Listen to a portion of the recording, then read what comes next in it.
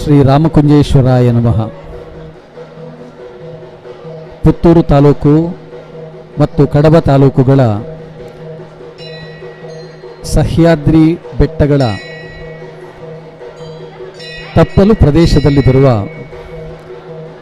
ಎರಡು ಮಹಾಸರಿತ್ತುಗಳ ಮಧ್ಯದಲ್ಲಿರುವ ಒಂದು ಸುಂದರ ರಮಣೀಯವಾದ ಪ್ರದೇಶ ರಾಮಕುಂಜ. ರಾಮಕುಂಜ ರಮಣೀಯವಾದಂತಹ ಕುಂಜ ಪ್ರದೇಶದಲ್ಲಿ ರಾಮಕುಂಜ ಎನ್ನುವ ಈ ಹೆಸರಿನ ಈ ಊರಲ್ಲಿ ರಾಮ ಮತ್ತು ಈಶ್ವರ ದೇವರು ನೆಲೆಯಾಗಿದ್ದಾರೆ ಮತ್ತು ಭಕ್ತಾದಿಗಳಿಂದ ಪೂಜೆಯನ್ನು ಸ್ವೀಕರಿಸಿ ಹರಸ್ತಾ ಇದ್ದಾರೆ.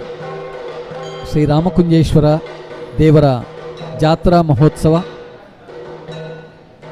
ಸಾಮಾನ್ಯವಾಗಿ ಮಕರ ಮಾಸದ ಹುಣ್ಣಿಮೆಯ ದಿನದಲ್ಲಿ ರಥೋತ್ಸವ ನಡೆಯುವ ಹಾಗೆ ಒಟ್ಟು 5 ದಿನದ ಜಾತ್ರಾ ಮಹೋತ್ಸವ.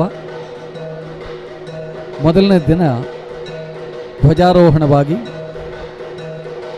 2ನೇ ದಿನದಲ್ಲಿ ಮತ್ತು 3ನೇ ದಿನಗಳಲ್ಲಿ ದೇವರು ಊರ ಮೇಲೆ ಸವಾರಿ ಹೋಗಿ, 4ನೇ ದಿನದಲ್ಲಿ ರಥೋತ್ಸವ ನಡೆದು, 5ನೇ ದಿನ ಕುಮಾರಧಾರಾ ನದಿಯಲ್ಲಿ ಅವಭೃತ ಸ್ನಾನ ಮಾಡುವುದರೊಂದಿಗೆ ದೇವಸ್ಥಾನದಲ್ಲಿ ಬಂದು ಧ್ವಜವನ್ನು ಅವರೋಹಣ ಮಾಡಿದಲ್ಲಿಗೆ ಉತ್ಸವ ಮುಕ್ತಾಯವನ್ನು ಕಾಣ್ತದೆ. ಶ್ರೀರಾಮಕುಂಜೇಶ್ವರ ಕ್ಷೇತ್ರ ಈ ಭಾಗದ ಭಕ್ತಾದಿಗಳಿಗೆ ತಮ್ಮ ಇಷ್ಟಾರ್ಥಗಳನ್ನು ಈಡೇರಿಸುವ ಒಂದು ಪುಣ್ಯ ಸನ್ನಿಧಾನ, ಪವಿತ್ರವಾದಂಥ ಸ್ಥಳ. ಪ್ರಧಾನವಾಗಿ ಇಲ್ಲಿ ಪೂಜಿತನಾಗಿರುವ ಈಶ್ವರ ದೇವರು ಈ ಕುಂಜ ಪ್ರದೇಶದಲ್ಲಿ, ಕುಂಜ ಅಂದರೆ ಪೊದರು ಕಾಡುಗಳಿರುವ ಪ್ರದೇಶ, ಈ ಕುಂಜ ಪ್ರದೇಶದಲ್ಲಿ ನೆಲೆಯಾದದ್ದರಿಂದ ಕುಂಜೇಶ್ವರನಾಗಿ ಮತ್ತು ರಮಣೀಯವಾದ ಕುಂಜ ಪ್ರದೇಶದಲ್ಲಿ ನೆಲೆಯಾದದ್ದರಿಂದ ರಾಮಕುಂಜೇಶ್ವರನಾಗಿ ಇಲ್ಲಿ ಆರಾಧ್ಯನಾಗಿದ್ದಾನೆ. ರಾಮನು ವನವಾಸದ ಸಮಯದಲ್ಲಿ ಈ ಭಾಗದಿಂದ ಸಂಚರಿಸಿ ಮುಂದಕ್ಕೆ ಅಂಕೆಯವರೆಗೆ ಹೋಗಿದ್ದಾನೆ ಎನ್ನುವ ಪ್ರತೀತಿಯೂ ಇದೆ. ಈ ಪ್ರದೇಶದಲ್ಲಿ ಅತ್ಯಲ್ಪ ಕಾಲ ಇದ್ದು ಈಶ್ವರನನ್ನು ಪೂಜಿಸಿದ್ದರಿಂದ ಇಲ್ಲಿ ರಾಮನ ಸಾನ್ನಿಧ್ಯವನ್ನು ಕೂಡ ಗುರುತಿಸುವ ಒಂದು ಪರಿಪಾಠ ಪರಂಪರೆಯಿಂದ ನಡೆದು ಬಂದಿದೆ. ಆದ್ದರಿಂದ ಇಲ್ಲಿ ರಾಮದೇವರು ಮತ್ತು ಈಶ್ವರ ದೇವರು ಇಬ್ಬರೂ ಕೂಡ ಭಕ್ತಾದಿಗಳಿಂದ ಸಂಪೂಜ್ಯರಾಗಿದ್ದಾರೆ. ಈ ದೇವಸ್ಥಾನ ತುಂಬ ಹಳೆಯ ಕಾಲದಿಂದಲೇ ಬೆಳೆದು ಬಂದದ್ದು. ದೇವಸ್ಥಾನದ ಆಕಾರಗಳನ್ನು ಕಂಡಾಗ ಒಂದು ಪ್ರಾಚೀನವಾದ ವಾಸ್ತು ಶೈಲಿ ಇದ್ದಂತೆ ನಮಗೆ ಸ್ಪಷ್ಟವಾಗಿ ಗೋಚರವಾಗ್ತದೆ. ಇಲ್ಲಿನ ಗಜಪೃಷ್ಠ ಆಕಾರದಲ್ಲಿರುವ ದೇಗುಲದ ರಚನೆಯೇ ದೇವಸ್ಥಾನದ ಒಳಭಾಗಕ್ಕೆ ಬಂದ ತಕ್ಷಣದಲ್ಲಿ ನಮಗೆ ಮನಸ್ಸನ್ನು ತುಂಬುವಂತಿದೆ. ಆಧುನಿಕವಾದ ಎಷ್ಟೋ ಪರಿವರ್ತನೆಗಳಾದರೂ ಕೂಡ ಈ ವಾಸ್ತು ಶೈಲಿಯನ್ನು ಬದಲಿಸದೆ ಉಳಿಸಿಕೊಂಡು ಅದರ ಪಾವಿತ್ರ್ಯವನ್ನು, ಅದರ ಶುಭ ಲಕ್ಷಣಗಳನ್ನು ಉಳಿಸಿಕೊಂಡು ಬಂದಿರುವುದು ಇಲ್ಲಿನ ಆರಾಧಕರ ಸಂಸ್ಕಾರವನ್ನು ಸೂಚಿಸುತ್ತದೆ.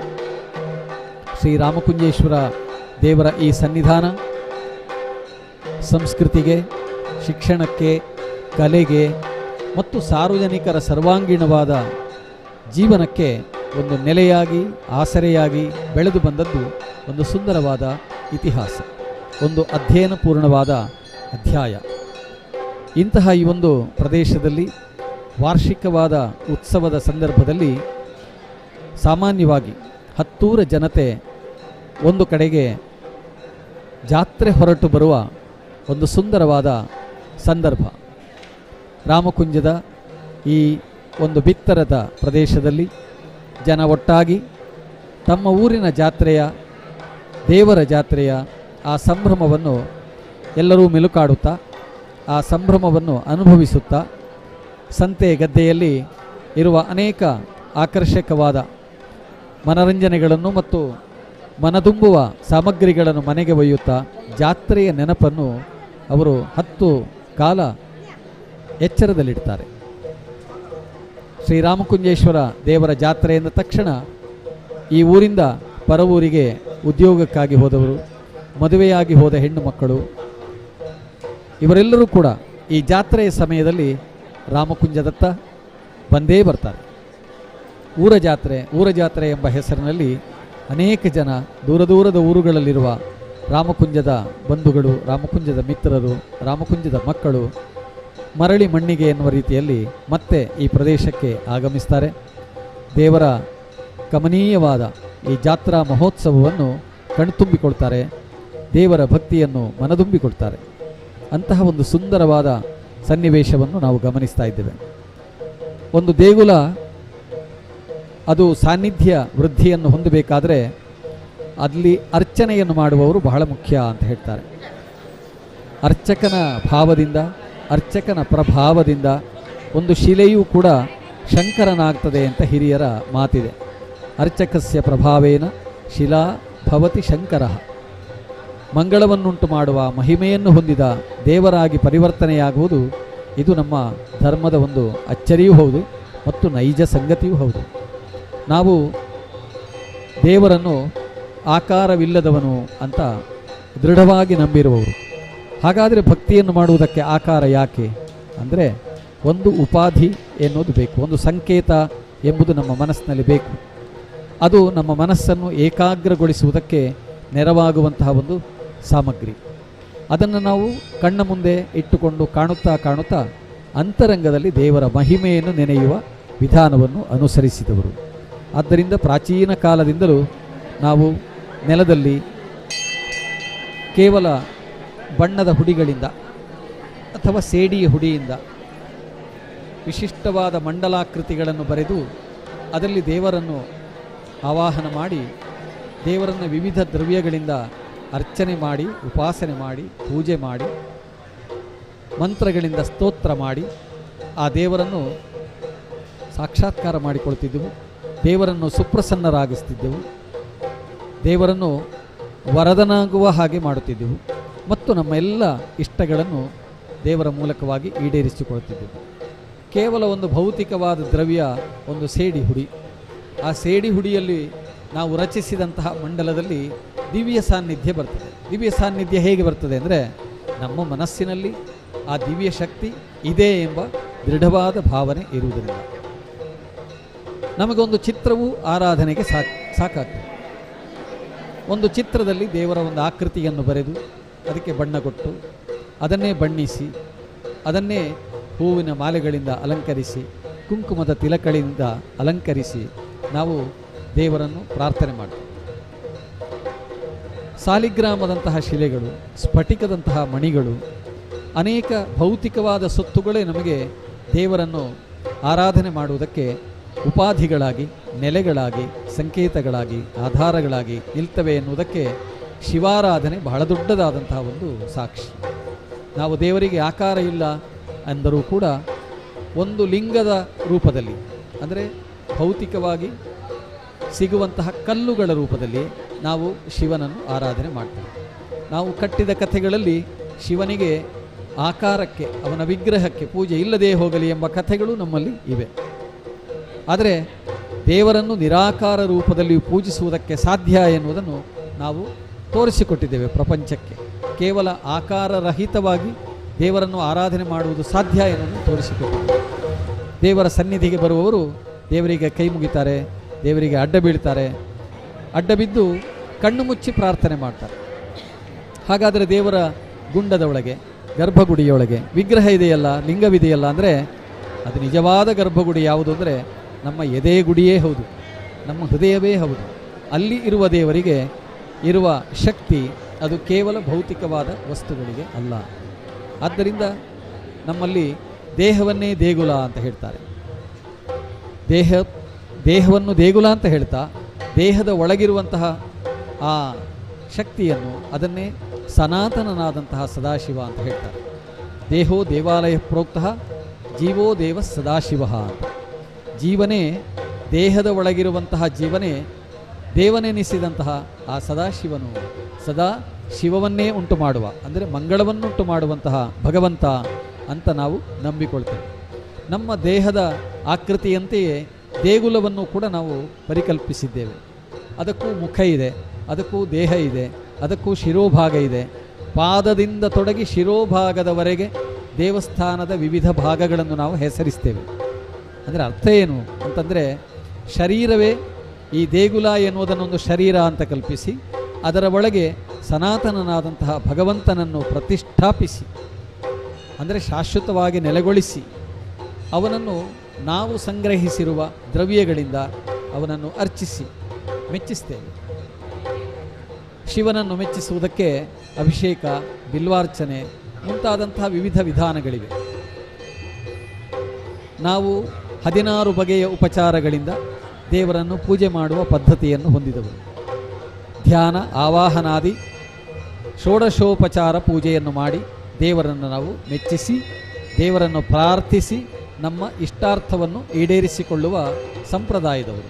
ಆದ್ದರಿಂದ ಈ ಒಂದು ದೇಹ ಎಂಬ ದೇಗುಲ ಅಥವಾ ದೇಹದಂತಿರುವ ಈ ದೇಗುಲವನ್ನು ಸುಂದರವಾಗಿ ಅಲಂಕರಿಸಿ ಆ ಮೂಲಕವಾಗಿ ಅದರೊಳಗಿರುವಂತಹ ಆ ಸನಾತನನಾದ ಭಗವಂತನನ್ನು ಆರಾಧನೆ ಮಾಡುವಾಗ ಒಂದಷ್ಟು ವೈಭವವನ್ನು ಒಳಗೊಂಡು ಆರಾಧನೆ ಮಾಡುವುದು ಇದು ನಮ್ಮ ಪದ್ಧತಿ.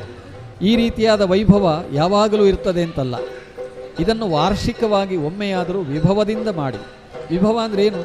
ನಾವು ನಮ್ಮ ಬದುಕಿನಲ್ಲಿ ದುಡಿದು ಸಂಪಾದನೆ ಮಾಡಿದಂತಹ ಸಂಪತ್ತುಗಳು, ಈ ಸಂಪತ್ತುಗಳಲ್ಲಿ ಒಂದು ಪಾಲು ನಾವೇ ಕಟ್ಟಿಸಿದ ದೇವಸ್ಥಾನದ ದೇವರ ಪೂಜೆಗೆ, ಉತ್ಸವಕ್ಕೆ ಸಲ್ಲಬೇಕು. ಅದು ವಿಭವ. ಇದನ್ನು ನಾವು ಹೆಚ್ಚು ಹೆಚ್ಚು ಸಮರ್ಪಣೆ ಮಾಡಿದಷ್ಟು ಈ ವೈಭವ ಅದು ಉನ್ನತವಾಗ್ತದೆ, ವಿಶಿಷ್ಟವಾಗ್ತದೆ. ಅತಿ ವಿಶಿಷ್ಟವಾದ ವೈಭವದಿಂದ ಕೂಡಿ ಈ ಒಂದು ಜಾತ್ರೆಯನ್ನು ನಾವು ಮಾಡ್ತೇವೆ. ಆದ್ದರಿಂದಲೇ ಜಾತ್ರೆಯ ದಿನ ಬಂತು ಅಂತಂದರೆ ಜನಗಳಿಗೆಲ್ಲ ಸಂಭ್ರಮ. ಜಾತ್ರೆಗಾಗಿ ಏನು ದೇವಸ್ಥಾನಕ್ಕೆ ನಾವು ಸಮರ್ಪಿಸೋಣ, ಯಾವ ಯಾವ ವಸ್ತುಗಳನ್ನು ಸಮರ್ಪಿಸೋಣ, ಜಾತ್ರೆಗೆ ನಾವು ಹೇಗೆ ಹೋಗೋಣ, ಜಾತ್ರೆಯಿಂದ ನಾವು ಏನನ್ನೆಲ್ಲ ತರೋಣ, ಇದೆಲ್ಲವೂ ವಿಭವವೇ. ಇಂತಹ ವಿಭವಗಳನ್ನೆಲ್ಲ ಈ ಜಾತ್ರೆಯ ಸಂದರ್ಭದಲ್ಲಿ ನಾವು ಎಷ್ಟೆಷ್ಟು ಹೆಚ್ಚು ಮಾಡ್ತೇವೆಯೋ ಅಷ್ಟಷ್ಟು ಹರ್ಷದ ಉತ್ಕರ್ಷವಾಗುವುದರಲ್ಲಿ ಯಾವ ಸಂದೇಹವೂ ಇಲ್ಲ. ವರ್ಷೇ ನಮ್ಮ ಜನಗಳ ಮನೋಗತವನ್ನು, ಮನೋಧರ್ಮವನ್ನು, ಮನೋಭಾವವನ್ನು ಗಮನಿಸಿದರೆ ಈ ಸಂಗತಿ ನಮಗೆ ಸುವೇದ್ಯವಾಗ್ತದೆ. ವಿದ್ಯುತ್ ದೀಪಗಳಿಂದ ಅಲಂಕೃತವಾದ ನಮ್ಮ ಸಭಾಮಂಟಪಗಳು, ದೇಗುಲ, ರಥಬೀದಿ ಮತ್ತು ನಮ್ಮ ಮನೆಗಳು, ನಾವು ನಡೆದಾಡುವಂತಹ ಬೀದಿಗಳು, ಇವೆಲ್ಲವೂ ಕೂಡ ವರ್ಷದಿಂದ ವರ್ಷ ನಾವು ಹೇಗೆ ಜೀವನದಲ್ಲಿ ವಿಭವಗಳನ್ನು ಅಂದರೆ ಸಂಪತ್ತುಗಳನ್ನು, ಸೊತ್ತುಗಳನ್ನು ಸಂಗ್ರಹ ಮಾಡುತ್ತಾ ನಮ್ಮ ಬದುಕಿನ ವೈಭವವನ್ನು ಹೆಚ್ಚಿಸ್ತೇವೆಯೋ ಅದೇ ರೀತಿಯಲ್ಲಿ ಜಾತ್ರೆಯೂ ಕೂಡ ವೈಭವೋಪೇತವಾಗುವುದು ಇಂತಹ ವಿಭವಗಳನ್ನು ದೇವರ ಜಾತ್ರೆಗೋಸ್ಕರವಾಗಿ ಸಮರ್ಪಣೆ ಮಾಡಿದಾಗ ಮಾತ್ರ. ನಾವು ಮನೆಗಳಲ್ಲಿ ಅಥವಾ ನಮ್ಮ ಕುಟುಂಬಗಳಲ್ಲಿ ಕೆಲವೊಂದು ಉತ್ಸವಗಳನ್ನು, ಸಂಸ್ಕಾರಗಳ ಸಂದರ್ಭಗಳಲ್ಲಿ ಮಾಡ್ತೇವೆ. ಎಷ್ಟೋ ಸಾವಿರ ರೂಪಾಯಿ, ಲಕ್ಷಾಂತರ ರೂಪಾಯಿ ಖರ್ಚು ಮಾಡ್ತೇವೆ. ಅದು ನಮ್ಮ ವೈಯಕ್ತಿಕವಾದ ಸಂಪತ್ತಿನ ವಿಭವವನ್ನು ಪ್ರದರ್ಶಿಸಲಿಕ್ಕಾಗಿ. ದೇವಾಲಯ ಯಾರಿಗೆ ಸೇರಿತು ಅಂದರೆ ಒಂದು ಊರಿಗೆ ಸೇರಿತು, ಒಂದು ಸೀಮೆಗೆ ಸೇರಿತು. ಅಂತಹ ಸೀಮೆಯವರೆಲ್ಲರೂ ಅದರಲ್ಲಿ ಅತ್ಯಂತ ಆಸಕ್ತಿಯಿಂದ ಭಾಗವಹಿಸಿದಾಗ ಆಗ ಊರ ಜಾತ್ರೆ, ಊರ ದೇವರ ಜಾತ್ರೆ ಅದು ಅತ್ಯಂತ ವೈಭವೋಪೇತವಾಗಿ ನಡೆಯುವುದಕ್ಕೆ ಸಾಧ್ಯವಾಗ್ತದೆ. ಆದ್ದರಿಂದ ರಾಮಕುಂಜದ ಜಾತ್ರೆ ಎನ್ನುವುದು ಅಂತಹ ಒಂದು ವಿಶಿಷ್ಟವಾದ ಸಂದರ್ಭ. ವರ್ಷದಿಂದ ವರ್ಷಕ್ಕೆ ಇದರ ವೈಭವ ಹೆಚ್ಚುತ್ತಾ ಇದೆ. ಭಕ್ತರು ತಮ್ಮ ಬದುಕನ್ನು ಬೆಳೆಸಿಕೊಂಡಂತೆಯೇ ಭಕ್ತಿಯ ಈ ಸ್ವರೂಪವನ್ನು, ಭಕ್ತಿಯ ವ್ಯಕ್ತರೂಪವನ್ನು ಬೆಳೆಸಿಕೊಳ್ತಾ ಬಂದಿದ್ದಾರೆ. ಇದು ನಮ್ಮ ದೇಶದ ಒಂದು ಉನ್ನತಿಯ ಪ್ರತೀಕವೂ ಕೂಡ ಹೌದು. ಯಾವುದನ್ನು ನಾವು ನಮ್ಮ ಜೀವನದಲ್ಲಿ ಅತ್ಯಂತ ಹೆಚ್ಚು ಪ್ರೀತಿಸ್ತೇವೆ ಅಂದರೆ ಯಾರು ನಮ್ಮನ್ನು ಕಷ್ಟಕಾಲದಲ್ಲಿ ಕಾಪಾಡ್ತಾನೋ ಅಂತಹ ಭಗವಂತನನ್ನು. ನಾವು ನಮ್ಮ ಜೀವವನ್ನು ಅತ್ಯಂತ ಹೆಚ್ಚು ಪ್ರೀತಿಸ್ತೇವೆ ಅಂತ ಲೌಕಿಕವಾಗಿ ಹೇಳ್ತೇವೆ. ಜೀವ ಅಂದರೆ ಯಾರು? ಜೀವ ಅಂದರೆ ನಮ್ಮನ್ನು ಉಸಿರಾಡುವಂತೆ ಮಾಡುವ ಭಗವಂತ. ಜೀವ ಅಂದರೆ ದೇವ. ಜೀವೋ ದೇವ, ಜೀವನೇ ದೇವ.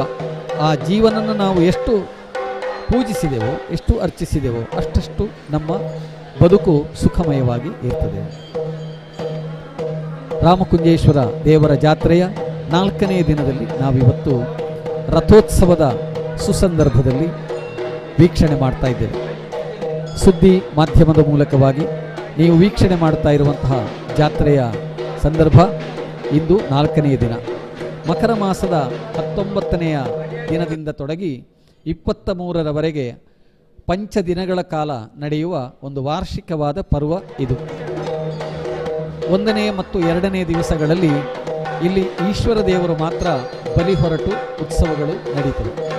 ಮೂರನೆಯ ದಿನ ಈಶ್ವರ ದೇವರು ಮತ್ತು ಶ್ರೀರಾಮ ದೇವರು ಪರಸ್ಪರ ಸಂದರ್ಶಿಸುವ ಒಂದು ವಿಶಿಷ್ಟವಾದ ಕಾರ್ಯ ಈ ಜಾತ್ರೆಯ ಸಂದರ್ಭದಲ್ಲಿ ನಡೀತದೆ. ಆ ದಿನದ ರಾತ್ರಿಯ ಉತ್ಸವಕ್ಕೆ ಸಂದರ್ಶನೋತ್ಸವ ಅಂತ ಹೆಸರು.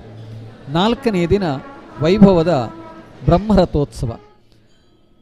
ಆ ಬ್ರಹ್ಮರಥೋತ್ಸವವನ್ನು ಎಳೆದು ಆ ಬ್ರಹ್ಮರಥೋತ್ಸವವನ್ನು ರಥವನ್ನು ಎಳೆಯುವ ಮೂಲಕವಾಗಿ ಸಂಭ್ರಮಿಸಿ ಆಚರಿಸುವಂತಹ ಒಂದು ಸಂದರ್ಭ ಅದು ಇಂದಿನ ದಿನ. ನಾಲ್ಕನೇ ದಿನವಾದಂತಹ ಇಂದು ರಥದ ಬೀದಿಯಲ್ಲಿ ದೇವರನ್ನು, ರಾಮದೇವರನ್ನು ಮತ್ತು ಈಶ್ವರ ದೇವರನ್ನು ರಥದಲ್ಲಿ ಪೀಠದಲ್ಲಿ ಕುಳ್ಳಿರಿಸಿ ಭಕ್ತ ಮಹಾಜನರೆಲ್ಲ ಹರ್ಷೋದ್ಗಾರದೊಂದಿಗೆ ಭಕ್ತಿಯ ಉದ್ಗಾರಗಳೊಂದಿಗೆ ರಥಬೀದಿಯಲ್ಲಿ ರಥವನ್ನೆಳೆಯುವಂತಹ ಒಂದು ಸುಂದರವಾದಂತಹ ದೃಶ್ಯ. ರಥವೇರಿ ದೇವರು ಸಂಚಾರಕ್ಕೆ ಹೊರಡುವ ಈ ಒಂದು ಸಂದರ್ಭ ಅತ್ಯಂತ ಸುಂದರವಾದದ್ದು. ಇದನ್ನು ನೋಡುವ ಕಾತರತೆಯಿಂದ ದೂರದ ಊರುಗಳಿಂದ ಭಕ್ತಾದಿಗಳು ಊರವರೊಂದಿಗೆ ಸೇರುವುದಕ್ಕೋಸ್ಕರವಾಗಿ ಇಲ್ಲಿಗೆ ಆಗಮಿಸಿದ್ದಾರೆ. ದೇವಾಲಯದ ಒಳಗಿನಿಂದ ಈಶ್ವರ ದೇವರು ಮತ್ತು ರಾಮದೇವರು ಬಲಿ ಹೊರಟು ಅಂಗಣದಲ್ಲಿ ಆರಂಭಿಕವಾಗಿ ಪರಿವಾರ ದೇವತೆಗಳಿಗೆ ಬಲಿಯನ್ನು ಅರ್ಪಿಸಿ, ಬಲಿ ಅಂದರೆ ಸಮರ್ಪಣೆಯನ್ನು ಮಾಡಿ, ಅಲ್ಲಿ ಪತ್ರ, ಅಕ್ಷತೆ, ಜಲ ಮುಂತಾದವುಗಳಿಂದ ಪರಿವಾರದಲ್ಲಿರುವ ಆ ಎಲ್ಲ ದೇವತೆಗಳನ್ನು, ಅಲ್ಲಿ ಶಿಲಾರೂಪದಲ್ಲಿರುವಂತಹ ದೇವತೆಗಳನ್ನು ಅರ್ಚಿಸಿ ಒಳಗಿನ ಬಲಿ ಸುತ್ತುಗಳು ಮತ್ತು ಹೊರಗಿನ ಬಲಿ ಸುತ್ತುಗಳನ್ನು ಒಂದಷ್ಟು ಭಾಗ ಪೂರೈಸಿ ಅನಂತರ ರಥದ ಬೀದಿಗೆ ದೇವರು ಆಗಮಿಸುವಂತಹ ಒಂದು ಸಂದರ್ಭ. ಈಗ ಅಂಗಣದಲ್ಲಿ ದೇವರು ಬಲಿ ಹೊರಡ್ತಾ ಇದ್ದಾರೆ. ಒಳಗಿನಿಂದ ಹೊರಬಂದು ಪರಿವಾರ ದೇವತೆಗಳಿಗೆ ಬಲಿಯನ್ನು ಅರ್ಪಿಸಿ ಅನಂತರದಲ್ಲಿ ರಥಾರೋಹಣಕ್ಕಾಗಿ ಹೊರಟು ನಿಂತಿದ್ದಾರೆ. ದೇವರ ಮುಂಭಾಗದಲ್ಲಿ ಮಕ್ಕಳು, ಹಿರಿಯರು ದೇವರಿಗೆ ಸಂಬಂಧಪಟ್ಟ ಕೀರ್ತಿಯ ಸಂಕೇತವಾದ ಪತಾಕೆಗಳನ್ನು, ಧ್ವಜಗಳನ್ನು, ನಿಶಾನೆಗಳನ್ನು, ಅದಕ್ಕೆ ಪಕ್ಕಿ ನಿಶಾನೆ ಅಂತ ಹೇಳ್ತಾರೆ. ನಿಶಾನೆ ಅಂದರೆ ಸಂಕೇತ, ದೇವರ ವೈಭವದ ಸಂಕೇತ, ದೇವರ ಕೀರ್ತಿಯ ಸಂಕೇತವಾಗಿ ಪತಾಕೆಗಳನ್ನು ಹಿಡಿದುಕೊಂಡು ಮಕ್ಕಳು ಮುಂದಿನಿಂದ ಬರ್ತಾ ಇದ್ದಾರೆ. ಅವರ ಹಿಂದಿನಿಂದ ವಾದ್ಯಘೋಷ, ಬೇರೆ ಬೇರೆ ರೀತಿಯ ವಾದ್ಯಗಳನ್ನು ನುಡಿಸುತ್ತಾ, ಭೇರಿ ವಾದ್ಯ, ಚೆಂಡೆ ವಾದ್ಯ, ಆಮೇಲೆ ಕೊಂಬು, ಕಹಳೆ ಮುಂತಾದವುಗಳನ್ನು ಊದುತ್ತಾ ದೇವರ ಸವಾರಿ ರಥಬೀದಿಗೆ ಆಗಮಿಸ್ತಾ ಇದೆ. ರಾಮದೇವರು ಮತ್ತು ಈಶ್ವರ ದೇವರು ರಥದ ಬೀದಿಗೆ ಸವಾರಿ ಬರುವ ಒಂದು ಸಂದರ್ಭ. ಭಕ್ತ ಮಹಾಜನತೆ ಅತ್ಯಂತ ಕಾತರದಿಂದ ರಥೋತ್ಸವವನ್ನು ಕಾಣುವುದಕ್ಕಾಗಿ ರಥದ ಬೀದಿಯಲ್ಲಿ ಒಟ್ಟಾಗ್ತಾ ಇದ್ದಾರೆ. ರಥದ ಸುತ್ತ ಮಂಡಲಾಕೃತಿಯಲ್ಲಿ ನಿಂತು ದೇವರ ದರ್ಶನವನ್ನು ಮಾಡುವುದಕ್ಕೋಸ್ಕರವಾಗಿ ದೇವರ ರಥದ ಮಹೋತ್ಸವವನ್ನು, ಬ್ರಹ್ಮರಥೋತ್ಸವವನ್ನು ಮೈ ಮನಗಳಲ್ಲಿ ಕಣ್ತುಂಬಿಕೊಳ್ಳುವುದಕ್ಕಾಗಿ ಸಾವಿರದ ಸಂಖ್ಯೆಯಲ್ಲಿ ಆಗಮಿಸ್ತಾ ಇದ್ದಾರೆ. ಇದೀಗ ವಾದ್ಯಘೋಷದೊಂದಿಗೆ ದೇವರು ಅಂಗಣದಿಂದ ರಥದ ಬೀದಿಗೆ ಆಗಮಿಸುವ ಒಂದು ಸುಂದರ ಸನ್ನಿವೇಶ. ಪುತ್ತೂರಿನ ಸುದ್ದಿ ಪತ್ರಿಕೆ ಜನಪ್ರಿಯವಾದ ಸುದ್ದಿಗಳೊಂದಿಗೆ, ಊರ ಮತ್ತು ಪರವೂರ ಸುದ್ದಿಗಳೊಂದಿಗೆ, ಅನೇಕ ವೈವಿಧ್ಯಮಯವಾದ ವಾರ್ತೆಗಳೊಂದಿಗೆ ಜನಪ್ರಿಯವಾದಂತಹ ಒಂದು ಪತ್ರಿಕೆ. ಈ ಪತ್ರಿಕೆ ಇಂದು ಕೇವಲ ಪತ್ರಿಕೆಯಾಗಿ ಉಳಿಯದೆ ಅನೇಕ ಬಗೆಯ ಸಮಾಜ ಸೇವೆಯನ್ನು ಕೂಡ ಮಾಡ್ತಾ, ಸಾಮಾಜಿಕವಾಗಿ ಜನಸಾಮಾನ್ಯರನ್ನು ಕೂಡ ತಲುಪುವಂತೆ ಅನೇಕ ಬಗೆಯ ಚಟುವಟಿಕೆಗಳನ್ನು ಮಾಡ್ತಾ ಬೆಳೆದು ಬಂದಿದೆ. ಇತ್ತೀಚೆಗಿನ ವರ್ಷಗಳಲ್ಲಿ ವಿದ್ಯುನ್ಮಾನ ಮಾಧ್ಯಮದಲ್ಲಿಯೂ ಕೂಡ ಕಾರ್ಯಕ್ರಮಗಳನ್ನು ಪ್ರಸಾರ ಮಾಡುವ, ಆ ಮೂಲಕವಾಗಿ ಜಗತ್ತಿನ ನಾನಾ ಮೂಲೆಗಳಲ್ಲಿ ಹಂಚಿ ಹೋಗಿರುವ ಜನಗಳಿಗೆ ತಮ್ಮ ಊರಿನ ಕಾರ್ಯಕ್ರಮಗಳನ್ನು ನೋಡುವಂತಹ ಒಂದು ಸೌಭಾಗ್ಯವನ್ನು, ಸುಯೋಗವನ್ನು ಸುದ್ದಿ ಸಂಸ್ಥೆ ಕರುಣಿಸಿದೆ. ಅವರು ರಾಮಕುಂಜದ ಈ ಜಾತ್ರಾ ಸಂದರ್ಭವನ್ನು ಇವತ್ತು ವಿದ್ಯುನ್ಮಾನ ಯಂತ್ರದ ಮೂಲಕವಾಗಿ ಜಗತ್ತಿನ ಮೂಲೆ ಮೂಲೆಗಳಲ್ಲಿರುವ ಭಕ್ತಾದಿಗಳಿಗೆ ಅದನ್ನು ತೋರಿಸುವ ಕಾರ್ಯವನ್ನು ಮಾಡ್ತಾ ಇದ್ದಾರೆ.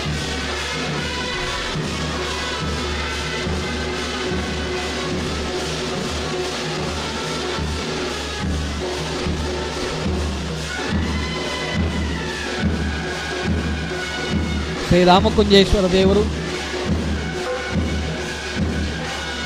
ಉತ್ಸವದ ವೈಭವದಲ್ಲಿರುವ ಹೊತ್ತಿನಲ್ಲಿ ಸ್ಥಳದಲ್ಲಿ ನೆಲೆಯಾಗಿರುವ ಪರಿವಾರ ದೈವಗಳು ಕೂಡ ಈ ಸಂದರ್ಭದಲ್ಲಿ ಸೇವೆಯನ್ನು ಕೈಗೊಳ್ಳುತ್ತವೆ ಭಕ್ತಾದಿಗಳಿಂದ. ರಾಮಕುಂಜದ ಕ್ಷೇತ್ರದಲ್ಲಿ ದೈವಗಳಾಗಿ, ಶಿವನ ಪರಿವಾರ ದೈವಗಳಾಗಿ ಇರುವ ದೈವಗಳು ಕಲೆಂಬಿತ್ತಾಯ, ಕಲ್ಲುರ್ಟಿ, ಅಂಗಣ ಪಂಜುರ್ಲಿ, ಶಿರಾಡಿ, ರುದ್ರಚಾಮುಂಡಿ, ಗಿಳಿರಾಮ, ಗುಳಿಗ ದೈವ. ಈ ದೈವಗಳ ನೇಮವು ಕೂಡ ಉತ್ಸವದ ತರುವಾಯ ಇಲ್ಲಿ ನಡೀಲಿಕ್ಕಿರ್ತದೆ. ಅದರ ಆರಂಭದಲ್ಲಿಯೇ ಪರಿವಾರ ದೈವಗಳಾಗಿರುವುದರಿಂದ ಯಾತ್ರೆ ಸಮಯದಲ್ಲಿ ದೇವರು ಬಲಿ ಹೊರಡುವಾಗ ದೇವರ ಜೊತೆಗೆ ಭೂತದ ಸೇವೆಯು ಕೂಡ ಜೊತೆಗೆ ನಡೀತದೆ. ದೈವ ನರ್ತಕರು ತಾವು ಆ ದೈವದ ಆಭರಣಗಳನ್ನು ಹಾಕಿ ಸುಂದರವಾಗಿ ಅಲಂಕರಿಸಿಕೊಂಡು ದೇವರ ಎದುರಿನಲ್ಲಿ ದೈವ ನರ್ತನವನ್ನು ಮಾಡಿ ಆ ಮೂಲಕವಾಗಿ ದೇವರ ಸೇವೆಯನ್ನು ಮಾಡ್ತಾರೆ. ಅಂತಹ ದೇವರ ಸೇವೆಯ ಜೊತೆಗೆ ದೈವಗಳ ಆರಾಧನೆಯನ್ನು ಕೂಡ ಮಾಡುತ್ತಾ ಬಂದಿರುವುದು ಈ ರಾಮಕುಂಜದ ಉತ್ಸವದ ಇನ್ನೊಂದು ಬಗೆಯ ವಿಶೇಷ. ದೇವರ ಜೊತೆಗೆ ದೇವರ ಸವಾರಿಯಲ್ಲಿ ಈ ಎಲ್ಲ ದೃಶ್ಯಗಳನ್ನು ನೀವು ಕಾಣ್ತಾ ಇದ್ದೀರಿ.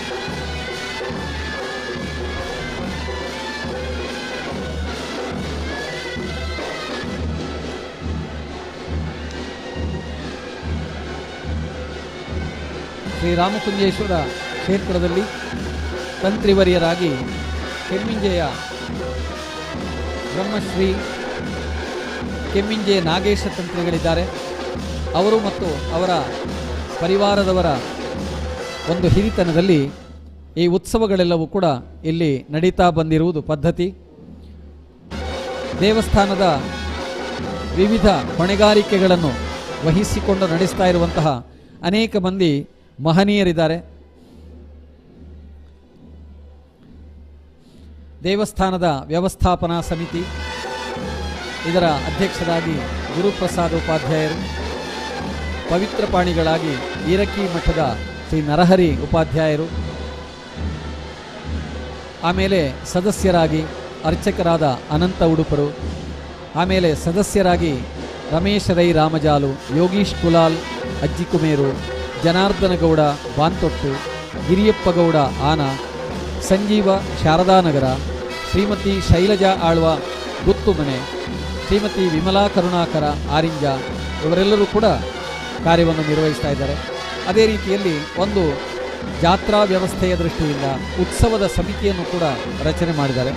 ಆ ಉತ್ಸವದ ಸಮಿತಿಯಲ್ಲಿ ಗೌರವಾಧ್ಯಕ್ಷರಾಗಿ ಇಜ್ಜಾವಿನ ಶ್ರೀ ಮಾಧವಾಚಾರ್ಯರಿದ್ದಾರೆ, ಅಧ್ಯಕ್ಷರಾಗಿ ಕಲ್ಲೇರಿಯ ಶ್ರೀ ರಮೇಶ್ ಉಪಾಧ್ಯಾಯರಿದ್ದಾರೆ, ಕಾರ್ಯದರ್ಶಿಯಾಗಿ ಶ್ರೀ ಎಂ ಸತೀಶ್ ಭಟ್ ಅವರಿದ್ದಾರೆ, ಸದಸ್ಯರಾಗಿ ಪಂಚವಟಿ ದಿವಾಕರ್ ರಾವ್, ಕಜೆ ಧರ್ಮಪಾಲ್ ರಾವ್, ಬೃಂದಾವನ ಪಿ ರಾಮ್ ಭಟ್, ಆನ ತಿಮ್ಮಪ್ಪ ಗೌಡರು ಉಪಾಧ್ಯಕ್ಷರಾಗಿದ್ದಾರೆ.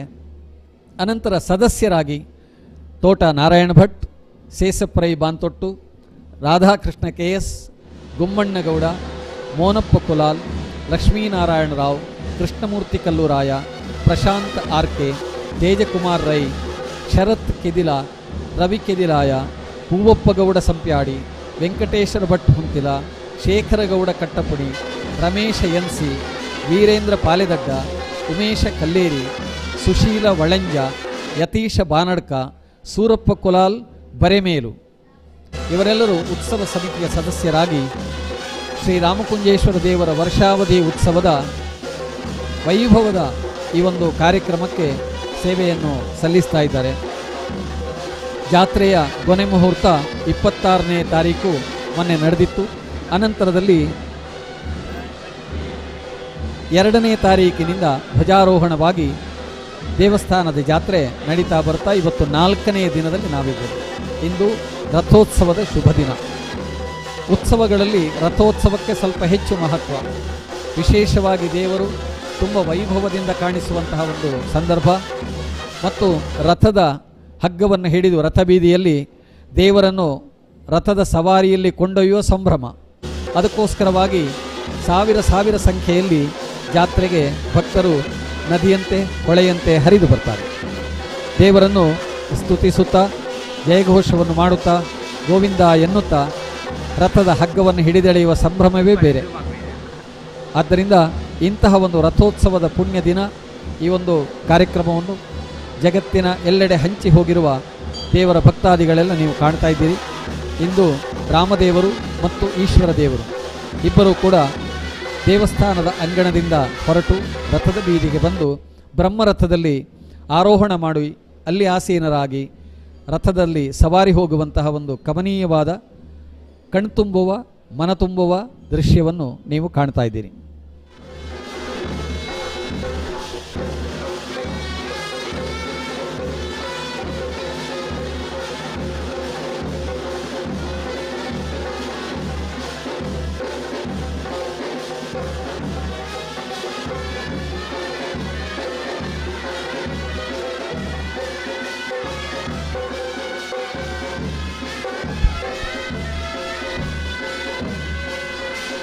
ರಾಮಕುಂಜದ ದೇವಸ್ಥಾನದ ಇತಿಹಾಸ ಬಹಳ ದೊಡ್ಡದು.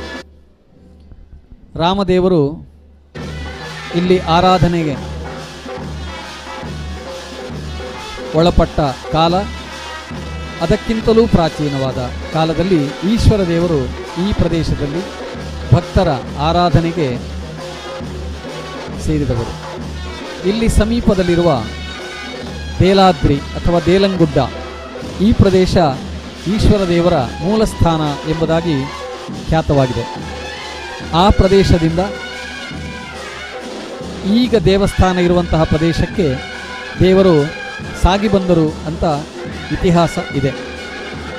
ಒಂದು ಕುಟುಂಬ ದೇವರ ಆರಾಧನೆಯನ್ನು ಮಾಡುತ್ತಾ ಇದ್ದು ಒಂದು ಕಷ್ಟ ಕಾಲದಲ್ಲಿ ಬೆಟ್ಟವನ್ನು ಹತ್ತಿ ಪೂಜೆ ಮಾಡುವುದಕ್ಕೆ ಅಸಾಧ್ಯವಾದಂತಹ ಒಂದು ಸಂದರ್ಭದಲ್ಲಿ ದೇವರೇ ಈ ಕೆಳಗಿನ ತಪ್ಪಲು ಪ್ರದೇಶದಲ್ಲಿ ನೆಲೆಯಾಗಿದ್ದರೆ ಎಂಬ ಭಕ್ತರ ಆರ್ತವಾದಂತಹ ಒಂದು ಪ್ರಾರ್ಥನೆಗೆ ಒಲಿದು ದೇವರು ಕೆಳಗಿಳಿದು ಬಂದರು ಅಂತ ಕಥೆ ಇದೆ. ನಮ್ಮ ರಥದ ಬೀದಿಯಲ್ಲಿ ಕಾಣುವ ಬಿಲದ್ವಾರ ಎನ್ನುವುದು ಶ್ರೀದೇವರು ದೇಲಂಗುಡ್ಡೆಯಿಂದ ಈ ಪ್ರದೇಶಕ್ಕೆ ಸಾಗಿ ಬಂದಂತಹ ಬೀದಿ ಅಂತ ಹೇಳ್ತಾರೆ, ದಾರಿ ಅಂತ ಹೇಳ್ತಾರೆ. ಆ ಬಿಲದ್ವಾರದಲ್ಲಿ ಈಗಲೂ ಕೂಡ ಪೂಜೆ ಪುರಸ್ಕಾರಗಳು ಉತ್ಸವದ ಸಂದರ್ಭಗಳಲ್ಲಿ ನಡೀತವೆ. ದೇವರ ಈ ಬಗೆಯ ಒಂದು ಪ್ರಸನ್ನತೆ, ಭಕ್ತರ ಮೇಲಿರುವಂತಹ ಒಂದು ಕರುಣೆ, ಇದರ ಫಲವಾಗಿಯೇ ಇಂದು ಈ ವಿಶಾಲವಾದಂತಹ ಪ್ರದೇಶದಲ್ಲಿ ಬಯಲು ಪ್ರದೇಶದಲ್ಲಿ ದೇವರ ಆರಾಧನೆ ನಡೆಯುವುದಕ್ಕೆ ಸಾಧ್ಯವಾಗಿದೆ. ನಾವು ಮೂಲ ಸ್ಥಾನವನ್ನು ಇನ್ನೂ ಮರೆತಿಲ್ಲ. ಬದಲಾಗಿ ಆ ಪ್ರದೇಶವನ್ನು ಕೂಡ ಅಭಿವೃದ್ಧಿ ಮಾಡಿ ಆ ದೇಲಂಗುಡ್ಡೆ ಎನ್ನುವುದು ಒಂದು ಸುಂದರವಾದ ಪ್ರೇಕ್ಷಣೀಯವಾದ ಒಂದು ಸ್ಥಳವಾಗಿದೆ. ಅತ್ಯಂತ ಎತ್ತರದಲ್ಲಿರುವಂತಹ ಬೆಟ್ಟದ ತುದಿಯಲ್ಲಿ ನಾವು ನಿಂತಾಗ ನಮ್ಮ ನಿತ್ಯ ಹರಿದ್ವರ್ಣದ ಅರಣ್ಯ ಪ್ರದೇಶದ ನಿತ್ಯ ಹಚ್ಚ ಹಸುರಿನಿಂದ ಕಂಗೊಳಿಸುವ ಈ ರಾಮಕುಂಜದ ಒಂದು ದಿವ್ಯ ದರ್ಶನವಾಗ್ತದೆ. ಆ ಪ್ರದೇಶವನ್ನು ರಾಮಕುಂಜದ ಪಂಚಾಯತಿನ ಮೂಲಕವಾಗಿ ಅದರ ಸಹಕಾರದೊಂದಿಗೆ ಅತ್ಯಂತ ಸುಂದರವಾಗಿ ಅಭಿವೃದ್ಧಿಪಡಿಸಿದ್ದಾರೆ. ಆ ಪ್ರದೇಶಕ್ಕೆ ದೇವರು ಮೂರನೇ ದಿನ, ಜಾತ್ರೆಯ ಮೂರನೇ ದಿನ ಅಲ್ಲಿಗೊಮ್ಮೆ ಹೋಗಿ ಬರುವ ಒಂದು ಪದ್ಧತಿ ಕೂಡ ಇದೆ. ಕೆರೆಯಾಯನ ಅಂತ ಹೇಳಿ ಈರಕ್ಕಿ ಮಠಕ್ಕೆ ಹೋಗಿ ಅಲ್ಲಿ ದಂಡತೀರ್ಥದಲ್ಲಿ ಕೆರೆಯಾಯನವನ್ನು ಮಾಡಿ ದೇಲಂಗುಡ್ಡೆಯಲ್ಲಿ ಆ ಕಟ್ಟೆಯಲ್ಲಿ ಒಮ್ಮೆ ವಿಶ್ರಾಂತಿಯನ್ನು ಪಡೆದು ಆಮೇಲೆ ಬಿಲದ್ವಾರದ ಸಮೀಪ ಬಂದು ಇಲ್ಲಿ ಸಂದರ್ಶನೋತ್ಸವ ನಡೆಯುವ ಒಂದು ಪದ್ಧತಿ ಬೆಳೆ ಬಂದಿರುವುದರ ಹಿನ್ನೆಲೆಯನ್ನು ನೋಡಿದರೆ ದೇವರ ಅನುಗ್ರಹ ಎಷ್ಟು ದೊಡ್ಡದು ಅಂತ ನಮಗೆ ಇವತ್ತು ಗೊತ್ತಾಗ್ತದೆ. ಇವತ್ತಿನ ಕಾಲದಲ್ಲಿ ಬೆಟ್ಟದ ತುದಿಗೆ ಹೋಗಿ ಆರಾಧನೆ ಮಾಡುವಂತಹ ಕಷ್ಟವನ್ನು ತನ್ನ ಭಕ್ತರು ಅನುಭವಿಸಬಾರದು ಎನ್ನುವ ಕರುಣೆಯಿಂದ ಕರುಣಾಳುವಾದ ಆ ಶಂಕರ, ಆ ಸದಾಶಿವ, ಆ ರಾಮಕುಂಜೇಶ್ವರ ಭಕ್ತರ ಮೇಲಿನ ಕೃಪೆಯಿಂದ ಈ ಬಯಲು ಪ್ರದೇಶದಲ್ಲಿ ಸಾನ್ನಿಧ್ಯವನ್ನು ತೋರಿಸಿಕೊಟ್ಟಿದ್ದಾನೆ. ಅದರ ಪರಿಣಾಮವಾಗಿ ಇವತ್ತು ಈ ಪ್ರದೇಶದಲ್ಲಿ ದೇಗುಲ ಇದೆ. ಒಂದು 70 ವರ್ಷಗಳ ಹಿಂದೆ ಈ ಪ್ರದೇಶದಲ್ಲಿ ಈಗ ನಾವು ಕಾಣುತ್ತಿರುವಂತಹ ದೇವಸ್ಥಾನದ ಸ್ವರೂಪ ನಿರ್ಮಾಣವಾಗಿದೆ ಅಂತ ಹೇಳ್ತಾರೆ. ಇದಕ್ಕಿಂತ ಹಿಂದೆ ಇನ್ನೂ ಕೂಡ ಸೂಕ್ಷ್ಮವಾದಂತಹ ರೀತಿಯಲ್ಲಿ ಈ ದೇವಸ್ಥಾನ ಇತ್ತಂತೆ. 1950ರ ಇಸವಿಯ ಸುಮಾರಿಗೆ ಈ ಪ್ರದೇಶದಲ್ಲಿ ಜೀರ್ಣೋದ್ಧಾರ ನಡೆದು ದೇವಸ್ಥಾನದ ರಚನೆಗಳು ಆಗಿತ್ತು ಅಂತ ನಾವು ಕೇಳಿದ್ದೇವೆ. ಅದಕ್ಕಿಂತಲೂ ಹಿಂದೆ ದೇವಸ್ಥಾನ ಇತ್ತು, ಆದರೆ ಸ್ವಲ್ಪ ಜೀರ್ಣವಾದಂತಹ ಸ್ಥಿತಿಯಲ್ಲಿತ್ತು. ಈ 20ನೇ ಶತಮಾನದ ಆರಂಭ ಭಾಗದಲ್ಲಿ ಈ ದೇವಸ್ಥಾನದ ಗೋಪುರದಲ್ಲಿ ವಿದ್ಯಾಸಂಸ್ಥೆಗಳು ಕೂಡ ಆರಂಭವಾದದ್ದನ್ನು ನಾವು ನೆನೆದಾಗ ನಮ್ಮ ಪೂರ್ವಜರು ದೇವಸ್ಥಾನ ಅಂದರೆ ದೇವಾಲಯ ಮತ್ತು ವಿದ್ಯಾಸ್ಥಾನ ಅಂದರೆ ಶಿಕ್ಷಣಕ್ಕೆ ಸಂಬಂಧಪಟ್ಟ ಶಾಲೆ ಇದನ್ನು ಆರಂಭಿಸಿದ್ದು ಇರುವುದನ್ನು ನೋಡಿದರೆ ಒಂದು ದೇಗುಲ ನಮಗೆ ಕಟ್ಟಿಕೊಡುವಂತಹ ಸಂಸ್ಕಾರ ಎಷ್ಟು ವಿಶಿಷ್ಟವಾದದ್ದು ಅಂತ ನಮಗೆ ಗೊತ್ತಾಗ್ತದೆ. ನಮಗೆ ದೇವರ ಬಗ್ಗೆ ಭಕ್ತಿ ಬರಬೇಕಾದ್ರೆ ಆ ದೇವರ ಬಗ್ಗೆ ಭಕ್ತಿ ಬರುವುದೇ ಅದು ಜ್ಞಾನದ ಆರಂಭ ಅಂತ. ದೇವರ ಭಯವೇ ಜ್ಞಾನದ ಆರಂಭ ಅಂತ ಬಾಲ್ಯದಲ್ಲಿ ನಾವು ಕೇಳಿದಂತಹ ನೆನಪು ನಮಗೆ ಇನ್ನೂ ಕೂಡ ಹಸಿಯಾಗಿ ಇದೆ. ದೇವರ ಬಗ್ಗೆ ಯಾರಿಗೆ ಭಕ್ತಿ ಇದೆಯೋ ಅವನು ಜ್ಞಾನಿಯಾಗುವುದರಲ್ಲಿ ಸಂದೇಹವೇ ಇಲ್ಲ. ಲೌಕಿಕವಾದ ಜ್ಞಾನವು ಪಾರಲೌಕಿಕವಾದ ಜ್ಞಾನವು ಎರಡೂ ದೊರೆಯುವ ಹಾಗೆ ರಾಮಕುಂಜೇಶ್ವರ ದೇವರ ಸನ್ನಿಧಾನದಲ್ಲಿ ಶಿಕ್ಷಣ ಸಂಸ್ಥೆಗಳು ಅರಳಿರುವುದು ಇವತ್ತು ನೋಡಿ, ಶತಮಾನದ ಈಚೆಗೆ ನಾವು ಬಂದು ನಿಂತು ನೋಡಿದಾಗ ಸುಂದರವಾದ ಸಂಸ್ಥೆಗಳು ರಾಮಕುಂಜದಿಂದ ಗಣೇಶನಗರದಿಂದ ಈ ರಾಮಕುಂಜ ದೇವಸ್ಥಾನದವರೆಗೆ ಹರಡಿಕೊಂಡು 2,000ಕ್ಕೂ ಮಿಕ್ಕು ವಿದ್ಯಾರ್ಥಿಗಳಿಗೆ ವಿದ್ಯಾಲಯವಾಗಿ ಪರಿಣಮಿಸಿರುವುದನ್ನು ನೋಡಿದರೆ ಈ ರಾಮಕುಂಜ ವಿದ್ಯಾಕುಂಜವಾಗಿದೆ ಅಂತ ಪೇಜಾವರ ಶ್ರೀಗಳು ಹೇಳಿದ ಮಾತಿನಲ್ಲಿ ಸತ್ವ ಇರುವುದನ್ನು ನಾವು ನೆನಪಿಸಿಕೊಳ್ಬೇಕು. ಪರಮ ಪೂಜ್ಯರಾದಂಥ ವಿಶ್ವೇಶತೀರ್ಥ ಸ್ವಾಮೀಜಿಯವರು ಪೇಜಾವರ ಮಠಾಧೀಶರಾದಂತಹ ಪರಮಪೂಜ್ಯರಾದ ಶ್ರೀ ಶ್ರೀ ವಿಶ್ವೇಶತೀರ್ಥ ಸ್ವಾಮೀಜಿಯವರು ಇದೇ ಪ್ರದೇಶದಲ್ಲಿ ಹುಟ್ಟಿ ಬೆಳೆದು ಇದೇ ದೇವಸ್ಥಾನದ ಗೋಪುರಗಳಲ್ಲಿ ತಾನು ಓಡಾಡಿ ಇಲ್ಲಿಯೇ ವಿದ್ಯಾಭ್ಯಾಸವನ್ನು ಆರಂಭಿಸಿ ಅನಂತರದಲ್ಲಿ ಉಡುಪಿಯ ಶ್ರೀ ಪೇಜಾವರ ಮಠದ ಸನ್ಯಾಸಿಯಾಗಿ ದೀಕ್ಷೆಯನ್ನು ಪಡೆದು ಜಗದ್ಗುರುಗಳಾಗಿ ಹಲವು ದಶಕಗಳ ಕಾಲ ಈ ಜಗತ್ತನ್ನು ಭಕ್ತಿಯ ಮಾರ್ಗದಲ್ಲಿ ಧರ್ಮದ ಮಾರ್ಗದಲ್ಲಿ ಮುನ್ನಡೆಸಿದಂತಹ ಮಹಾ ಸದ್ಗುರುಗಳವರು. ಅವರು ಈ ಒಂದು ದೇವಾಲಯದ ಮಹತ್ವವನ್ನು ಮನಗಂಡವರು. ಮಾತ್ರ ಅಲ್ಲ, ದೇವಾಲಯ ಮತ್ತು ವಿದ್ಯಾಲಯ ಎನ್ನುವ ಎರಡು ಸಂಗತಿಗಳು ಕೂಡ ಸಮಾಜ ಪುರುಷನ ಎರಡು ಕಣ್ಣುಗಳಿದ್ದ ಹಾಗೆ ಎನ್ನುವುದನ್ನು ಜಗತ್ತಿಗೆ ಸಾರಿ ಹೇಳಿದರು. ಅವರು ಎಲ್ಲಿ ಮಾತನಾಡಿದರೂ ಈ ಎರಡು ಕಣ್ಣುಗಳನ್ನು ಯಾವತ್ತೂ ಸ್ವಚ್ಛವಾಗಿ ಶುದ್ಧವಾಗಿ ಇಡೀ ಲೋಕಕ್ಕೆ ಒಳ್ಳೆಯದಾಗ್ತದೆ ಅಂತ ಹೇಳ್ತಿದ್ದಾರೆ. ಹಾಗೆಯೇ ಈ ಪ್ರದೇಶ ಇವತ್ತು ಅತ್ಯಂತ ಸುಂದರವಾಗಿ ಅತ್ಯಂತ ಭಕ್ತಿಯಿಂದ ಪವಿತ್ರವಾಗಿ ಸ್ವಚ್ಛವಾಗಿ ಇದ್ದಷ್ಟು ನಮ್ಮ ಮೈಮನಗಳು, ನಮ್ಮ ಬದುಕು, ನಮ್ಮ ಸಂಸಾರ ಅದು ಸ್ವಚ್ಛವಾಗಿ ಸುಖವಾಗಿ ಇರುವುದಕ್ಕೆ ಸಾಧ್ಯವಾಗ್ತದೆ. ಆದ್ದರಿಂದಲೇ ದೇವಸ್ಥಾನ ಇದರ ಅಭಿವೃದ್ಧಿಯ ಕಾರ್ಯ ಇತ್ಯಾದಿಗಳು ಕಾಲದಿಂದ ಕಾಲಕ್ಕೆ ಅಭಿವೃದ್ಧಿಯಾಗುತ್ತಾ ದೇವಸ್ಥಾನದ ಈ ಅಂಗಣ ಪ್ರದೇಶ, ಇಲ್ಲಿನ ಛಾವಣಿಗಳು, ಇಲ್ಲಿನ ಗೋಪುರಗಳು, ಇಲ್ಲಿನ ಪ್ರವೇಶ ದ್ವಾರ, ಇಲ್ಲಿನ ಪ್ರತಿಯೊಂದು ಅಂಶವನ್ನು ನಾವು ಗಮನಿಸಿದಾಗಲೂ ಕೂಡ ಈ ಪ್ರದೇಶ ಅತ್ಯಂತ ಸ್ವಚ್ಛವಾಗಿ ಅತ್ಯಂತ ಸುಂದರವಾಗಿ ಪರಿಣಮಿಸಿರುವುದನ್ನು ನಾವು ಕಾಣ್ತೇವೆ. ಕಾಲ ಬೆಳೆದಂತೆ ಯಾವ ಯಾವ ಬಗೆಯ ಸೌಕರ್ಯಗಳು ದೇಗುಲದಲ್ಲಿ ಬೇಕು, ದೇಗುಲಕ್ಕೆ ಆಗಮಿಸ್ತಾ ಇರುವಂತಹ ಭಕ್ತರಿಗೆ ಬೇಕು, ಇವುಗಳೆಲ್ಲವನ್ನು ಕೂಡ ಒದಗಿಸಿಕೊಡುವುದಕ್ಕೆ ದೇವಸ್ಥಾನದ ಆಡಳಿತ ಸಮಿತಿಯವರು, ಉತ್ಸವ ಸಮಿತಿಯವರು, ಇಲ್ಲಿನ ಭಕ್ತಾದಿಗಳು ಪರಿಶ್ರಮಿಸಿರುವುದು ನಮ್ಮ ಕಣ್ಣಿಗೆ ಎದ್ದು ಕಾಣುವಂತೆ ಇದೆ.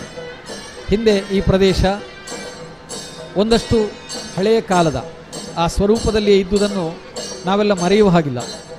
ಕಾಲದಿಂದ ಕಾಲಕ್ಕೆ ಅನೇಕ ಬಗೆಯ ಅಭಿವೃದ್ಧಿಗಳಾದದರ ಪರಿಣಾಮ ಇವತ್ತು ದೇವಸ್ಥಾನದ ಅಂಗಣದಿಂದ ತೊಡಗಿ ದೇವಸ್ಥಾನದ ರಥಬೀದಿಯ ಕೊನೆಯವರೆಗೆ ನಿರಾತಂಕವಾಗಿ ಭಕ್ತಾದಿಗಳು ಸಂಚಾರ ಮಾಡುವುದಕ್ಕೆ ಬೇಕಾದಂತಹ ಸುವ್ಯವಸ್ಥೆ ಇಲ್ಲಿ ರಚಿತವಾಗಿದೆ. ಅದಕ್ಕೆ ಕಾರಣ ಭಕ್ತಾದಿಗಳು ಮತ್ತು ಭಕ್ತರನ್ನು ಅನುಗ್ರಹಿಸುವಂತಹ ದೇವರು. ಭಕ್ತರು ಎಷ್ಟೆಷ್ಟು ದೇವರ ಭಕ್ತಿಯನ್ನು ಹೆಚ್ಚು ಮಾಡುತ್ತಾ ಬರುತ್ತಾರೋ ದೇವರು ಕೂಡ ಹಾಗೆಯೇ. ಮಗು ಅಳುತ್ತಾ ಕೈಕಾಲು ಆಡಿಸುತ್ತಾ ಕೈಯನ್ನೆತ್ತಿ ತಾಯಿಯನ್ನು ಕರೀಬೇಕಂತೆ. ಹಾಗೆ ಕರೆದಾಗ ತಾಯಿ ಎಲ್ಲಿದ್ದರೂ ಕೂಡ ಓ ಎನ್ನುತ್ತಾ ಹತ್ತಿರ ಬರ್ತಾಳಂತೆ. ದಾಸರು ಶರಣರು ಎಲ್ಲ ಹೇಳಿದ ಹಾಗೆ ನಂಬಿ ಕರೆದೊಡೆ ಶಿವನು ಓ ಎನ್ನುತ್ತಾನೆ ಅಂತ. ನಂಬಿ ಕರೆದರೆ ದೇವರು ನಮ್ಮ ಹತ್ತಿರ ಬರ್ತಾನೆ. ಅಂತಹ ನಂಬಿಕೆಯೂ ಬೇಕು, ವಿಶ್ವಾಸವೂ ಬೇಕು. ದೇವರನ್ನು ಆರಾಧನೆ ಮಾಡುವಂತಹ ಆ ಒಂದು ಭಕ್ತಿಯೂ ಕೂಡ ಬೇಕು. ಆ ಭಕ್ತಿಯ ಸಂಕೇತವಾಗಿ ಈ ಪ್ರದೇಶ ಸ್ವಚ್ಛವಾಗ್ತಾ ಇದೆ. ನಮ್ಮ ಮೈಮನಗಳು ಕೂಡ ಅದರ ಪರಿಣಾಮವಾಗಿ ಸ್ವಚ್ಛವಾಗ್ತವೆ. ಎಲ್ಲಿಯೂ ಒಂದು ಕಸ ಕಾಣದಂತೆ, ಎಲ್ಲಿಯೂ ಕೂಡ ಯಾವುದೇ ರೀತಿಯಾದ ಅಪವಿತ್ರತೆ ಕಾಣಿಸಿಕೊಳ್ಳದ ಹಾಗೆ ಅತ್ಯಂತ ಜೋಪಾನವಾಗಿ ಅತ್ಯಂತ ಶುದ್ಧ ಮನಸ್ಸಿನಿಂದ ಈ ಕಾರ್ಯವನ್ನು ನಾವು ಮಾಡುತ್ತಾ ಹೋದಷ್ಟು ದೇಗುಲಗಳು ನಮ್ಮ ಮೈಮನವನ್ನು ಪವಿತ್ರಗೊಳಿಸ್ತದೆ. ದೇವರು ಒಳಾಂಗಣದಲ್ಲಿ ಬಲಿ ಇತ್ಯಾದಿಗಳನ್ನು ಪೂರೈಸಿಕೊಂಡು ಒಂದಷ್ಟು ಭಾಗದ ಬಲಿಯನ್ನು ಮುಗಿಸಿಕೊಂಡು ರಥೋತ್ಸವಕ್ಕಾಗಿ ರಥಬೀದಿಗೆ ಬರ್ತಾ ಇರುವುದನ್ನು ನೀವು ದೃಶ್ಯದಲ್ಲಿ ನೋಡ್ತಾ ಇದ್ದೀರಿ. ಪುತ್ತೂರಿನ ಸುದ್ದಿ ಪತ್ರಿಕೆ ಮತ್ತು ಸುದ್ದಿ ಮಾಧ್ಯಮ ವಿಭಾಗ ಹಲವು ವರ್ಷಗಳಿಂದ ಈ ಬಗೆಯ ಒಂದು ಪ್ರಯತ್ನವನ್ನು ಮಾಡ್ತಾ ಜಗತ್ತಿನ ಮೂಲೆ ಮೂಲೆಗಳಲ್ಲಿರುವ ಭಕ್ತರಿಗೆ ದೇವರ ಉತ್ಸವವನ್ನು ಮನಗಾಣುವುದಕ್ಕೆ ಬೇಕಾದ ಒಂದು ವ್ಯವಸ್ಥೆಯನ್ನು ಮಾಡ್ತಾ ಇದೆ. ಡಾಕ್ಟರ್ UP ಶಿವಾನಂದ ಇವರ ಹಿರಿತನದಲ್ಲಿ ಸುಳ್ಯ, ಬೆಳ್ತಂಗಡಿ ಮತ್ತು ಪುತ್ತೂರಲ್ಲಿ ದಿನಪತ್ರಿಕೆ ವಾರಪತ್ರಿಕೆಯಾಗಿದ್ದು ಆಮೇಲೆ ದಿನಪತ್ರಿಕೆಯಾಗಿ ಇದು ಪ್ರಸಾರವಾಗ್ತಾ ಇದೆ. ಬೆಳ್ತಂಗಡಿ ಮತ್ತು ಸುಳ್ಯಗಳಲ್ಲಿ ವಾರಪತ್ರಿಕೆಯಾಗಿ ಪುತ್ತೂರಿನಲ್ಲಿ ದಿನಪತ್ರಿಕೆಯಾಗಿ ಕಳೆದ 38 ವರ್ಷಗಳಿಂದ ಪ್ರಕಟವಾಗುತ್ತಾ ಇದ್ದು ಜನಸಾಮಾನ್ಯರನ್ನು ತಲುಪುವ ಊರ ಸುದ್ದಿಗಳಿಗೆ ಅತ್ಯಂತ ಹೆಚ್ಚು ಮಹತ್ವ ಕೊಡುವ ಒಂದು ಪತ್ರಿಕೆ ಎಂಬ ಕೀರ್ತಿಗೆ ಪಾತ್ರವಾಗಿದೆ. ಇದಲ್ಲದೆ ಪುತ್ತೂರು, ಸುಳ್ಯ, ಬೆಳ್ತಂಗಡಿ ಸುದ್ದಿ ನ್ಯೂಸ್ ಯೂಟ್ಯೂಬ್ ಚಾನೆಲ್ ಮೂಲಕ ಕಾರ್ಯಕ್ರಮಗಳ ನೇರ ಪ್ರಸಾರ ಎನ್ನುವ ಈ ಒಂದು ಬಗೆಯ, ಈಗ ನೀವು ವೀಕ್ಷಿಸ್ತಾ ಇರುವುದು ಕೂಡ ಅಂಥದ್ದೇ ಬಗೆಯ ಒಂದು ಕಾರ್ಯಕ್ರಮ.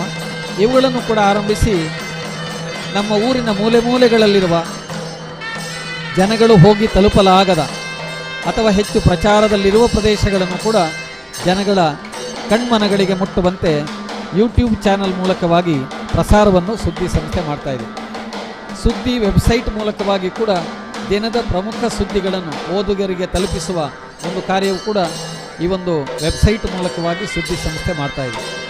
ಇಂತಹ ಅನೇಕ ಸಮಾಜಮುಖಿಯಾದ ಕಾರ್ಯಗಳನ್ನು ಮಾಡುತ್ತಿರುವುದರ ಜೊತೆಗೆ ದೇವಾಲಯಗಳಲ್ಲಿ ಅಥವಾ ವಿವಿಧ ಕಾರ್ಯಕ್ರಮಗಳ ಸಂದರ್ಭಗಳಲ್ಲಿ ಈ ಪ್ರಸಾರ ಮಾಡುವ ಕಾರ್ಯವೂ ಕೂಡ ಅವಿರತವಾಗಿ ನಡೆದು ಬರ್ತಾ ಇದೆ. ಕಾರ್ಯಕ್ರಮವನ್ನು ನೀವೆಲ್ಲರೂ ವೀಕ್ಷಿಸಲಿಕ್ಕೆ ಅವಕಾಶವೂ ಕೂಡ ಸಾಧ್ಯವಾಗಿದೆ.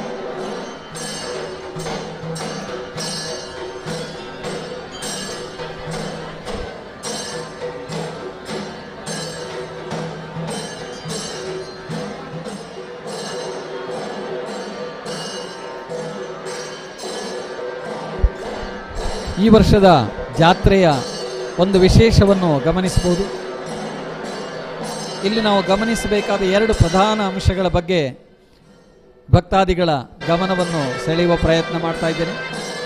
ಒಂದು, ರಥದ ಚಾಲನೆಗೆ ಬೇಕಾದಂತಹ ಒಂದು ಸ್ಟೇರಿಂಗನ್ನು ಅಳವಡಿಸಿರುವಂಥದ್ದು. ಕೇವಲ ಮರದ ದಿಮ್ಮಿಗಳಿಂದ ಆ ಚಕ್ರವನ್ನು ತಿರುಗಿಸುವಂತಹ ಪ್ರಯತ್ನ ಮಾಡುವುದರ ಮೂಲಕವಾಗಿ ರಥದ ಮರದ ಬಾಳುವಿಕೆ ಕುಂಠಿತವಾಗ್ತದೆ ಎನ್ನುವುದನ್ನು ಮನಗಂಡು ಅದಕ್ಕೆ ಸ್ಟೇರಿಂಗನ್ನು ಅಳವಡಿಸುವಂಥ ಒಂದು ಪ್ರಯತ್ನವನ್ನು ಈ ವರ್ಷ ಮಾಡಲಾಗಿದೆ. ಅದರ ಮೂಲಕವಾಗಿ ದೀರ್ಘ ಬಾಳಿಕೆ, ರಥದ ಮರವನ್ನು ನಾವು ದೀರ್ಘಕಾಲ ಬಳಸಿಕೊಳ್ಳಿಕ್ಕೆ ಆಗುವ ಹಾಗೆ ಒಂದು ವ್ಯವಸ್ಥೆಯಾಗಿದೆ. ಇದನ್ನು ಭಕ್ತಾದಿಗಳು ಗಮನಿಸಬಹುದು. ಅನಂತರದಲ್ಲಿ ಇನ್ನೊಂದು ಬಹಳ ವಿಶಿಷ್ಟವಾದ ಒಂದು ಕಾರ್ಯ, ಅದು ದೇವಳದ ಪರಿವಾರ ದೈವಗಳಿಗೆ ಪದ್ದೈ ಅಂದರೆ ಆಭರಣಗಳನ್ನು, ಬೆಳ್ಳಿಯ ಆಭರಣಗಳನ್ನು ನಿರ್ಮಿಸಿ ಅದನ್ನು ದೈವ ನರ್ತಕರು ಧರಿಸಿಕೊಳ್ಳುವ ರೀತಿಯ ಒಂದು ವ್ಯವಸ್ಥೆ ಈ ವರ್ಷ ನಡೆದಿದೆ. ಭಕ್ತಾದಿಗಳ ನೆರವಿನಿಂದ ನಡೆದಿದೆ. ಭಕ್ತಾದಿಗಳ ನೆರವು ಇದಕ್ಕೆ ಅತ್ಯಂತ ಮುಖ್ಯವಾದದ್ದು. ಆ ದೃಷ್ಟಿಯಿಂದ ಬಹಳ ದೊಡ್ಡದಾದ ಪ್ರಗತಿ ಇಲ್ಲಿ ನಡೆಯುತ್ತೆ. ಸಾಮಾನ್ಯವಾಗಿ ದೈವಗಳ ಉತ್ಸವ ಸಂದರ್ಭದಲ್ಲಿ ಆಭರಣಗಳನ್ನು ಬೇರೆ ಕಡೆಯಿಂದ ಎರವಲು ತರುವಂಥ ಒಂದು ಪದ್ಧತಿ ಹಿಂದೆ ಇತ್ತು. ಆದರೆ ಒಂದು ರೀತಿಯ ಸ್ವಾವಲಂಬನೆ ಆಗಲಿ ಎನ್ನುವ ಕಾರಣದಿಂದ ಭಕ್ತಾದಿಗಳೆಲ್ಲರ ನೆರವಿನಿಂದ ಈ ವರ್ಷ ಈ ವಿನೂತನ ಯೋಜನೆಯನ್ನು ಮಾಡಿ ದೈವಗಳಿಗೆ ದೇವಸ್ಥಾನದಿಂದಲೇ ಆಭರಣಗಳನ್ನು ನೀಡುವಂತಹ ಒಂದು ಪದ್ಧತಿಗೆ ಈ ಸಲ ಶ್ರೀಕಾರವನ್ನು ಹಾಕಿಯಾಗಿದೆ. ಆದ್ದರಿಂದ ಇದನ್ನು ಕೂಡ ಭಕ್ತಾದಿಗಳು ವೀಕ್ಷಿಸಬಹುದು ಮತ್ತು ಕಣ್ತುಂಬಿಕೊಳ್ಳಬಹುದು. ವಿಶೇಷವಾಗಿ ಭಕ್ತರಿಗೆ ದೇವಸ್ಥಾನದಲ್ಲಿ ನಡೆಯುವಂತಹ ಸೇವೆಗಳನ್ನು ಮಾಡುವುದಕ್ಕೆ ಬೇಕಾದಂತಹ ಎಲ್ಲ ಬಗೆಯ ಅವಕಾಶಗಳು ಲಭಿಸಬೇಕು. ಆ ಸೇವೆಗಳನ್ನು ಸಕಾಲಿಕವಾಗಿ ನಿಯಮಿತವಾಗಿ ಅದನ್ನು ಮಾಡುತ್ತಾ ಬರುವುದಕ್ಕೆ ಬೇಕಾದ ಸೌಕರ್ಯಗಳ ಪರಿಕಲ್ಪನೆಯೂ ಕೂಡ ನಡಿಬೇಕು. ಅದಕ್ಕೋಸ್ಕರವಾಗಿ ದೇವಸ್ಥಾನದಲ್ಲಿ ಅವಿರತವಾದಂತಹ ಶ್ರಮ ಇದೆ. ಬೇಕಾದಂತಹ ಎಲ್ಲ ಬಗೆಯ ವ್ಯವಸ್ಥೆಗಳಿವೆ. ದೇವಸ್ಥಾನದ ಲೆಕ್ಕಪತ್ರಗಳನ್ನು, ದೇವಸ್ಥಾನದ ಸೇವಾ ರಶೀದಿ ಮುಂತಾದವುಗಳನ್ನು ಡಿಜಿಟಲೈಸ್ ಮಾಡುವ ಒಂದು ಪ್ರಯತ್ನವೂ ಕೂಡ ದೇವಸ್ಥಾನದಲ್ಲಿ ಈ ವರ್ಷ ನಡೆದಿದೆ. ಇದು ಕೂಡ ಒಂದು ವಿಶೇಷವಾದ ಒಂದು ಅಳವಡಿಕೆ.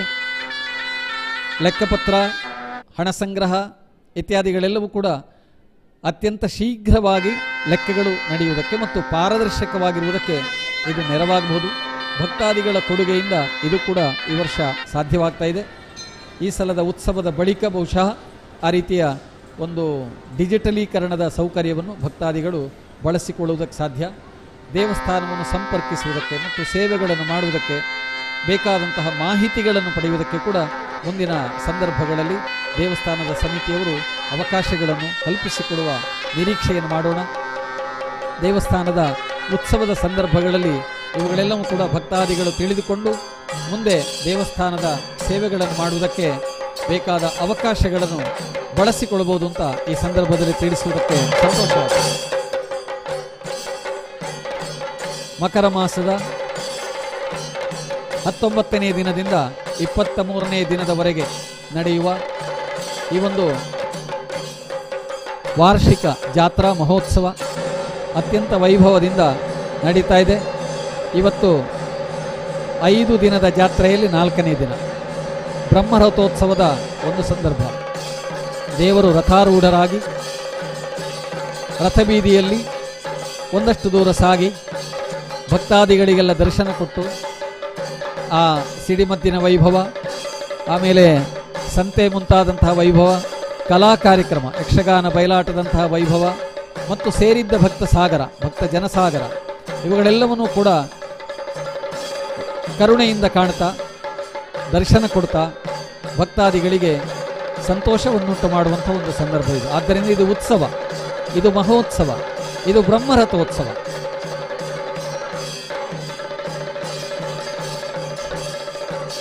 ರಾಮಕುಂಜ ಈಗ ಕಡಬ ತಾಲೂಕಿನ ಒಂದು ಗ್ರಾಮ.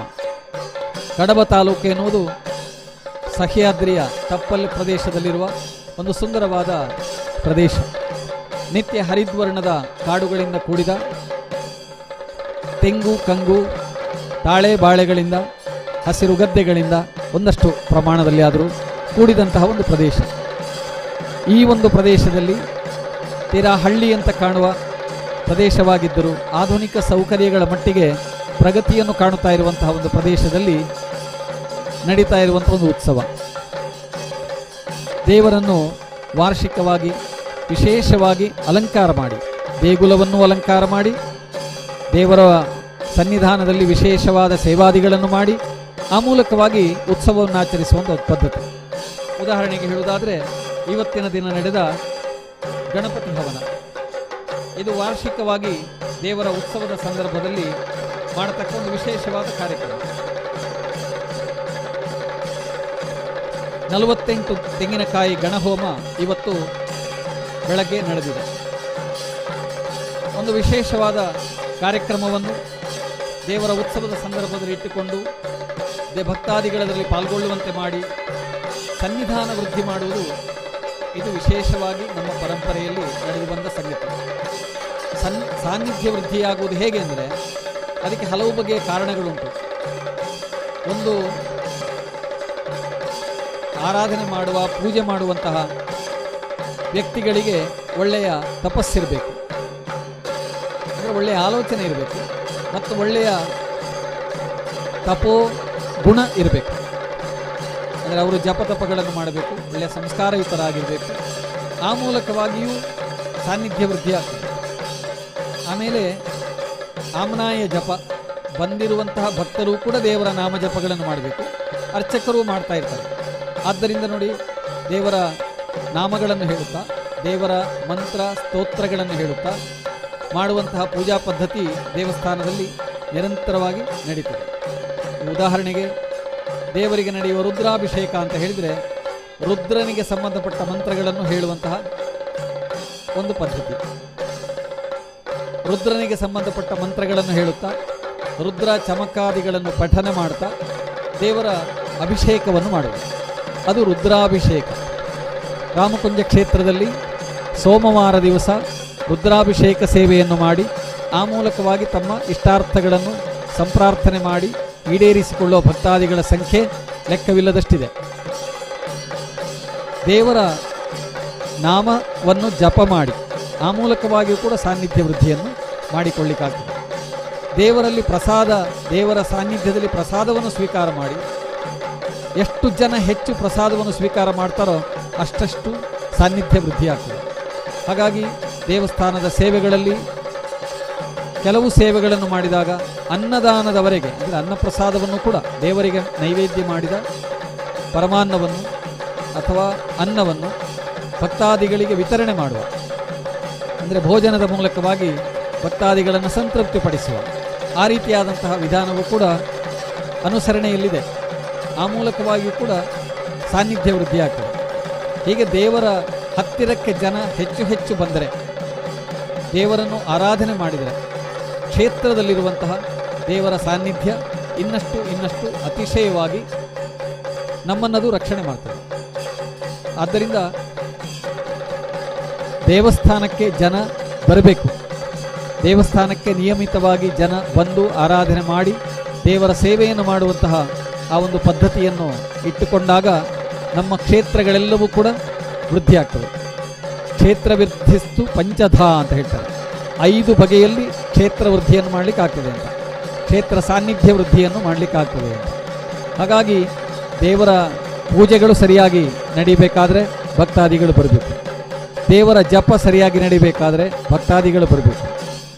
ಇಲ್ಲಿನ ಸೇವೆಗಳು, ಭಕ್ತಾದಿಗಳಿಗೆ ದೊರೆಯುವಂತಹ ಅನೇಕ ಬಗೆಯ ಪ್ರಸಾದಗಳು, ಅವುಗಳೆಲ್ಲವೂ ದೊರೆಯಬೇಕಾದರೆ ಭಕ್ತಾದಿಗಳು ದೇವಸ್ಥಾನಕ್ಕೆ ಹತ್ತಿರವಾಗಬೇಕು. ಹಾಗೆ ಹತ್ತಿರವಾದಾಗ ದೇವಸ್ಥಾನದಲ್ಲಿ ದೇವರು ಕೂಡ ನಮಗೆ ಹತ್ತಿರವಾಗ್ತಾರೆ. ದೇವಸ್ಥಾನದ ಕಾರಣಿಕ, ದೇವಸ್ಥಾನದ ಸಾನ್ನಿಧ್ಯ ಇತ್ಯಾದಿಗಳೆಲ್ಲವೂ ಕೂಡ ಅದು ಸಾಧ್ಯವಾಗುವುದು, ಅದು ಪ್ರಾಪ್ತವಾಗುವುದು ಅದು ಭಕ್ತಾದಿಗಳು ದೇವರ ಹತ್ತಿರ ಬಂದಾಗ. ದೇವರ ಹತ್ತಿರ ಬಂದಾಗ, ದೇವರ ಹತ್ತಿರ ಬಂದು ದೇವರನ್ನು ಸಂಪ್ರಾರ್ಥನೆ ಮಾಡಿದಾಗ, ದೇವರ ಸನ್ನಿಧಿಗೆ ಯಾರು ಬರ್ತಾರೋ ಅಂಥವರಿಗೆ ದೇವರು ಬಹುಬೇಗನೆ ಒಲಿತಾರೆ ಅಂತ. ದೇವರ ಸಾನ್ನಿಧ್ಯವನ್ನು ಗುರುತಿಸುವ ಮನಸ್ಸು ಮೊದಲಾಗಬೇಕು. ದೇವರ ಸಾನ್ನಿಧ್ಯವನ್ನು ಪೂಜಿಸುವ ಮನಸ್ಸು ಮುಖ್ಯವಾಗಿ ಬೇಕು. ಆಗ ದೇವರ ಅನುಗ್ರಹವು ಕೂಡ ನಮಗೆ ಹೆಚ್ಚಾಗ್ತದೆ ಅಂತ ಹೇಳ್ತಾರೆ. ಹಾಗಾಗಿ ದೇವಸ್ಥಾನ ಅದು ದೇವರು ಇರುವ ಸ್ಥಾನ, ದೇವರು ಇರುವ ನೆಲೆ. ಅದನ್ನು ನಾವು ಎಷ್ಟೆಷ್ಟು ವೃದ್ಧಿ ಮಾಡಿದೆವೋ, ಅದಕ್ಕೆ ನಾವು ಎಷ್ಟೆಷ್ಟು ಹೊಂದಿಕೊಂಡೆವೋ, ಎಷ್ಟೆಷ್ಟು ಆರಾಧನೆ ಮಾಡ್ತಾ ಬರ್ತೇವೆಯೋ ಅಷ್ಟಷ್ಟು ನಾವು ಕೂಡ ವೃದ್ಧಿಯನ್ನು ಹೊಂದೇವೆ. ದೇವರನ್ನು ಆರಾಧನೆ ಮಾಡಿದ್ದರಿಂದ ಪ್ರಯೋಜನ ದೇವರಿಗಲ್ಲ, ದೇವರ ಪ್ರಸನ್ನತೆಯಿಂದ ಪ್ರಯೋಜನವಾಗುವುದು ನಮಗೆ, ಪ್ರಸಾದ ಸಿಕ್ಕುವುದು ನಮಗೆ. ಪ್ರಸಾದ ಅಂದರೆ ದೇವರು ಪ್ರಸನ್ನತೆಯಿಂದ ಅನುಗ್ರಹ ಮಾಡುವುದು, ಅದನ್ನು ಪ್ರಸಾದ ಅಂತ ಹೇಳ್ತಾರೆ. ಹಾಗಾಗಿ ದೇವರನ್ನು ಪ್ರಸನ್ನಗೊಳಿಸುವುದು ಹೇಗೆ? ನಮ್ಮದಾಗಿರುವುದನ್ನು ದೇವರಿಗೆ ಸಮರ್ಪಣೆ ಮಾಡುವ ಮೂಲಕ. ನಾವು ಏನನ್ನು ಜೀವನದಲ್ಲಿ ಸಂಪಾದನೆ ಮಾಡ್ತೇವೆಯೋ ಅವುಗಳನ್ನು ಸಮರ್ಪಣೆ ಮಾಡುವುದು. ದೇವರಿಗೆ ಏನು ಸಮರ್ಪಣೆ ಮಾಡಬೇಕು ಅಂತ ಕೇಳಿದರೆ ಇಂಥದ್ದೇ ಸಮರ್ಪಣೆ ಮಾಡಬೇಕು ಅಂತ ಇಲ್ಲ. ನಾವು ಒಂದೊಂದು ಪದ್ಧತಿಯನ್ನು ಬೆಳೆಸಿಕೊಂಡು ಬಂದದ್ದು ಯಾಕೆಂದರೆ ಅಷ್ಟನ್ನಾದರೂ ಮಾಡೋಣ ಅಂತ. ಶಿವದೇವರ ಕಥೆಯನ್ನೆಲ್ಲ ಕೇಳಿದರೆ ಕೆಲವೊಮ್ಮೆ ವಿಶಿಷ್ಟ, ವಿಚಿತ್ರ ಅಂತ ಅನ್ನಿಸ್ತದೆ. ಯಾರೋ ಒಬ್ಬ ಬೇಟೆಗಾರ, ಅವನು ಕಾಡಿನಲ್ಲಿ ಬೇಟೆ ಸಿಗದೆ ಒಂದು ಮರದ ಮೇಲೆ ಹತ್ತಿ ಆ ಮರದ ಎಲೆಗಳನ್ನು ಕೆಳಗೆ ಕಿತ್ತು ಹಾಕ್ತಾ ಇದ್ದನಂತೆ. ಅವನ ಚೀಲದಿಂದ ನೀರು ಹನಿ ಹನಿಯಾಗಿ ಕೆಳಗೆ ಬೀಳ್ತಾ ಇತ್ತಂತೆ. ಬೆಳಗಾಗುವಾಗ ಕೈಲಾಸದಿಂದ ಶಿವನ ಗಣಗಳು ಬಂದು ಅವನನ್ನು ಕೈಲಾಸಕ್ಕೆ ಕರ್ಕೊಂಡು ಹೋದರಂತೆ. ಯಾಕೆ ಅಂತ ಕೇಳಿದರೆ ಅವನು ರಾತ್ರಿ ಇಡೀ ಜಾಗರಣೆ ಮಾಡಿ, ಜಾಗರಣ ಅಂದರೆ ಎಚ್ಚರ ಅಂತ ಅರ್ಥ, ಎಚ್ಚರದಿಂದಿದ್ದು ಆತ ಎಲೆಯನ್ನು ಕೊಯ್ದು ಕೆಳಗೆ ಹಾಕಿದ್ದಾನೆ. ಅವನು ಕೊಯ್ದ ಎಲೆ ಅದು ಬಿಲ್ವ ಪತ್ರೆ ಅಂದರೆ ಎಲೆ, ಬಿಲ್ವ ವೃಕ್ಷದ ಪತ್ರವನ್ನು ಆತ ಕೊಯ್ದು ಆತ ಕೆಳಗೆ ಹಾಕಿದ್ದಾನೆ. ಕೆಳಗೆ ಹಾಕಿದ್ದು ಎಲ್ಲಿಗೆ? ಕೆಳಗೆ ಹಾಕಿದ್ದು ಅಲ್ಲೇ ಮರದ ಬುಡದಲ್ಲಿದ್ದ ಶಿವಲಿಂಗಕ್ಕೆ. ಅವನ ಚೀಲದಲ್ಲಿದ್ದಂತಹ ನೀರು ಬಿದ್ದದ್ದು ಕೂಡ ಶಿವಲಿಂಗಕ್ಕೆ. ಪತ್ರವೂ ಆಯಿತು, ಆಮೇಲೆ ಜಲಾಭಿಷೇಚನವೂ ಆಯಿತು. ತಿಳಿದು ಮಾಡಿದ ಪೂಜೆಗೂ ದೇವರು ಒಲಿತಾನೆ, ತಿಳಿಯದೇ ಮಾಡಿದ ಪೂಜೆಗೂ ದೇವರು ಒಲಿತಾನೆ. ಹಾಗಾಗಿ ಅವನಿಗೆ ಹೇಗೆ ಆರಾಧನೆ ಮಾಡಬೇಕು ಅಂತ ಗೊತ್ತಿಲ್ಲ. ಒಬ್ಬರು ಭಕ್ತರು ಹೇಳಿದರು, ನನಗೆ ಪೂಜೆ ಮಾಡಲಿಕ್ಕೆ ಮಂತ್ರ ಗೊತ್ತಿಲ್ಲ, ನನಗೆ ಭಜನೆ ಮಾಡಲಿಕ್ಕೆ ಬರ್ತದೆ ಅಂತ. ಹಾಗಾಗಿ ಭಜನೆಯನ್ನೇ ನಾನು ಹೂಗಳು ಅಂತ ಭಾವಿಸಿ ನಿನ್ನನ್ನು ಅರ್ಚನೆ ಮಾಡ್ತೇನೆ ಅಂತ. ಹಾಡುಗಳೇ ಶಿವಗೆ ಪೂಜೆಯಾಗಲೆಂದು ಹಾಡುಗಳನ್ನೇ ಆತ ದೇವರಿಗೆ ಹೂವಾಗುವ ಹಾಗೆ, ದೇವರ ಸ್ತುತಿಯಾಗುವ ಹಾಗೆ, ದೇವರನ್ನು ಅರ್ಚನೆ ಮಾಡುವುದಕ್ಕಿರುವ ದ್ರವ್ಯದ ಹಾಗೆ ಅಂತ ಭಾವಿಸ್ತಾನೆ. ಇದು ಭಕ್ತಿ. ಇಂತಹ ಮುಗ್ಧವಾದ ಭಕ್ತಿ, ಇಂತಹ ಸರಳವಾದ ಭಕ್ತಿ ದೇವರನ್ನು ಒಲಿಯುವ ಹಾಗೆ, ಸುಪ್ರಸನ್ನನಾಗುವ ಹಾಗೆ ಮಾಡ್ತೇವೆ. ಅದರಲ್ಲಿಯೂ ಕೂಡ ಶಿವದೇವರನ್ನು ಆಶುತೋಷ ಅಂತ ಹೇಳ್ತಾರೆ. ಆಶುತೋಷ ಅಂದರೆ ಬಹಳ ಬೇಗ ತಕ್ಷಣದಲ್ಲಿಯೇ ತೋಷವನ್ನು ಅಂದರೆ ಆನಂದವನ್ನು ಹೊಂದುವನು ಅಂತ. ಅವನನ್ನು ಸಂತೋಷಪಡಿಸಲಿಕ್ಕೆ ತುಂಬ ಕಷ್ಟಪಡಬೇಕಾಗಿಲ್ಲ ಅಂತ. ದೇವರು ಬಹಳ ಬೇಗ ಒಲಿಯುವುದಿದ್ದರೆ ಅದು ಯಾವ ದೇವರು ಅಂತ ಹೇಳಿದರೆ ಶಿವದೇವರು ಅಂತ. ಆದ್ದರಿಂದ ಅವನು ಆಶುತೋಷ, ಅತ್ಯಂತ ಬೇಗನೆ ನಿಷ್ಕಾರಣವಾಗಿ ಒಲಿದು ಬಿಡ್ತಾನೆ. ಕೋಳೂರ ಕೊಡಗೂಸಿನ ಕಥೆಯನ್ನು ನಾವೆಲ್ಲ ಕೇಳಿದ್ದೇವೆ. ಭಕ್ತಿಯಿಂದ ಅರ್ಪಿಸಿದ ಹಾಲನ್ನು ಶಿವದೇವರು ಕುಡದೇ ಬಿಟ್ಟ. ಮಂತ್ರ ಹೇಳಿದವರು, ದೊಡ್ಡ ಪೂಜೆ ಮಾಡಿದವರೆಲ್ಲ ಎಷ್ಟು ಮನಸ್ಸಿಟ್ಟು ಮಾಡಿದ್ದಾರೆ ಅಂತ ಗೊತ್ತಿಲ್ಲ, ದೇವರನ್ನು ಒಲಿಸಿಕೊಳ್ಳಿಕ್ಕಾಗಲಿಲ್ಲ. ಆದರೆ ಮುಗ್ಧವಾದ ಒಬ್ಬಳು ಹೆಣ್ಣು ಮಗಳು, ಇನ್ನೂ ಕೂಡ 10 ವರ್ಷ ಆಗದವಳು, ಅವಳು ದೇವರಿಗೆ ಅರ್ಪಿಸಿದ ಹಾಲನ್ನು ದೇವರು ಕುಡದೇ ಬಿಟ್ಟ.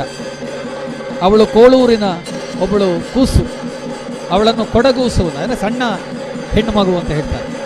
ಅವಳ ಭಕ್ತಿಗೆ ದೇವರು ಒಲಿದನಂತೆ. ಹಾಗಾದರೆ ದೇವರನ್ನು ಭಕ್ತಿ ಮಾಡಬೇಕಾದ್ರೆ ತುಂಬ ಜ್ಞಾನಿಗಳೇ ಆಗಬೇಕು ಅಂತ ಇಲ್ಲ, ದೇವರಿದ್ದಾನೆ ಎನ್ನುವ ಒಂದು ಜ್ಞಾನ ಇದ್ದರೆ ಸಾಕಾಗ್ತದೆ. ಆದ್ದರಿಂದ ನಮ್ಮೆಲ್ಲರನ್ನು ಕಾಯುವಂತಹ ಆ ಭಗವಂತನನ್ನು ಅತ್ಯಂತ ಶ್ರದ್ಧಾಭಕ್ತಿಗಳಿಂದ ಆರಾಧಿಸಿದಾಗ ದೇವರ ಅನುಗ್ರಹಕ್ಕೆ ನಾವು ಪಾತ್ರರಾಗಲಿಕ್ಕೆ ಆಗ್ತದೆ ಎನ್ನುವುದು ಈ ಉತ್ಸವಗಳಿಂದ ನಮಗೆ ಅರ್ಥ ಆಗ್ತದೆ. ದೇವರಿಗೆ ನಾವು ಹಸಿರು ವಾಣಿ ಸಮರ್ಪಣೆ ಅಂತ ಮಾಡ್ತೇವೆ ಉತ್ಸವದ ಆರಂಭದ ದಿನ. ಈ ಹಸಿರು ವಾಣಿ ಎನ್ನುವುದು ಒಂದು ಬಗೆಯಲ್ಲಿ ಹಸಿರಿನ ವಾಣಿ. ನಾವು ದೇವರಿಗೆ ಅರ್ಪಣೆ ಮಾಡುವ ಎಲ್ಲ ವಾಣಿಗಳಿಗಿಂತ ನೇರವಾಗಿ ದೇವರಿಗೆ ಅರ್ಪಣೆಯಾಗುವುದು ಈ ಭೌತಿಕವಾದ ವಸ್ತುಗಳೇ.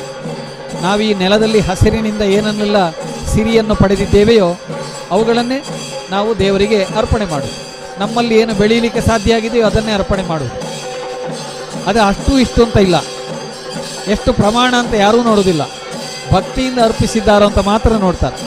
ಆದ್ದರಿಂದ ದೇವಸ್ಥಾನದ ಉತ್ಸವಗಳಲ್ಲಿ ಭಕ್ತಿ ಶ್ರದ್ಧೆಗಳಿಂದ ನಾವು ಅರ್ಪಿಸಿದಂಥ ವಸ್ತುಗಳು ಕೂಡ ದೇವರನ್ನು ತಲುಪ್ತವೆ, ದೇವರನ್ನು ಸುಪ್ರಸನ್ನನಾಗಿ ಮಾಡ್ತವೆ. ಅಂತಹ ಒಂದು ಅವಕಾಶ ದೇವರ ಉತ್ಸವದ ಸಂದರ್ಭದಲ್ಲಿ ಯಥೇಚ್ಛವಾಗಿ ಇರ್ತದೆ. ಅದನ್ನು ಭಕ್ತಾದಿಗಳು ಬಳಸಿಕೊಳ್ಳುವುದು ಕೂಡ ಪದ್ಧತಿ. ದೇವರ ಉತ್ಸವ ಮಾಡುವಾಗ ಸೇವೆ ಮಾಡುವುದಕ್ಕೆ ನಾನಾ ಬಗೆಯ ಅವಕಾಶಗಳು. ಬಳಲಿ ಬಂದವರಿಗೆ, ಬಿಸಿಲಿನಲ್ಲಿ ಬಳಲಿ ಬಂದವರಿಗೆ ಪಾನೀಯವನ್ನು ಹಂಚುವುದು ಕೂಡ ಒಂದು ಸೇವೆಯೇ. ಬೀದಿಯಲ್ಲಿರುವ ಕಸವನ್ನು ಸ್ವಚ್ಛ ಮಾಡುವುದು ಒಂದು ಸೇವೆಯೇ. ದೇವರಿಗೆ ಬಿರುದು ಬಾವಲಿಗಳಿರುವಂತಹ ಪತಾಕಾದಿಗಳನ್ನು ಹಿಡಿಯುವುದು ಕೂಡ ಒಂದು ಸೇವೆಯೇ. ಸಣ್ಣ ಸಣ್ಣ ಮಕ್ಕಳೆಲ್ಲ ಅದನ್ನು ಬಹಳ ಸಂಭ್ರಮದಿಂದ ಮಾಡ್ತಾರೆ.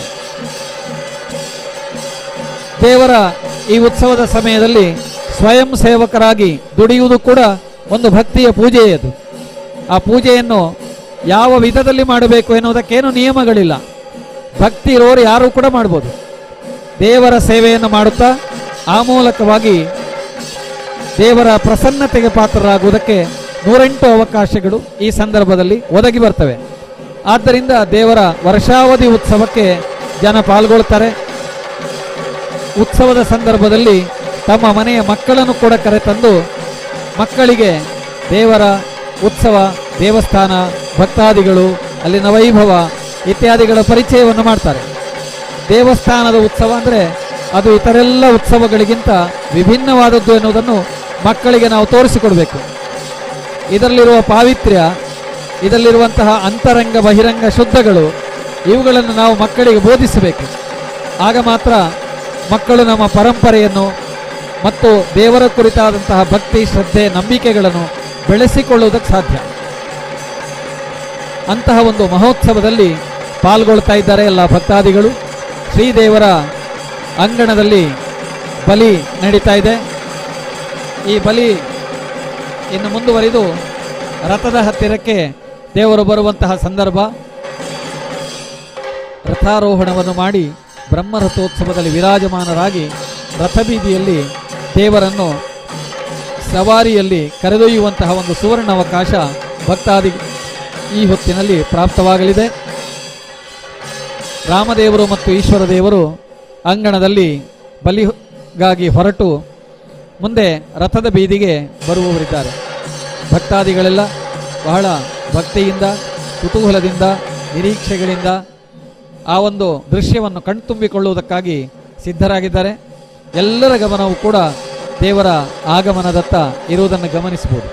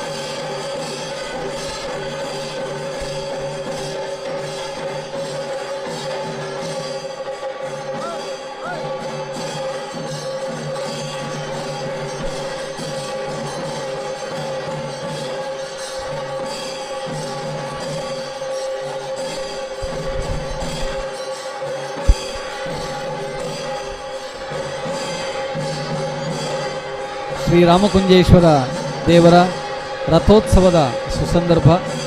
ಅಂಗಣದಲ್ಲಿ ಛತ್ರಚಾಮರ ಸೇವೆಗಳೊಂದಿಗೆ ವಾದ್ಯಘೋಷಗಳೊಂದಿಗೆ ದೇವರು ಬಲಿ ಹೊರಟು ರಥಬೀದಿಗೆ ಬರುವವರಿದ್ದಾರೆ.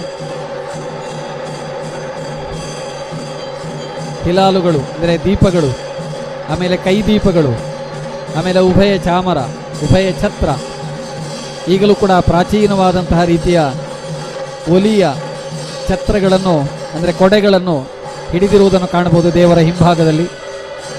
ಛತ್ರ, ಚಾಮರ ಇತ್ಯಾದಿಗಳೆಲ್ಲವೂ ಕೂಡ ಇವು ದೇವರಿಗೆ ವಿಶೇಷವಾದ ಸೇವೆಗಳು ಮತ್ತು ವಿಶೇಷವಾದ ಲಕ್ಷಣಗಳು. ದೇವರ ಉತ್ಸವದಲ್ಲಿ ದೇವರು ಮುಂದೆ ಹೋಗುವಾಗ ಕೈದೀಪ, ಹಿಲಾಲು ಅಂದರೆ ದೀವಟಿಗೆ ಇವುಗಳನ್ನು ಹಿಡಿಯುವ ಪದ್ಧತಿ.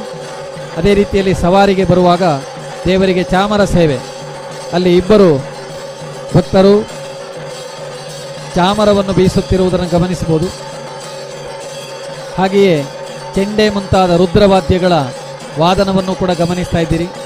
ಚೆಂಡೆಯ ಅತ್ಯಂತ ಸುಶ್ರಾವ್ಯವಾದ ಆ ವಾದನ ಇಡೀ ಉತ್ಸವಕ್ಕೆ ಒಂದು ಕಳೆಯನ್ನು ಕೊಡ್ತದೆ. ದೇವರ ಈ ಒಂದು ಉತ್ಸವದ ಸಮಯದಲ್ಲಿ ಚೆಂಡೆ ವಾದನ, ಅದೇ ರೀತಿಯಲ್ಲಿ ಛತ್ರ ಚಾಮರಗಳ ಮತ್ತು ದೀಪಗಳ, ಕೈದೀಪಗಳ ಈ ಒಂದು ಸೇವೆಯೊಂದಿಗೆ ದೇವರ ಸವಾರಿ ಬರ್ತಾ ಇದೆ. ರಾಮದೇವರು ಮತ್ತು ಈಶ್ವರ ದೇವರು ಈ ರಾಮಕುಂಜದ ಕ್ಷೇತ್ರದಲ್ಲಿ ನೆಲೆಯಾಗಿರುವಂತಹ ದೇವರುಗಳು, ನಮ್ಮೆಲ್ಲರ ಆರಾಧ್ಯ ಮೂರ್ತಿಗಳು. ವಾರ್ಷಿಕವಾದಂಥ ಈ ಜಾತ್ರಾ ಮಹೋತ್ಸವದ ಸಂದರ್ಭದಲ್ಲಿ ನಮ್ಮೆಲ್ಲರ ಸೇವೆಯನ್ನು ಕೈಗೊಳ್ಳುತ್ತಿರುವ ಒಂದು ಸಂದರ್ಭ, ಪ್ರಸನ್ನ ಕಾಲ. ದೇವಸ್ಥಾನದ ದಕ್ಷಿಣ ಭಾಗದಲ್ಲಿ ನಾಗ ಸಾನ್ನಿಧ್ಯ. ದೇವರು ಈ ಕೃಷಿಕರನ್ನು ಮತ್ತು ಈ ಭೂಮಿಯಲ್ಲಿ, ಈ ಮಣ್ಣಿನಲ್ಲಿ ನೆಲೆಸಿರುವ ಭಕ್ತರನ್ನು ನಾಗರೂಪಿನಿಂದ ರಕ್ಷಣೆ ಮಾಡತಕ್ಕಂತಹ ಒಂದು ಆರಾಧ್ಯ ಮೂರ್ತಿ. ನಾವು ರಾಮಕುಂಜ ದೇವಸ್ಥಾನದ ದಕ್ಷಿಣ ಪಾರ್ಶ್ವದಲ್ಲಿ ಅಲ್ಲಿ ನಾಗ ಸಾನ್ನಿಧ್ಯವನ್ನು ಕಾಣಬಹುದು. ಅಲ್ಲಿಯೂ ಕೂಡ ವಾರ್ಷಿಕವಾಗಿ ತಂಬಿಲ ಮುಂತಾದಂತಹ ಸೇವೆ, ವಿಶೇಷವಾದ ತಂಬಿಲ ಸೇವೆಗಳು ಇತ್ಯಾದಿಗಳು ನಡೀತವೆ. ಹಾಗೆಯೇ ದಕ್ಷಿಣ ಭಾಗದಲ್ಲಿ ವನಶಾಸ್ತಾರರ ಗುಡಿ, ಶಾಸ್ತಾರ ದೇವರು ಕೂಡ ಒಂದು ಕ್ಷೇತ್ರ ರಕ್ಷಕನಾದಂತಹ ಒಬ್ಬ ದೇವರು. ದೇವಸ್ಥಾನಗಳಲ್ಲೆಲ್ಲ ಒಬ್ಬರು ದೇವತೆ ಅಥವಾ ಪರಿವಾರದ ದೇವತೆಗಳ ಪೈಕಿ ಒಬ್ಬರು ಕ್ಷೇತ್ರ ರಕ್ಷಕರು ಇರ್ತಾರೆ. ಹಾಗೆ ರಾಮಕುಂಜದಲ್ಲಿ ರಾಮಕುಂಜ ಕ್ಷೇತ್ರದ ಕ್ಷೇತ್ರ ರಕ್ಷಕ ದೇವರು ವನಶಾಸ್ತಾರ ದೇವರು. ಆ ವನಶಾಸ್ತಾರ ದೇವರಿಗೂ ಕೂಡ ನಿತ್ಯ ಪೂಜಾ ವಿಧಿಗಳೆಲ್ಲ ಇವೆ. ರಾಮಕುಂಜದ ದೇವಸ್ಥಾನದ ಒಳಗೆ ರಾಮದೇವರು, ಆಮೇಲೆ ಈಶ್ವರ ದೇವರು ಮತ್ತು ಮಹಾಗಣಪತಿ ದೇವರು ಆರಾಧ್ಯನಾಗಿ ಪೂಜೆಯನ್ನು ಭಕ್ತರಿಂದ ಕೈಗೊಳ್ತಾರೆ. ಆಮೇಲೆ ರಾಮಕುಂಜಕ್ಕೆ ವಿಶೇಷವಾದ ಒಂದು ಹೆಸರಿರುವುದು ಇಲ್ಲಿನ ಸೋಮವಾರದ ರುದ್ರಾಭಿಷೇಕಕ್ಕೆ. ಭಕ್ತಾದಿಗಳು ದೇವರನ್ನು ರುದ್ರಮಂತ್ರದ ಮೂಲಕವಾಗಿ ಸ್ತುತಿಸಿ ಅಭಿಷೇಚನ ಮಾಡಿ ಆ ಮೂಲಕವಾಗಿ ತಮ್ಮ ಹರಕೆಗಳನ್ನು ತೀರಿಸಿಕೊಳ್ತಾರೆ. ಎಷ್ಟೋ ಜನ ತಮ್ಮ ಭಕ್ತಿಯಿಂದ ದೇವರನ್ನು ರುದ್ರಾಭಿಷೇಕದ ಮೂಲಕವಾಗಿ ಪ್ರಸನ್ನೀಕರಿಸಿಕೊಂಡು ಸಾರ್ಥಕ್ಯವನ್ನು ಪಡೆದವರು ಇದ್ದಾರೆ ಎನ್ನುವುದರಲ್ಲಿ ಸಂಶಯವಿಲ್ಲ. ಅದೇ ರೀತಿ ದೇವಸ್ಥಾನದಲ್ಲಿ ಇತರ ಅನೇಕ ಬಗೆಯ ಸೇವೆಗಳಿಗೂ ಕೂಡ ಅವಕಾಶ ಇದೆ. ರುದ್ರಾಭಿಷೇಕ, ಏಕಾದಶ ರುದ್ರಾಭಿಷೇಕ, ಶತರುದ್ರಾಭಿಷೇಕ ಮುಂತಾದಂತಹ ಸೇವೆಗಳು, ಆಮೇಲೆ ಶ್ರೀ ಸತ್ಯನಾರಾಯಣ ಪೂಜೆಯಂತಹ ಸೇವೆಗಳು, ಹಾಗೆಯೇ ವಿಶೇಷವಾದ ಹೋಮ ಹವನಗಳು ಇತ್ಯಾದಿಗಳನ್ನೆಲ್ಲ ನಡೆಸುವುದಕ್ಕೆ ಇಲ್ಲಿ ಅವಕಾಶ ಇದೆ. ಹಾಗೆ ವಾರ್ಷಿಕವಾದಂತಹ ಉತ್ಸವದ ಸಮಯದಲ್ಲಿ ವಿಶೇಷವಾದಂತಹ ದೇವರ ಸೇವೆಗಳನ್ನು ನಡೆಸುವುದಕ್ಕೆ ಅವಕಾಶವಿದೆ. ಮತ್ತು ದೇವರ ಸಾನ್ನಿಧ್ಯದಲ್ಲೇ ವಿವಾಹವನ್ನು ನಡೆಸುವವರಿಗಾಗಿ ಕಲ್ಯಾಣ ಮಂಟಪದ ಅನುಕೂಲವನ್ನು ಕೂಡ ಶ್ರೀ ದೇಗುಲದಲ್ಲಿ ಕಲ್ಪಿಸಿಕೊಡಲಾಗಿದೆ. ಭಕ್ತಾದಿಗಳು ತಮ್ಮ ಅನುಕೂಲವನ್ನು ನೋಡಿಕೊಂಡು ದೇಗುಲದಲ್ಲಿ ಮದುವೆ ಕಾರ್ಯಕ್ರಮ, ಉಪನಯನ ಕಾರ್ಯಕ್ರಮ ಅಥವಾ ಇನ್ನಿತರ ಸಂಸ್ಕಾರದ ಕಾರ್ಯಕ್ರಮಗಳನ್ನು ನಡೆಸುವುದಕ್ಕೆ ಬೇಕಾದ ಅನುಕೂಲವನ್ನು ದೇವಸ್ಥಾನದ ಆಡಳಿತ ಮಂಡಳಿ ಕಾಲದಿಂದ ಕಾಲಕ್ಕೆ ಇಲ್ಲಿ ನಡೆಸಿಕೊಡ್ತಾ ಇದೆ. ದೇವರ ಸಾನ್ನಿಧ್ಯದಲ್ಲಿ ಬಂದು ದೇವರ ಸಾನ್ನಿಧ್ಯದಲ್ಲಿಯೇ ತಮ್ಮ ಈ ಕಾರ್ಯಗಳನ್ನು ಮಾಡಬೇಕೆನ್ನುವ ಶ್ರದ್ಧೆ ಇರುವಂತಹ ಭಕ್ತಾದಿಗಳಿಗೆ ಇಲ್ಲಿ ಅನುಕೂಲ ಅತ್ಯಂತ ವಿಶೇಷವಾಗಿ ದೊರಕುವ ಹಾಗಾಗಿದೆ. ವಾರ್ಷಿಕವಾದಂತಹ ಜಾತ್ರಾ ಮಹೋತ್ಸವ ಅತ್ಯಂತ ವಿಶೇಷವಾಗಿ ನಡೆಯುವಂಥದ್ದು. ಇದು ಮಕರ ಮಾಸದಲ್ಲಿ ನಡೀತದೆ. ಮಕರ ಮಾಸದ ಹುಣ್ಣಿಮೆಯ ದಿನ ರಥೋತ್ಸವ. ಇದೆಲ್ಲರೂ ನೆನಪಿಟ್ಟುಕೊಳ್ಳಬೇಕಾದ ಒಂದು ದಿನ. ಮಕರ ಮಾಸದ 19ರಿಂದ 23ರವರೆಗೆ ಈ ವರ್ಷ ಇಲ್ಲಿ ಜಾತ್ರೆ ನಡೀತಾ ಇದೆ. ಮಕರ ಮಾಸದಲ್ಲಿಯ ಹುಣ್ಣಿಮೆಯ ದಿನ ರಥೋತ್ಸವ ಬರುವಂತೆ ಇಲ್ಲಿ ಉತ್ಸವ ನಡೀತದೆ. ಶುಕ್ಲ ಪಕ್ಷ ಒಂದು ಅಭಿವೃದ್ಧಿಯ ಕಾಲ ಅಂತ ಹೇಳ್ತಾರೆ. ಇಲ್ಲಿನ ಉತ್ಸವವು ಕೂಡ ಆ ಅಭಿವೃದ್ಧಿಯ ಕಾಲದ ದ್ಯೋತಕದಂತಿದೆ. ಹುಣ್ಣಿಮೆ ಎನ್ನುವುದು ಚಂದ್ರ ತನ್ನ ಪೂರ್ಣ ಕಲೆಗಳನ್ನು ಹೊಂದಿರುವ ಸಂದರ್ಭ. ಚಂದ್ರ ಅವನು ಔಷಧಿಗಳನ್ನು ಅಥವಾ ನಮ್ಮೆಲ್ಲ ಕೃಷಿಗಳನ್ನು ಬೆಳೆಸುವುದಕ್ಕೆ ಕಾರಣನಾದಂತಹ ಒಬ್ಬ ದೇವರು. ಆ ಚಂದ್ರನ ಪೂರ್ಣ ರೂಪ ಇರುವ ಕಾಲದಲ್ಲಿ, ಹುಣ್ಣಿಮೆಯ ಕಾಲದಲ್ಲಿ, ವೃದ್ಧಿಯ ಕಾಲದಲ್ಲಿ ನೋಡಿ, ಕಡಲು ಕೂಡ ಉಕ್ಕೇರುವುದು, ಭರತವಾಗುವುದು ಹುಣ್ಣಿಮೆಯ ಕಾಲದಲ್ಲಿ ಅಂತ ಹೇಳ್ತಾರೆ. ಹಾಗಾಗಿ ಇದು ವೃದ್ಧಿಯ ಸಮಯ, ಉಕ್ಕುವ ಸಮಯ, ವಿಶೇಷವಾದ ಸಮಯ. ಇಂತಹ ಒಂದು ಒಳ್ಳೆಯ ದಿನವನ್ನು ಇಲ್ಲಿ ಉತ್ಸವಕ್ಕಾಗಿ ಇಟ್ಟಿರುವುದೇ ಒಂದು ನಮ್ಮ ಹಿರಿಯರು ಕಲ್ಪಿಸಿರುವ ಒಂದು ವಿಶೇಷ ಅಂತ ನನಗೆ ಕಾಣ್ತಿದೆ. ಅಂತಹ ಒಂದು ವಿಶೇಷ ಉತ್ಸವದ ಸಂದರ್ಭದಲ್ಲಿ ಸಹಸ್ರಾರು ಮಂದಿ ಭಕ್ತರು ರಾಮಕುಂಜದ ಈ ಪವಿತ್ರವಾದ ಸಾನ್ನಿಧ್ಯದಲ್ಲಿ ಒಂದಾಗಿದ್ದಾರೆ. ಜಾತ್ರಾ ಮಹೋತ್ಸವ ಅಂದ ತಕ್ಷಣ ಆಬಾಲ ವೃದ್ಧರು, ಅಂದರೆ ಬಾಲಕರಿಂದ ತೊಡಗಿ ವೃದ್ಧರವರೆಗೆ ಎಲ್ಲರಿಗೂ ಕೂಡ ಒಂದಲ್ಲ ಒಂದು ಬಗೆಯ ಸಂಭ್ರಮ. ಮಕ್ಕಳಿಗಂತೂ ದೇವಸ್ಥಾನದ ದೇವರ ಗರ್ಭಗುಡಿಯಲ್ಲಿ ನಡೆಯುವ ಪೂಜೆಯಿಂದ ತೊಡಗಿ ಸಂತೆಗದ್ದೆಯಲ್ಲಿ ಅವರಿಗೆ ಸಿಗುವ ಅನೇಕ ಆಟಿಕೆಗಳವರೆಗೆ, ತಿಂಡಿ ತಿನಿಸುಗಳವರೆಗೆ ಅತ್ಯಂತ ಪ್ರಿಯವಾದದ್ದು. ಜಾತ್ರೆ ಅಂದರೆ ಯಾತ್ರೆ ಅಂದರೆ ನಾವು ನಡೆದು ಹೋಗಬೇಕು, ದೇವಸ್ಥಾನದ ಕಡೆಗೆ ನಡೆದು ಹೋಗಬೇಕು. ಅಂತಹ ಒಂದು ಸಂದರ್ಭ ಇದು. ಮಾತ್ರ ಅಲ್ಲ, ಜಾತ್ರೆ ಅಂದರೆ ಕನ್ನಡದಲ್ಲಿ ಇನ್ನೊಂದು ಶಬ್ದ ಇದೆ, ನೆರವಿ ಅಂತ. ನಾವೆಲ್ಲರೂ ನೆರೆಯಬೇಕು. ನೆರವಿಗೆ ಜಾತ್ರೆ ಅಂತ ಹೆಸರು.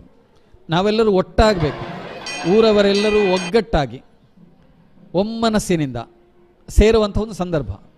ಎಷ್ಟು ಸುಂದರವಾಗಿ ಈ ಒಂದು ಜನ ಸಮುದಾಯ ಕಾಣ್ತದೆ ಅಂದರೆ, ಎಷ್ಟೋ ಜನ ಊರು ಬಿಟ್ಟು ಹೊರಗೆ ಹೋದವರು, ಉದ್ಯೋಗ ನಿಮಿತ್ತವೋ, ಉದ್ಯಮ ನಿಮಿತ್ತವೋ, ಶಿಕ್ಷಣ ನಿಮಿತ್ತವೋ ಅಥವಾ ಸಂಸಾರದ ನಿಮಿತ್ತವೋ ಹೊರಗೆ ಹೋದವರು ಜಾತ್ರೆಯ ಸಮಯದಲ್ಲಿ ಊರಿಗೆ ಬಂದಾಗ ಅವರಿಗೆ ಹಳೆಯ ಪರಿಚಿತರ ಒಡನಾಡಿಗಳು, ಸಹಪಾಠಿಗಳು, ಸಂಬಂಧಿಕರು ಎಲ್ಲರೂ ಸಿಗ್ತಾರೆ. ಸಿಕ್ಕಾಗ ಒಮ್ಮೆ ಮುಖ ನೋಡಿ ಮಾತನಾಡಿ, ಯೋಗಕ್ಷೇಮ ವಿಚಾರಿಸಿ, ಮಕ್ಕಳ ಅಭ್ಯುದಯದ ಕುರಿತಾಗಿ ಮಾತಾಡಿ ಸಂಭ್ರಮಿಸುವ ಒಂದು ಸಂದರ್ಭ. ಈ ದಿನಕ್ಕಾಗಿ ಜನ ಹಾತೊರೀತಾ ಇರ್ತಾರೆ. ಜಾತ್ರೆಯ ಸಂದರ್ಭ ಒಂದು ಒಳ್ಳೆಯ ಸಂದರ್ಭ. ಆ ಸಮಯದಲ್ಲಿ ದೇವಸ್ಥಾನಕ್ಕೆ ಹೋಗುವುದು, ಅಲ್ಲಿ ಅನೇಕರನ್ನು ಮಿತ್ರರನ್ನು ಕಾಣುವಂತಹ ಸುಸಂದರ್ಭ ಎನ್ನುವ ದೃಷ್ಟಿಯಿಂದ ಜನ ಬಂದೇ ಬರ್ತಾರೆ. ನಮ್ಮ ಹಿರಿಯರು ಒಂದು ಒಳ್ಳೆಯ ಈ ಒಟ್ಟಾಗುವ, ಈ ನೆರೆಯುವ, ಒಂದು ಕಡೆ ಸೇರುವ ಒಂದು ಸಂದರ್ಭವನ್ನು ಕಲ್ಪಿಸಿಕೊಟ್ಟಿದ್ದಾರೆ. ಅಂದರೆ ಸಾಮಾನ್ಯವಾಗಿ ನಮ್ಮ ಊರುಗಳಲ್ಲಿ ಒಂದು ಜಾತ್ರೆಯ ಸಂದರ್ಭದಲ್ಲಿ ಮದುವೆಯಾಗಿ ಹೋದ ಹೆಣ್ಣು ಮಕ್ಕಳು ತಮ್ಮ ಮಕ್ಕಳೊಂದಿಗೆ ಬಂದು ಸೇರ್ತಾರೆ. ಉದ್ಯೋಗ ನಿಮಿತ್ತವಾಗಿ ಪರ ಊರುಗಳಲ್ಲಿರುವವರು ರಜೆ ಮಾಡಿ ಬರ್ತಾರೆ. ಯಾಕೆ ರಜೆ ಅಂತ ಕೇಳಿದರೆ, ನಮ್ಮ ಊರಿನಲ್ಲಿ ಜಾತ್ರೆ, ಹಾಗಾಗಿ ರಜೆ ಮಾಡಿ ಮನೆಗೆ ಹೋಗ್ತಾ ಇದ್ದೇನೆ ಅಂತ ಹೇಳ್ತಾರೆ. ಅಂದರೆ ಎಲ್ಲಿಯವರೆಗೆ ಊರಿನ ಮೋಹ ಅಂದರೆ ಅದು ಕೇವಲ ಊರಿನ ಮೋಹ ಅಲ್ಲ, ದೇವರ ನಿಮಿತ್ತವಾಗಿ ಊರಿನ ಮೋಹ. ದೇವರ ಜಾತ್ರೆಯ ನೆಪದಲ್ಲಿ ಆದರೂ ಊರಿಗೆ ಬರುವಂಥ ಒಂದು ಸಂದರ್ಭ. ನಮ್ಮ ಹಿರಿಯರು ನಮ್ಮ ಬದುಕನ್ನು ಹೇಗೆ ಕಟ್ಟಿಕೊಟ್ಟಿದ್ದಾರೆ ಅಂದರೆ, ದೇವರನ್ನು ಕೇಂದ್ರವಾಗಿಟ್ಟುಕೊಂಡು ನಮ್ಮ ಸಂಸಾರವನ್ನು ಕಟ್ಟಿದ್ದಾರೆ. ನಮ್ಮ ಮನೆಯಲ್ಲಿ ಹೇಗೆ ದೇವರ ಕೋಣೆ ಮುಖ್ಯವಾಗಿರ್ತದೆಯೋ ಹಾಗೆ ಊರಿನಲ್ಲಿ ದೇವಸ್ಥಾನ ಮುಖ್ಯವಾಗಿರ್ತದೆ. ದೇವಸ್ಥಾನದ ಕಾರ್ಯಕ್ರಮ ನಮ್ಮ ಊರ ಕಾರ್ಯಕ್ರಮ ಅಂದರೆ ಅದು ನಮ್ಮ ಕಾರ್ಯಕ್ರಮ. ಹಾಗಾಗಿ ನಮ್ಮೆಲ್ಲ ಕರ್ತವ್ಯಗಳ ನಡುವೆ ಬಿಡುವು ಮಾಡಿಕೊಂಡು ದೇಗುಲದ ಉತ್ಸವದಲ್ಲಿ ನಾವು ಒಟ್ಟಾಗುವಂಥ ಒಂದು ಪದ್ಧತಿ, ಇದು ನಮ್ಮ ಸಾರ್ವಜನಿಕ ಜೀವನದ, ಸಮುದಾಯ ಜೀವನದ ಒಂದು ಮಹತ್ವದ ತತ್ವ. ಕಲಿಯುಗದ ಒಂದು ಲಕ್ಷಣವೇ ಹಾಗಂತೆ, ಸಂಘೇ ಶಕ್ತಿ ಕಲವು ಯುಗೆ ಅಂತ. ಒಂದು ಸಾನ್ನಿಧ್ಯ ವೃದ್ಧಿಯಾಗಬೇಕಾದ್ರೆ 1000 ಜನ ಒಟ್ಟು ಸೇರಿ ದೇವರ ಸ್ತುತಿ ಮಾಡಬೇಕು. ಜಾತ್ರೆಗಳಲ್ಲಿ ಅದು ನಡೀತದೆ. ಜಾತ್ರೆಗಳಲ್ಲಿ ಊರವರು ಒಟ್ಟಾಗಿ ದೇವರ ಸ್ತೋತ್ರ ಮಾಡಿ ಆ ಮೂಲಕವಾಗಿ ತಮಗೆ ಬೇಕಾದದ್ದನ್ನು ಬೇಡಿ ಪಡೀತಾರೆ. ಆದ್ದರಿಂದ ಒಟ್ಟಾಗುವುದಕ್ಕಿರುವ, ಒಗ್ಗಟ್ಟಾಗಿರುವುದಕ್ಕಿರುವ ಒಂದು ವಿಶೇಷವಾದ ಸಂದರ್ಭ ಈ ಜಾತ್ರೆ ಅಥವಾ ಈ ಉತ್ಸವ ಅಥವಾ ವಾರ್ಷಿಕ ಜಾತ್ರಾ ಮಹೋತ್ಸವ. ಇದನ್ನು ಅರ್ಥಪೂರ್ಣವಾಗಿ ಮಾಡಿದಾಗ, ಅಂದರೆ ಯಾವುದೇ ರೀತಿಯಾದ ಕೆಟ್ಟ ನಡವಳಿಕೆಗಳಿಲ್ಲದೆ, ಯಾವುದೇ ರೀತಿಯಾದ ದುಶ್ಚಟಗಳಿಂದ ಒಡಗೂಡದೆ, ದೇವಸ್ಥಾನದ ಪಾವಿತ್ರ್ಯವನ್ನು ಉಳಿಸುವಂತೆ ನಾವು ಉತ್ಸವಗಳನ್ನು ಆಚರಿಸಿದಾಗ ಅದರ ನಿಜವಾದ ಪ್ರಯೋಜನ ನಮ್ಮ ಬದುಕಿನಲ್ಲಿ ಆಗುವುದಕ್ಕೆ ಸಾಧ್ಯ. ಆದ್ದರಿಂದ ದೇವಸ್ಥಾನದ ಜಾತ್ರಾ ಮಹೋತ್ಸವ ಎನ್ನುವುದು ನಮ್ಮನ್ನು ಶುದ್ಧೀಕರಿಸುವ ಒಂದು ಒಳ್ಳೆಯ ಅವಕಾಶ. ನಮ್ಮ ಮನಸ್ಸನ್ನು ಶುದ್ಧೀಕರಿಸುವ, ನಮ್ಮ ಭಾವನೆಗಳನ್ನು ಶುದ್ಧೀಕರಿಸುವ, ನಮ್ಮ ನಡವಳಿಕೆಗಳನ್ನು ಶುದ್ಧೀಕರಿಸುವ ಒಂದು ಅವಕಾಶ. ಇಲ್ಲಿ ಜಾತಿ, ಹಣ, ಅಂತಸ್ತು ಇತ್ಯಾದಿಗಳೆಲ್ಲವನ್ನೂ ಕೂಡ ನಾವು ಬದಿಗಿರಿಸಿ ನಾವೆಲ್ಲರೂ ಕೂಡ ರಾಮಕುಂಜೇಶ್ವರನ ಭಕ್ತರು ಎನ್ನುವ ಒಂದೇ ತತ್ವದ ಅಡಿಯಲ್ಲಿ, ಏಕಛತ್ರದಲ್ಲಿ ನಾವೆಲ್ಲರೂ ಕೂಡ ಒಗ್ಗಟ್ಟಾಗಿದ್ದೇವೆ.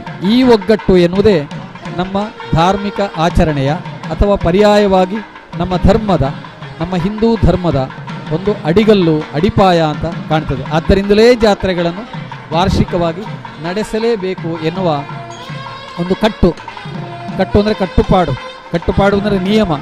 ಇದನ್ನು ನಮ್ಮ ಹಿರಿಯವರು ಮಾಡಿಟ್ಟಿದ್ದಾರೆ. ಎಷ್ಟೇ ಕಷ್ಟ ಆಗಲಿ ಉತ್ಸವವನ್ನು ಮಾಡಿಯೇ ಮಾಡಬೇಕು ಅಂತ. ಅದರಲ್ಲಿ ಆಡಂಬರ, ಶ್ರೀಮಂತಿಕೆಯ ಪ್ರದರ್ಶನ ಇತ್ಯಾದಿಗಳು ಮುಖ್ಯ ಅಲ್ಲ. ಅದಕ್ಕಿಂತ ಹೆಚ್ಚು ಮುಖ್ಯವಾದದ್ದು ಭಕ್ತಿ ಶ್ರದ್ಧೆಯಿಂದ ಇದನ್ನು ಮಾಡಿಯೇ ಮಾಡಬೇಕು ಅಂತ. ಉತ್ಸವದಲ್ಲಿ ಜನಸಂಖ್ಯೆಯೇ ಮುಖ್ಯ ಅಂತ ಆಗುವುದಿಲ್ಲ. ಜನಸಂಖ್ಯೆಗಿಂತ ಸೇರಿದ ಜನರ ಭಕ್ತಿಯ ಸಂಖ್ಯೆ, ಅವರ ಜಪದ ಸಂಖ್ಯೆ, ಅವರ ಶ್ರದ್ಧೆಯ ಪ್ರಮಾಣ, ಇದುವೇ ಬಹಳ ಮುಖ್ಯವಾದ ಸಂಗತಿ. ಆ ದೃಷ್ಟಿಯಿಂದ ಜನ ಅತ್ಯಂತ ಭಕ್ತಿ ಶ್ರದ್ಧೆಗಳಿಂದ ದೇವಸ್ಥಾನದತ್ತ ಹರಿದು ಬಂದು ಆ ಮೂಲಕವಾಗಿ ಜಾತ್ರೆಗಳನ್ನು ಅರ್ಥಪೂರ್ಣಗೊಳಿಸಬೇಕು ಎನ್ನುವುದು ಹಿರಿಯರ ಅಭಿಮತ. ರಾಮಕುಂಜದ ಈ ಜಾತ್ರೆ ಅದಕ್ಕೊಂದು ವಿಶೇಷವಾದ ಉದಾಹರಣೆ. ದಕ್ಷಿಣ ಕನ್ನಡ ಜಿಲ್ಲೆಯ ಸಹ್ಯಾದ್ರಿ ಬೆಟ್ಟಗಳ ತಪ್ಪಲು ಪ್ರದೇಶದಲ್ಲಿರುವ ಈ ಒಂದು ಸುಂದರವಾದ ಗ್ರಾಮೀಣ ಪ್ರದೇಶದಲ್ಲಿ, ಹಳ್ಳಿಗಾಡಿನ ಸ್ವಚ್ಛವಾದ ನಿರ್ಮಲವಾದ ಈ ಒಂದು ಪ್ರದೇಶದಲ್ಲಿ ಈ ಉತ್ಸವ ನಡೀತಾ ಇದೆ. ಈ ಒಂದು ಉತ್ಸವದ ಸಂದರ್ಭದಲ್ಲಿ ರಾಮ ಮತ್ತು ಈಶ್ವರ. ಇನ್ನೂ ಒಂದು ಅಂಶವನ್ನು ನಾವು ಇಲ್ಲಿ ಗುರುತಿಸಬಹುದು. ಹಿಂದೆ ನಮ್ಮ ದೇಶದಲ್ಲಿ ಕೆಲವು ಕಾಲದಲ್ಲಿ ಶೈವ ವೈಷ್ಣವ ಎನ್ನುವ ಭೇದಗಳು ಇದ್ದುವಂತೆ. ಆದರೆ ಕಾಲಕ್ರಮೇಣ ಅದು ಅಳಿಸಿ ಹೋಯಿತು. ಶಿವನು ಮಾತ್ರ ದೇವರು, ರಾಮದೇವರಲ್ಲ. ರಾಮ ಮಾತ್ರ ದೇವರು, ಶಿವನ ದೇವರಲ್ಲ. ಅಥವಾ ಹರಿ ಹರರಲ್ಲಿ ಭೇದವನ್ನು ಮಾಡಿ ಜಗಳಾಡುತ್ತಿದ್ದ ಕಾಲವೂ ನಮ್ಮಲ್ಲಿತ್ತು. ಆದರೆ ತಿಳಿದವರು ಜ್ಞಾನಿಗಳು ಬಂದು ಅಂತಹ ಜಗಳವನ್ನೆಲ್ಲ ಪರಿಹರಿಸಿ ಹರಿಹರರಲ್ಲಿ ಭೇದ ಇಲ್ಲ ಅಂತ ತೋರಿಸಿಕೊಟ್ಟರು. ರಾಮಕುಂಜ ಅಂತಹ ಒಂದು ಪ್ರದೇಶ. ಇಲ್ಲಿ ರಾಮದೇವರೂ ಆರಾಧ್ಯ, ಈಶ್ವರ ದೇವರೂ ಆರಾಧ್ಯ. ಹರಿಹರರಲ್ಲಿ ಭೇದ ಇಲ್ಲ. ದೇವರನ್ನು ಆರಾಧಿಸುವುದಕ್ಕೆ ಪಂಥಗಳು ಬೇಕಾಗಿಲ್ಲ. ದೇವರನ್ನು ಆರಾಧಿಸುವುದಕ್ಕೆ ಜಗಳಗಳು ಬೇಕಾಗಿಲ್ಲ. ದೇವರನ್ನು ಆರಾಧಿಸುವುದಕ್ಕೆ ಭಕ್ತಿಯ ಪಂಥ ಮಾತ್ರ ಬೇಕು, ಭಕ್ತಿಯ ಹಠ ಮಾತ್ರ ಬೇಕು, ಭಕ್ತಿಯ ಮತ ಮಾತ್ರ ಬೇಕು. ಆದ್ದರಿಂದ ರಾಮಕುಂಜ ಇಂತಹ ಒಂದು ಹೃದಯ ವೈಶಾಲ್ಯದ, ಯಾವುದೇ ಮತಭೇದಗಳಿಲ್ಲದ, ಶೈವ ವೈಷ್ಣವವೆನ್ನುವ ಮತಭೇದಗಳಿಲ್ಲದ, ಸಂಪ್ರದಾಯ ಭೇದಗಳಿಲ್ಲದ ಒಂದು ಪ್ರದೇಶ. ಇದನ್ನು ಕೂಡ ನಾವು ಇಲ್ಲಿನ ಬಗ್ಗೆ ನಾವು ಗಮನಿಸಬೇಕು.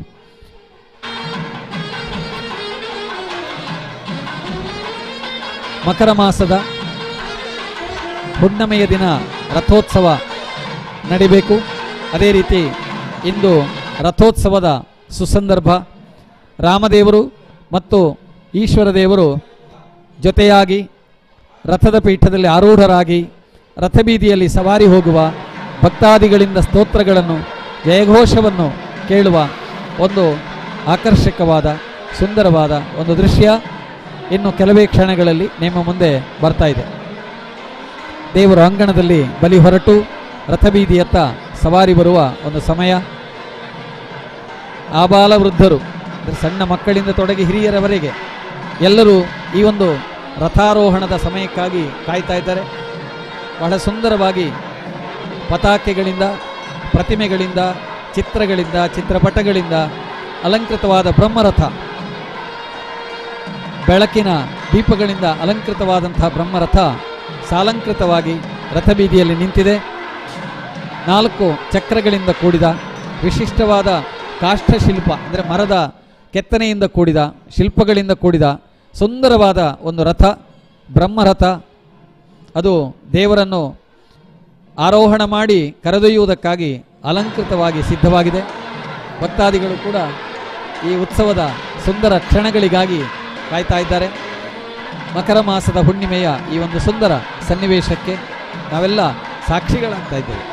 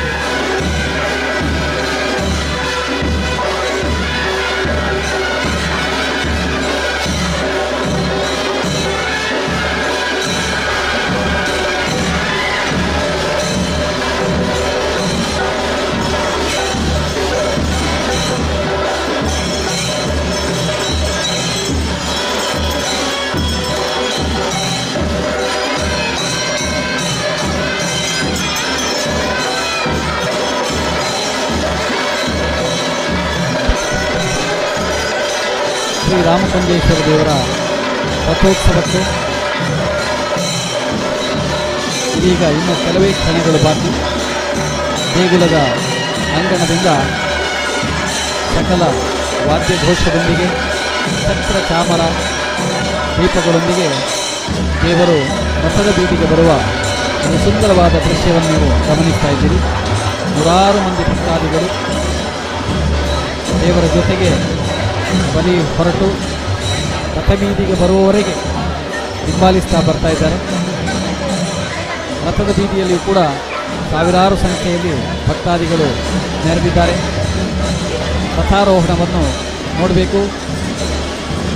ರಥದಲ್ಲಿ ದೇವರು ಆರೂಢರಾಗಿ ಸವಾರಿ ಮಾಡುವುದನ್ನು ಕಾಣಬೇಕೆನ್ನುವ ಉದ್ದೇಶದಿಂದ ಬಂದ ಜನಸ್ತೋಮವನ್ನು ಕಾಣ್ತಾ ಇದ್ದೀರಿ.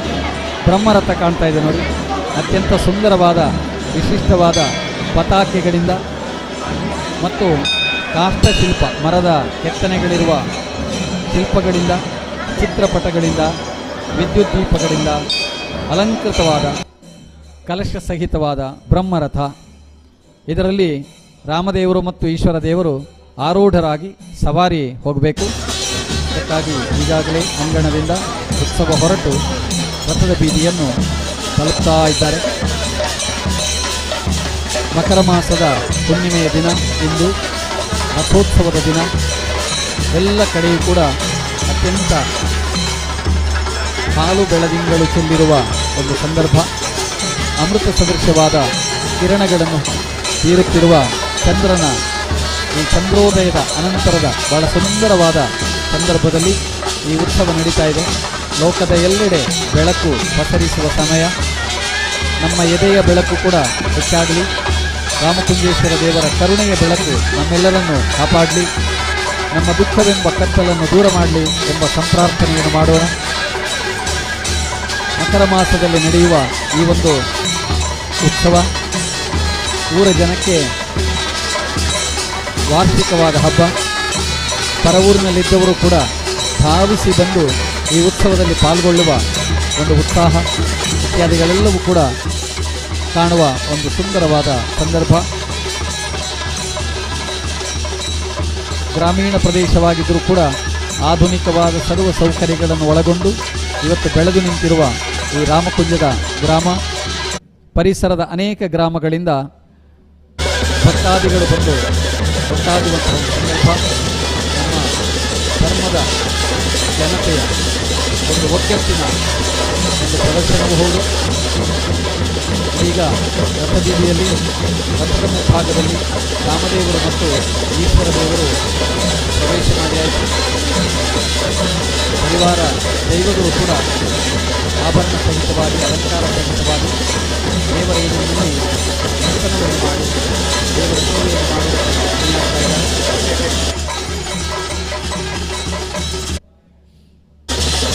ಪರಿವಾರದ ದೈವಗಳಿಗೂ ಕೂಡ ದೇವರ ಉತ್ಸವ ಅಂತ ಹೇಳಿದ್ರೆ ಒಂದು ಸಂಭ್ರಮದ ಕಾಲ. ದೇವರು ರಥದಲ್ಲಿ ಆರೂಢರಾಗುವಂತಹ ಸಮಯದಲ್ಲಿ ದೈವಗಳು ಕೂಡ ಅತ್ಯಂತ ಸುಂದರವಾಗಿ ನರ್ತಿಸಿ ತಮ್ಮ ಭಕ್ತಿಯನ್ನು ಪ್ರಕಟ ಮಾಡುವ ಮತ್ತು ಲೌಕಿಕವಾಗಿ ಸಾಮಾನ್ಯ ಭಕ್ತರಿಗೆ ಅಭಯವನ್ನು ಕೊಡುವಂತಹ ಒಂದು ಸಂದರ್ಭ.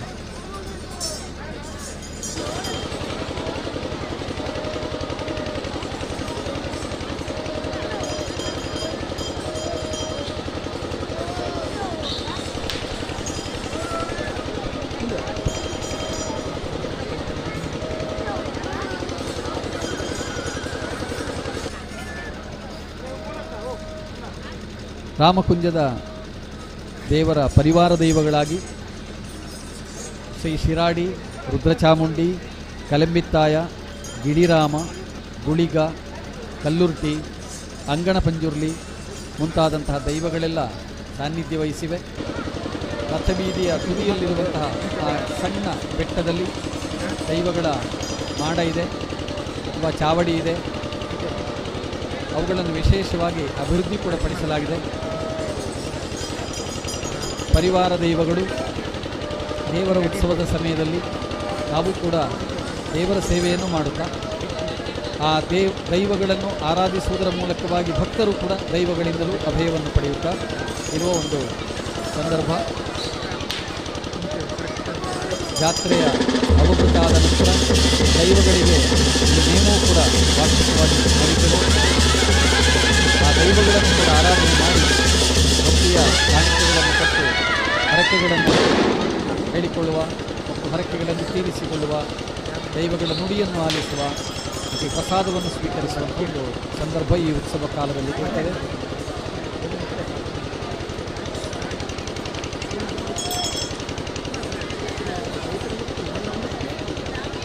ರಾಮಕುಂಜದ ಉತ್ಸವದ ಇನ್ನೊಂದು ವಿಶೇಷ ಅಂತ ಹೇಳಿದರೆ, ರಾಮಕುಂಜ ಮತ್ತು ಹಳೆನೇರಿಂಕಿ ಗ್ರಾಮ ಇದು ಜಂಟಿಯಾಗಿ ಜೊತೆಯಾಗಿ ಇರುವ ಒಂದು ಪ್ರದೇಶ.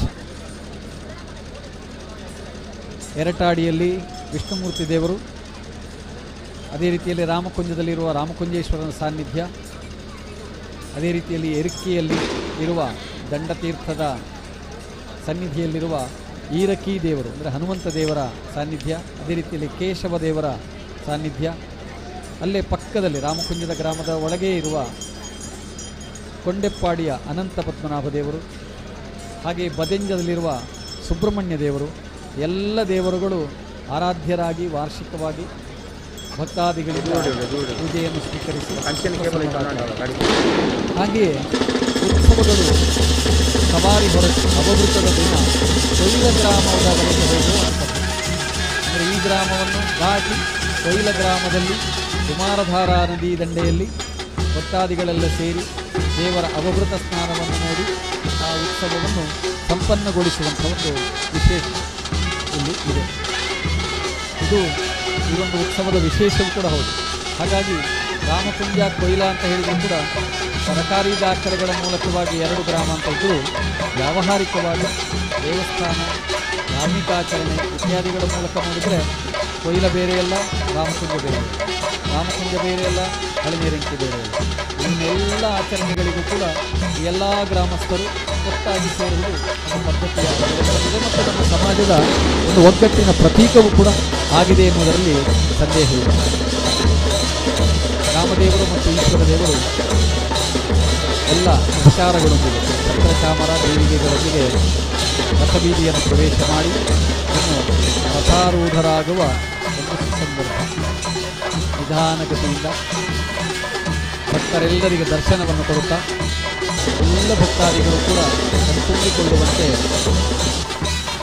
ದೇವರುಗಳು ರಥಾರೂಢರಾಗುವ ಒಂದು ಸುಸಮಯ ನಮ್ಮ ಕಣ್ಣ ಮುಂದಿದೆ.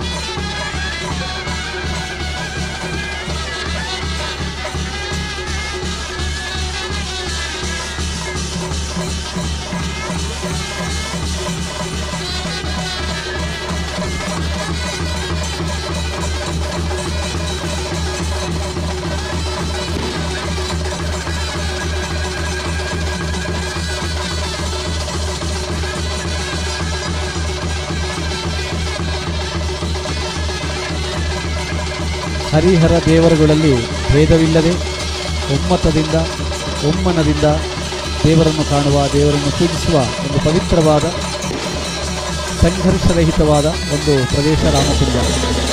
ಇದು ರಾಮಕುಂಜ. ರಾಮ ಎಂಬ ಶಬ್ದಕ್ಕೆ ರಮಣೀಯ ಎಂಬ ಅರ್ಥ. ರಮಣೀಯ ಅಂದರೆ ಆನಂದವನ್ನು ಕೊಡುವಂಥದ್ದು ಅಂತ ಅರ್ಥ. ಹಾಗಾಗಿ ಪ್ರದೇಶ ಕುಂಜದಿಂದ ಕೂಡಿರ್ಬೋದು. ಕುಂಜ ಅಂದರೆ ಕುರುಚಲು ಕಾಡು ಅಂತ ತುಳುವಿನಲ್ಲಿ ಬಲ್ಲೆ ಅಂತ ಹೇಳ್ತಾರೆ.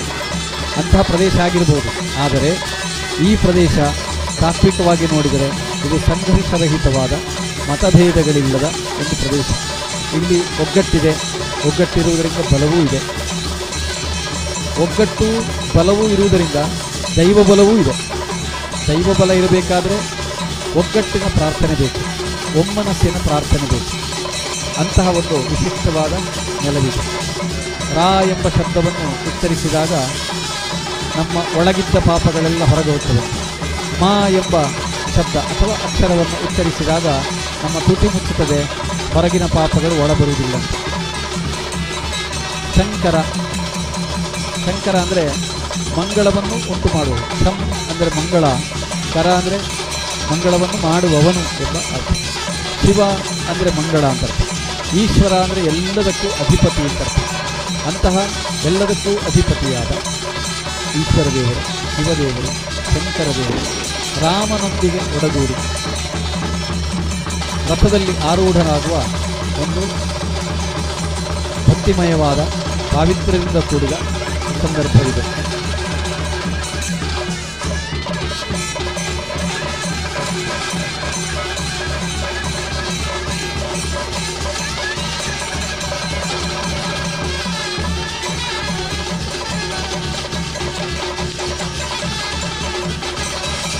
ಮುಂದೆ ಬರುವ ಕುಂಭ ಮಾಸದಲ್ಲಿ ಕೆಲವು ಕಾರ್ಯಕ್ರಮಗಳಿಗೆ ಗಮನಿಸಿ ಭಕ್ತಾದಿಗಳು. 14/2/2023 ಮಂಗಳವಾರ ಆಗ್ತದೆ. ಅದು ಕುಂಭ ಮಾಸ 1. ಅದು ದೇವರ ಪ್ರತಿಷ್ಠಾ ದಿನ ಅಂತ ವಿಶೇಷವಾದ ಕಾರ್ಯಕ್ರಮ ಇರ್ತದೆ. ಶನಿವಾರ ಬರುವ ಕುಂಭ ಮಾಸದ 5ನೇ ದಿನ 18/2/2023 ಫೆಬ್ರವರಿ ತಿಂಗಳ 15ನೇ ತಾರೀಕು ಮಹಾಶಿವರಾತ್ರಿಯ ದಿವಸ ಶಿವಪಂಚಾಕ್ಷರಿ ನಡೆಸುವುದು ಕುಂಭ ಮಾಸದ ಕಾರ್ಯಕ್ರಮ. 14ನೇ ತಾರೀಕಿನಂದು ನಡೆಯುವ ಪ್ರತಿಷ್ಠಾ ದಿನಾಚರಣೆ, 2ನೇದು 18ನೇ ತಾರೀಕಿನಂದು ನಡೆಯುವ ಮಹಾಶಿವರಾತ್ರಿಯ ಶಿವಪಂಚಾಕ್ಷರಿ ಸಹಿತ ಬಿಲ್ವಪತ್ರೆ. ಹಾಗೆ ಮೀನ ಮಾಸದಲ್ಲಿ ಶ್ರೀರಾಮನವಮಿ ಉತ್ಸವ ಇದೆ. ಅದು ಮೀನ ಮಾಸ 27ರಂದು, ಅಂದರೆ ತಾರೀಕು 30/3/2023 ಗುರುವಾರ ರಾಮನವಮಿ ಉತ್ಸವ ಕೂಡ ಕ್ಷೇತ್ರದಲ್ಲಿ ನಡೆಯುತ್ತದೆ. ಹಾಗೆ 15/4 ಶುಕ್ರವಾರ ಸೌರ ಯುಗಾದಿ ಕಾರ್ಯಕ್ರಮ ಇದೆ. 25/5/2023 ಗುರುವಾರ ಪತ್ತನಾವಧಿ ಅಥವಾ ಪತ್ತನಾಜಿಯ ಉತ್ಸವವು ಕೂಡ ಈ ಕ್ಷೇತ್ರದಲ್ಲಿ ನಡೆಯಲಿಕ್ಕಿದೆ. ಈ ಎಲ್ಲ ಕಾರ್ಯಕ್ರಮಗಳಿಗೆ ಭಕ್ತಾದಿಗಳು ಅನುಕೂಲ ಮಾಡಿಕೊಂಡು ಬಂದು ದೇವರ ಸೇವೆಯಲ್ಲಿ ಪಾಲ್ಗೊಳ್ಳುವ ಅವಕಾಶ ಇದೆ. ಈಗಾಗಲೇ ಜಾತ್ರೆಯ ಆಮಂತ್ರಣ ಪತ್ರಿಕೆಯಲ್ಲಿ ಈ ವಿಷಯಗಳನ್ನು ತಾವು ಗಮನಿಸುತ್ತಾರೆ. ಶ್ರೀರಾಮದೇವರು ಮತ್ತು ರಾಮಕುಂಜೇಶ್ವರ ದೇವರು ರಥಾರೂಢರಾಗುವ ಒಂದು ಸಮಯ.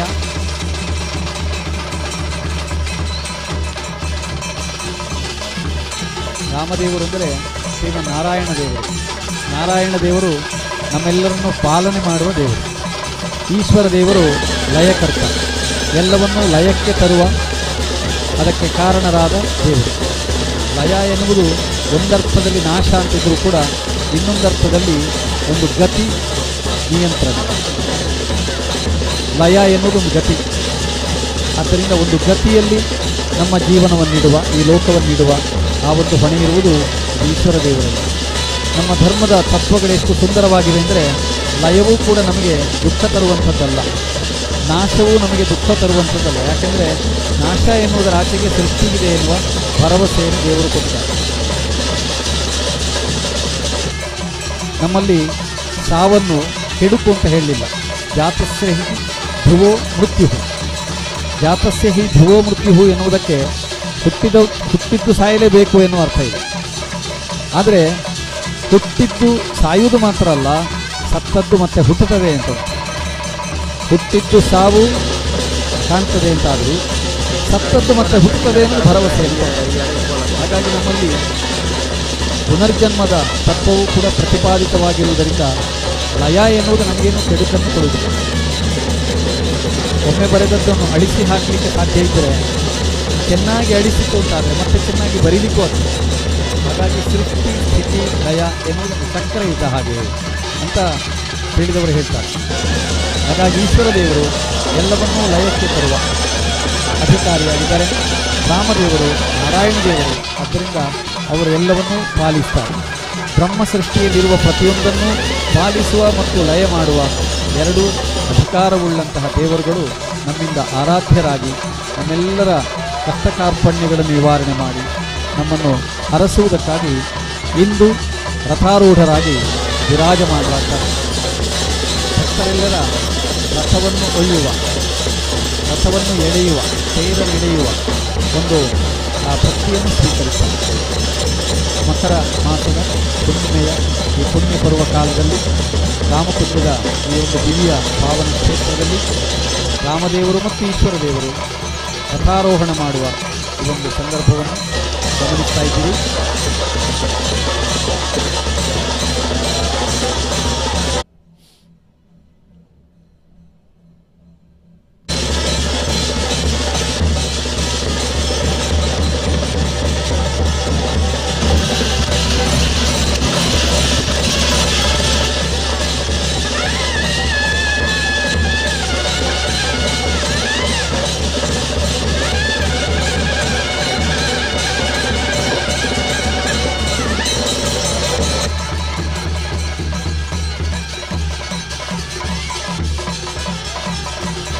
ಅತ್ಯಂತ ಸುಂದರವಾಗಿ ಸಿಂಗಾರಗೊಂಡಿರುವ ಬ್ರಹ್ಮರಥ. ರಥಕ್ಕೂ ಎಷ್ಟು ಮಹತ್ವ ಇದೆ. ನಮ್ಮಲ್ಲಿ ರಥ ಎನ್ನುವುದು ಭೌತಿಕ ವಸ್ತು ಆಗಿರ್ಬೋದು, ಆದರೆ ನಮ್ಮಲ್ಲಿ ಭೌತಿಕವನ್ನು ಕಡೆಗಣಿಸಲಿಲ್ಲ. ದೇವಸ್ಥಾನವೂ ಸಿಂಗಾರ ಆಗಬೇಕು, ದೇವರ ಮೂರ್ತಿಯೂ ಸಿಂಗಾರ ಆಗಬೇಕು, ದೇವರ ರಥವೂ ಸಿಂಗಾರವಾಗಬೇಕು. ದೇವರಿಗೆ ಸಂಬಂಧಪಟ್ಟ ಪ್ರತಿಯೊಂದು ಕೂಡ ಶುದ್ಧವಾಗಬೇಕು, ಸುಂದರವಾಗಿರಬೇಕೆನ್ನುವ ಆ ಒಂದು ಕಲ್ಪನೆಯೇ ನಮ್ಮ ಜೀವನ ರೀತಿಯ ಬದುಕಿನ ಕುರಿತಾದಂತಹ ರೀತಿಯನ್ನು ಭರವಸೆಯನ್ನು ಸೂಚಿಸುತ್ತದೆ. ಉತ್ಸವ ಕಾಲದಲ್ಲಿ ದೊಡ್ಡದಾದಂತಹ ರಥ ಅಂದರೆ ಬ್ರಹ್ಮರಥದಲ್ಲಿ ಅಲಂಕಾರ ಮಾಡಿ ದೇವರನ್ನು ಕೂತುಗೊಳಿಸಿ ರಥದಲ್ಲಿ ಆರೂಢರಾಗುವ ಹಾಗೆ ಮಾಡಿ ದೇವರನ್ನು ಒಂದಷ್ಟು ದೂರ ಎಳೆದುಕೊಂಡು ಹೋಗುವ ಸಂಭ್ರಮ ಪಡುವ ಸೇವೆಯನ್ನು ಈ ದಿವಸ ರಾಮಕುಂಜದಲ್ಲಿ ಉತ್ಸವದ ಸಂದರ್ಭದಲ್ಲಿ ನಡೆಸ್ತಾ ಇರುವುದು ನಾವೆಲ್ಲ ಗಮನಿಸ್ತಾ ಇರುವ ಸಂಗತಿ. ಭೌತಿಕ ಮತ್ತು ಆಧ್ಯಾತ್ಮಿಕ ಈ ಎರಡಕ್ಕೂ ನಮ್ಮ ಪರಂಪರೆ ಎಷ್ಟು ಮಹತ್ವ ಕೊಟ್ಟಿದೆ ಎನ್ನುವುದು ಈ ಉತ್ಸವಗಳಲ್ಲಿ ನಾವು ಗಮನಿಸಬಹುದಾದಂಥ ಒಂದು ಅಂಶ. ರಥವನ್ನು ಬ್ರಹ್ಮರಥ ಅಂತ ನಾವು ಹೇಳಿದ್ದೀವಿ. ಹಾಗಾದರೆ ದೇವರು ಅದರೊಳಗಿರುವ ಪರಬ್ರಹ್ಮ. ನಮಗೆ ರಥವು ಕಡೆಗಣಿಸತಕ್ಕದ್ದಲ್ಲ, ಅದರ ಒಳಗಿರುವ ಪರಬ್ರಹ್ಮವಂತೂ ನಾವು ಮೊದಲು ಗಣಿಸಬೇಕಾದದ್ದು. ಹಾಗಾಗಿ ಭೌತಿಕ ಮತ್ತು ಆಧ್ಯಾತ್ಮಿಕ ಈ ಎರಡನ್ನೂ ಕೂಡ ನಾವು ಗಮನಿಸಿಕೊಡಬೇಕು ಅಂತ ನಮ್ಮ ಹಿರಿಯರು ನಮಗೆ ಹೇಳಿದ ಕಾರಣವೇ ನಮ್ಮ ಬದುಕು ಸಮೃದ್ಧವಾಗಿರಬೇಕು, ನಮ್ಮ ಉತ್ಸವಗಳು ಸಮೃದ್ಧಿಯ ದ್ಯೋತಕವಾಗಿರಬೇಕು ಎಂಬ ನಿಟ್ಟಿನಲ್ಲಿ ಈ ಜಾತ್ರೆಗಳ ಸಂಭ್ರಮ ಇದೆ ಅಂತ ಕಾಣ್ತದೆ. ದೇವರು ರಥಾರೂಢರಾಗಿ ಆಯಿತು. ಇದೀಗ ದೈವಗಳು ನರ್ತನ ಮಾಡಿ ಪರಿವಾರ ದೈವಗಳು ದೇವರ ಉತ್ಸವದ ಸಂಭ್ರಮವನ್ನು ಆಚರಿಸುತ್ತಿರುವುದನ್ನು ಗಮನಿಸಬಹುದು. ದೇವರ ಎದುರಿನಲ್ಲಿ ದೈವದ ನರ್ತನ ಇದು ಕೂಡ ನೋಡುವುದಕ್ಕೆ ಬಹಳ ಚಂದ. ವಾದ್ಯದ ಲಯಕ್ಕೆ ಸರಿಯಾಗಿ ಹೆಜ್ಜೆ ನೀಡುತ್ತಾ ದೈವ ನರ್ತಕರು ದೇವರ ಎದುರಿನಲ್ಲಿ ಪರಿವಾರ ದೈವಗಳು ದೇವರ ಸೇವೆಯನ್ನು ಹೇಗೆ ಮಾಡಬೇಕು ಎಂಬುದನ್ನು ತೋರಿಸಿಕೊಳ್ತಾ ಇದೆ. ಇದು ಕೂಡ ಅತ್ಯಂತ ಒಂದು ಸುಂದರವಾದ ಕ್ಷಣ. ಇನ್ನೊಂದು ಕಡೆಯಿಂದ ಸಿಡಿಮದ್ದಿನ ಪ್ರದರ್ಶನವಾಗ್ತಾ ಇದೆ. ವಾದ್ಯ ಘೋಷ, ಸಿಡಿಮದ್ದು ಪ್ರದರ್ಶನ, ದೈವಗಳ ನರ್ತನ, ಸಹಸ್ರಾರು ಜನ ಒಬ್ಬೊಬ್ಬರು ಎರಡೆರಡು ಕಣ್ಣುಗಳಲ್ಲಿ ಸಾಲದು ಮೈ ತುಂಬ ಕಣ್ಣಾಗಿ ಉತ್ಸವವನ್ನು ನೋಡುವಂತಹ ಒಂದು ವಿಶಿಷ್ಟ ಸನ್ನಿವೇಶ. ಪ್ರತಿಯೊಬ್ಬರೂ ಈ ಉತ್ಸವದ ಇಂಚಿಂಚನ್ನು ಅಂದರೆ ಸ್ವಲ್ಪ ಭಾಗವನ್ನು ಕೂಡ ಬಿಡದೆ ಗಮನಿಸಿ ಸಂತೋಷ ಪಡುವಂತಹ ಸಂಭ್ರಮ ಪಡುವಂತಹ ಒಂದು ಸಂದರ್ಭ. ಹಾಗಾಗಿ ಇದು ಬ್ರಹ್ಮರಥೋತ್ಸವ. ಕೆಮ್ಮಿಂಜೆಯ ಪೂಜ್ಯ ತಂತ್ರಿವರ್ಯರ ಹಿರಿತನದಲ್ಲಿ ಮಾರ್ಗದರ್ಶನದಲ್ಲಿ ನಡೀತಾ ಇರುವಂಥದ್ದು. ಕೆಮ್ಮಿಂಜೆಯ ವೇದಮೂರ್ತಿಗಳಾದ ಬ್ರಹ್ಮಶ್ರೀ ನಾಗೇಶ ತಂತ್ರಿಯವರ ಹಿರಿತನದಲ್ಲಿ ಈ ದೇಗುಲದ ವಾರ್ಷಿಕ ಉತ್ಸವಾದಿಗಳು ಮತ್ತು ಎಲ್ಲ ವಿಶೇಷ ಸಂದರ್ಭಗಳಲ್ಲಿ ಅವರ ನಿರ್ದೇಶನ ಇದ್ದೇ ಇರ್ತದೆ, ಮಾರ್ಗದರ್ಶನ ಇರ್ತದೆ. ರಥದಲ್ಲಿ ಆರೂಢರಾದ ದೇವರಿಗೆ ಪೂಜೆ ಆರತಿ ಇತ್ಯಾದಿಗಳನ್ನು ಮಾಡಿ ರಥವನ್ನೆಳೆಯುವ ಸಂದರ್ಭ. ಕಿಕ್ಕಿರಿದ ಜನಸಂದಣಿ ಕೇವಲ ನೆಲದಲ್ಲಿ ಮಾತ್ರ ಅಲ್ಲ, ಪಕ್ಕದಲ್ಲಿರುವ ಮನೆಯ ಮಹಡಿಗಳಲ್ಲೂ ಕೂಡ ಜನ ಈ ಜಾತ್ರೆಯ ಸಂಭ್ರಮವನ್ನು ಕಣ್ತುಂಬಿಕೊಳ್ಳುವುದಕ್ಕಾಗಿ ಸೇರಿದ್ದಾರೆ. ಇಡೀ ಬೀದಿ ವಿದ್ಯುತ್ ದೀಪಗಳಿಂದ ಅಲಂಕೃತವಾಗಿದೆ. ಕಲಾ ಕಾರ್ಯಕ್ರಮಗಳು ನಡೆಯುತ್ತಿವೆ. ಅದು ಕೂಡ ದೇವರ ಸೇವಾರ್ಥವಾಗಿ ನಮ್ಮ ನಾಡಿನ ಹೆಮ್ಮೆಯ ಕಲೆಯಾದ ಯಕ್ಷಗಾನದ ಪ್ರದರ್ಶನ ಕೂಡ ನಡೆಯಲಿಕ್ಕಿದೆ. ಪೌರಾಣಿಕವಾದ ಭಕ್ತಿ ಪ್ರಧಾನವಾದ ಪ್ರಸಂಗವನ್ನು ದೇವರ ಸೇವೆಯಾಗಿ ಮಾಡಿ ತೋರಿಸುತ್ತಿದ್ದಾರೆ ಮಲ್ಲದ ಶ್ರೀ ದುರ್ಗಾಪರಮೇಶ್ವರಿ ಮಂಗಳೂರು.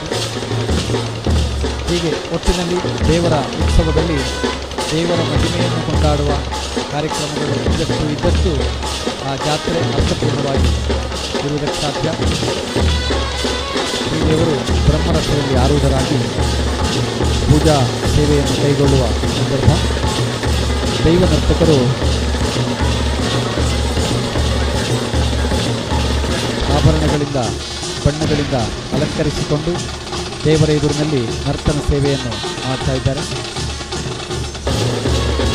ಪರಿವಾರ ದೈವಗಳು ದೇವರ ಉತ್ಸವ ಕಾಲದಲ್ಲಿ ಸಂಭ್ರಮ ಪಡುವ ಮತ್ತು ತಮ್ಮ ಸಂಭ್ರಮವನ್ನು ಪ್ರದರ್ಶಿಸುವ ವಿಶೇಷವಾದ ಚಟುವಟಿಕೆಯಲ್ಲಿ ಪಾರಂಪರಿಕವಾಗಿ ನಡೆಯುವಂಥದ್ದು ಪರಿವಾರದ ದೈವಗಳ ನರ್ತನ ಸೇವೆಯಾಯಿತು.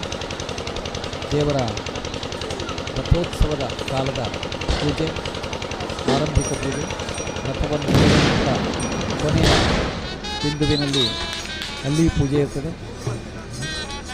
ಆಮೇಲೆ ಮರಳಿ ಬಂದು ದೇವಸ್ಥಾನದ ಅಂಗಣದಲ್ಲಿ ಬಲಿ ಉತ್ಸವಗಳು ನಡೀತವೆ. ದೇವರ ಸೇವೆಯಾಗಿ ಸಿಡಿಮದ್ದಿನ ಪ್ರದರ್ಶನ ಈಗ ನಡೀತಾ ಉಂಟು.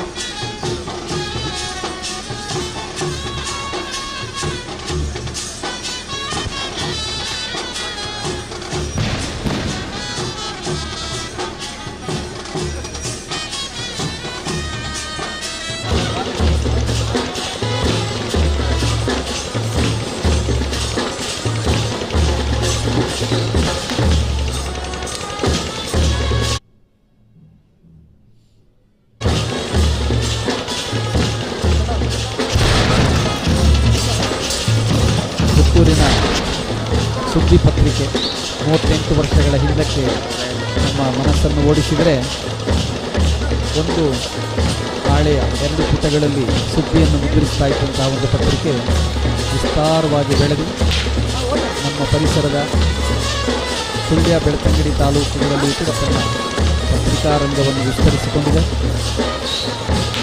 ಮಾತ್ರ ಅಲ್ಲ, ಪುತ್ತೂರು ತಾಲೂಕಿನಲ್ಲಿ ದಿನಪತ್ರಿಕೆಯಾಗಿ ಬೆಳೆಯುತ್ತಾ ಇವತ್ತು 8 ಪುಟಗಳಿಗೊಂದಿಷ್ಟು ಸುದ್ದಿಯನ್ನು ಪ್ರಕಟಿಸುತ್ತಿರುವ ಊರ ಪರವೂರ ದೇಶ ವಿದೇಶಗಳ ಸುದ್ದಿಯನ್ನು ಬೃಹತ್ ಪ್ರಮಾಣದಲ್ಲಿ ಅದನ್ನು ಜನರಿಗೆ ಮುಟ್ಟಿಸುತ್ತಿರುವ ಒಂದು ಪತ್ರಿಕೆ. ಜೊತೆಗೆ ಸುಳ್ಯ ಮತ್ತು ಬೆಳ್ತಂಗಡಿ ತಾಲೂಕುಗಳಲ್ಲಿ ವಾರಪತ್ರಿಕೆಯಾಗಿ ಕೂಡ ಅದು ಕೆಲಸವನ್ನು ಮಾಡ್ತಾ ಇದೆ. ಇದರ ಜೊತೆಗೆ ಇನ್ನೊಂದು ವಿಶೇಷವಾದ ಬೆಳವಣಿಗೆ ಅಂದರೆ ಇತ್ತೀಚೆಗೆ ಸುದ್ದಿ ನ್ಯೂಸ್ ಯೂಟ್ಯೂಬ್ ಚಾನಲ್ ಮೂಲಕವಾಗಿ ಕಾರ್ಯಕ್ರಮಗಳ ನೇರ ಪ್ರಸಾರ ತುಂಬ ವಿಸ್ತರಣೆ, ಇದು ಕೂಡ ಜನಗಳಿಗೆ ತುಂಬ ಉಪಯೋಗ ಆಗಿದೆ. ಯೂಟ್ಯೂಬ್ ಚಾನಲ್ ಮೂಲಕ ಜಗತ್ತಿನ ಯಾವ ಮೂಲೆಯಲ್ಲಿರೋರು ಕೂಡ ನೋಡಲಿಕ್ಕಾಗ್ತದೆ ಮತ್ತು ಸುದ್ದಿ ನ್ಯೂಸ್ ಮೂಲಕ ಪ್ರಪಂಚದ ಯಾವ ಮೂಲೆಯಲ್ಲಿರೋರು ಕೂಡ ಲಿಂಕನ್ನು ಪಡೆದುಕೊಂಡು ಆ ಮೂಲಕ ಊರಿನ ಸುದ್ದಿಯನ್ನು ನೋಡಲಿಕ್ಕಾಗ್ತದೆ. ಇಂಥ ಅವಕಾಶಗಳನ್ನು ಸುದ್ದಿ ಪತ್ರಿಕೆ ಕಲ್ಪಿಸಿಕೊಟ್ಟಿದೆ. ಹಾಗೆ ದಿನದ ಪ್ರಮುಖ ಸುದ್ದಿಗಳನ್ನು ಓದುಗರಿಗೆ ವೆಬ್ಸೈಟ್ ಮೂಲಕವೂ ಕೂಡ ಕಲ್ಪಿಸುವ ವ್ಯವಸ್ಥೆಯನ್ನು ಸುದ್ದಿ ಸಂಸ್ಥೆ ಮಾಡ್ತಾ ಇದೆ. ಈ ಸಂಸ್ಥೆಯ ಮೂಲಕವಾಗಿ ರಾಮಕುಂಜ ಕ್ಷೇತ್ರದ ವಾರ್ಷಿಕ ಜಾತ್ರೆಯ ಮಹೋತ್ಸವದ ಸಚಿತ್ರ ವರದಿಗಳು ನನಗೆ ನಮ್ಮ ಕಣ್ಣ ಮುಂದೆ ಇದೆ ಕಾಣ್ತಾ ಇದೆ. ಪರವೂರಿನಲ್ಲಿದ್ದವರು ಕೂಡ ಈ ಒಂದು ವ್ಯವಸ್ಥೆಯನ್ನು ನಮಗೆ ತುಂಬ ಸಂತೋಷವಾಗಿದೆ ಎನ್ನುವ ಪ್ರತಿಕ್ರಿಯೆಯನ್ನು ನೀಡ್ತಾ ಇದ್ದಾರೆ. ಹಾಗಾಗಿ ಇದೊಂದು ಸಾರ್ಥಕವಾದ ಪ್ರಯತ್ನ, ಅಭಿನಂದನೀಯವಾದಂತಹ ಪ್ರಯತ್ನ.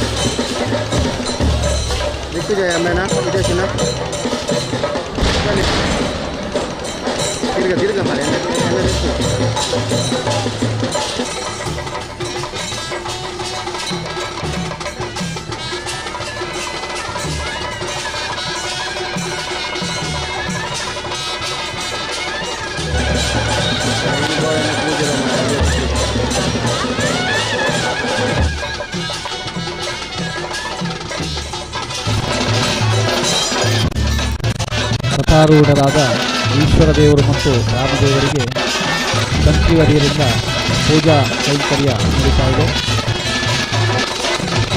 ಪೂಜೆಯಾಗಿ ಆರತಿಯ ಬಳಿಕ ರಥವನ್ನು ಎಳೆಯುವ ತೇರ ನಡೆಯುವ ಕಾರ್ಯಕ್ರಮ.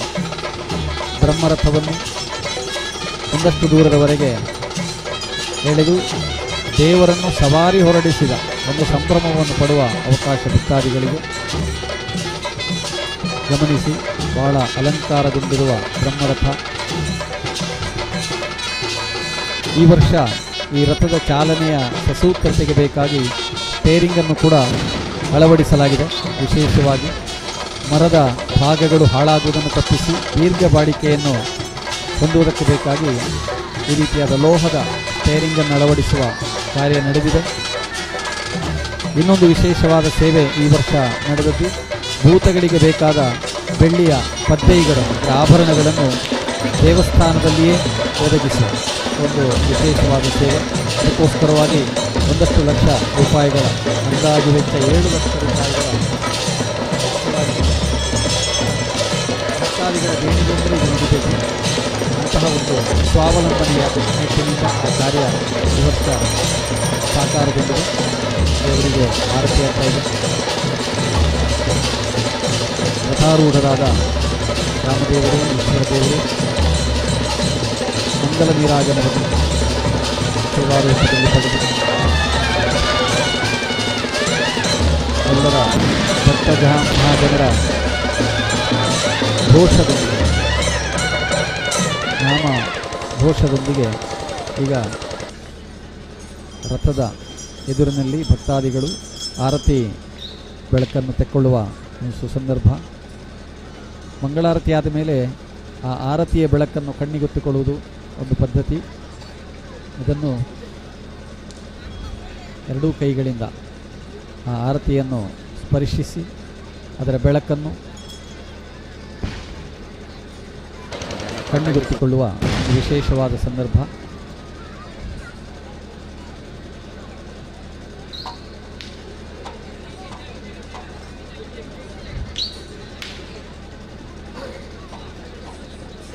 ರಥಕ್ಕೆ ಪ್ರದಕ್ಷಿಣೆ ಬಂದು ದೃಷ್ಟಿ ನಿವಾಳಿಸುವುದಕ್ಕಾಗಿ ಕಾಯಿ ಒಡೆದು ರಥದ ಹಗ್ಗವನ್ನು ಹಿಡಿದು ರಥವನ್ನು ಬೀದಿಯುದ್ದಕ್ಕೂ ಎಳೆದೊಯ್ಯುವ ಒಂದು ಸಂಭ್ರಮ ಇನ್ನು ಕೆಲವೇ ಕ್ಷಣಗಳಲ್ಲಿ ನಿಮ್ಮ ಕಣ್ಣ ಮುಂದೆ ಕಾಣಲಿಕ್ಕಿದೆ. ಸಹಸ್ರಾರು ಸಂಖ್ಯೆಯ ಭಕ್ತರು ಅದನ್ನು ವೀಕ್ಷಿಸಬೇಕಾಗಿ ಕ್ಷೇತ್ರದಲ್ಲಿ ಉಪಸ್ಥಿತರಿದ್ದಾರೆ. ರಾಮಕುಂಜದ ಮಕರ ಹುಣ್ಣಿಮೆಯ ಈ ಒಂದು ಶುಭ ಪರ್ವ ಕಾಲದ ಉತ್ಸವ, ವಿದ್ಯುತ್ ದೀಪಗಳಿಂದ ಅಲಂಕೃತವಾದ ಈ ಒಂದು ಜಾತ್ರೆಯ ಗದ್ದೆ ಅಥವಾ ಜಾತ್ರೆಯ ಈ ಅಂಗಣ, ಹೊರಗಿನ ಅಂಗಣ, ಸಂತೆಯ ವರ್ತಕರಿಂದ, ಕಲಾ ಕಾರ್ಯಕ್ರಮಗಳಿಂದ, ವಿದ್ಯುತ್ ದೀಪಗಳಿಂದ ಸೇರಿದ ಭಕ್ತಜನ ಸಾಗರದಿಂದ ಸಮೃದ್ಧವಾಗಿ, ಅತ್ಯಂತ ವಿಶಿಷ್ಟವಾಗಿ, ವರ್ಣರಂಜಿತವಾಗಿ ಕಾಣಿಸಿಕೊಳ್ತಾ ಇದೆ.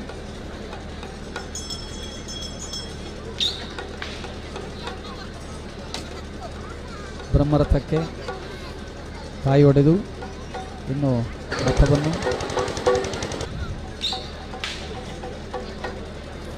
ತಂತ್ರಿಗಳು ಚಕ್ರಗಳಿಗೆ ಕಾಯಿ ಒಡೆದು ಆ ಮೂಲಕವಾಗಿ ನಿರ್ವಿಘ್ನವಾಗಿ ರಥೋತ್ಸವ ನಡೆಯುವ ಹಾಗೆ ಸಂಪ್ರಾರ್ಥಿಸಿಕೊಳ್ತಾ ಇದ್ದಾರೆ. ಸಿಡಿಮದ್ದಿನ ಜಯಘೋಷ ನಿಮಗೆ ಕೇಳಿ ಬರ್ತಾ ಇರ್ಬೋದು.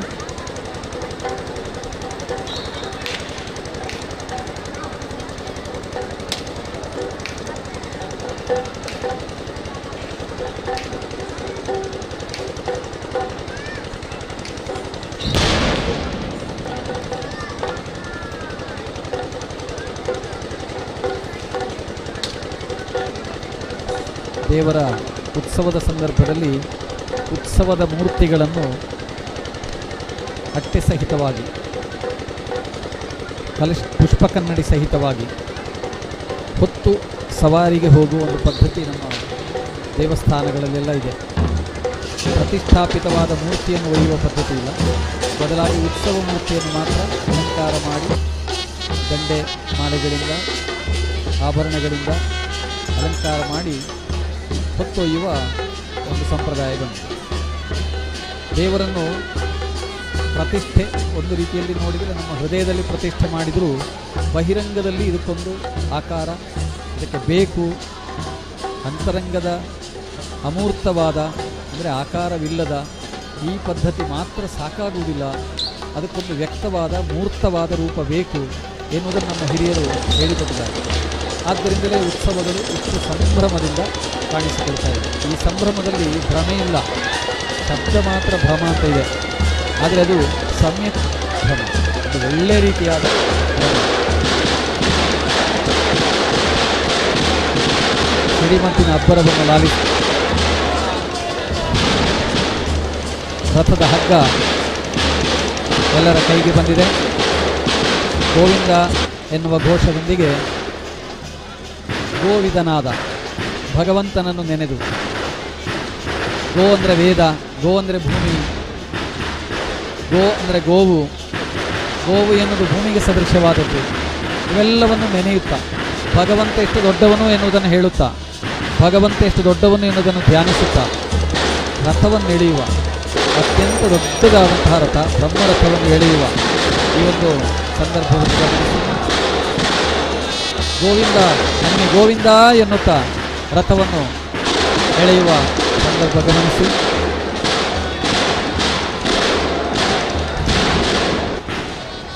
ಗೋವಿನ ನಾಡಿನವರು, ಗೋವನ್ನು ಪೂಜಿಸುವವರು, ಗೋವನ್ನು ತಿಳಿದವರು, ಗೋ ಅಂದರೆ ವೇದ ಎಂಬ ಅರ್ಥವೂ ಇದೆ, ಗೋವನ್ನು ತಿಳಿದವರು, ಗೋವಿದನಾದ ಗೋವಿಂದನಾದ ಭಗವಂತನನ್ನು ನೆನೆಯುತ್ತಾ ಆ ಗೋವಿಂದನೇ ತಮ್ಮೆಲ್ಲರ ತೋಳುಗಳಿಗೆ ಶಕ್ತಿಯನ್ನು ಕೊಡಲಿ ಎಂದು ಪ್ರಾರ್ಥಿಸುತ್ತಾ ರಥದ ಹಗ್ಗವನ್ನು ಹಿಡಿದು ದೇವರನ್ನು ರಥದಲ್ಲಿ ಒಯ್ಯುವ ಒಂದು ಸಂದರ್ಭ.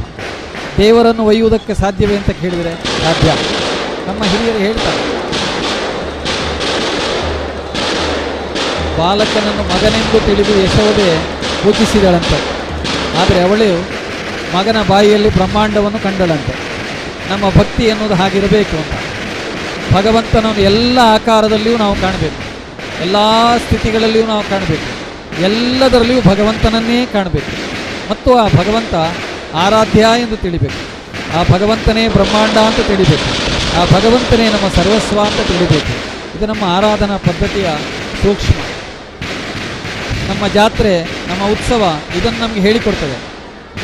ದೇವರನ್ನು ಹೇಗೆ ಅರ್ಥ ಮಾಡಿಕೊಳ್ಳಬೇಕು, ನಮ್ಮ ಒಳ ಹೊರಗುಗಳಲ್ಲಿ ಭಗವಂತನನ್ನು ವ್ಯಾಪಿಸಿಕೊಳ್ಳುವುದಕ್ಕಿರುವ ಬಹಳ ಮುಖ್ಯವಾದ ಕ್ಷಣ ಇದು. ಆದ್ದರಿಂದ ಜಾತ್ರೆಯನ್ನು ಯಾರೂ ತಪ್ಪಿಸಿಕೊಳ್ಳುವುದಿಲ್ಲ. ಎಷ್ಟು ಅನನುಕೂಲ ಇದ್ದರೂ ಮನೆಯಿಂದ ಒಬ್ಬನಾದರೂ ಜಾತ್ರೆಗೆ ಬಂದೇ ಬರುವುದು. ಯಾಕೆಂದರೆ ಈ ಒಳ ಹೊರಗುಗಳನ್ನು ತುಂಬಿಕೊಳ್ಳುವ ಒಂದು ಸಂದರ್ಭವನ್ನು ನಾವು ತಪ್ಪಿಸಿಕೊಳ್ಳಬಾರದು ಎನ್ನುವುದಕ್ಕಾಗಿ ಅಂತಹ ಒಂದು ವಿಶಿಷ್ಟವಾದ ಉತ್ಸವ ನಡೀತಾ ಇದೆ. ನಿಧಾನಗತಿಯಿಂದ ರಥ ಸಾಗ್ತಾ ಇದೆ, ಜನರೆಲ್ಲರ ಗೋವಿಂದ ಎನ್ನುವ ನಾಮ ಸಂಕೀರ್ತನೆಯೊಂದಿಗೆ.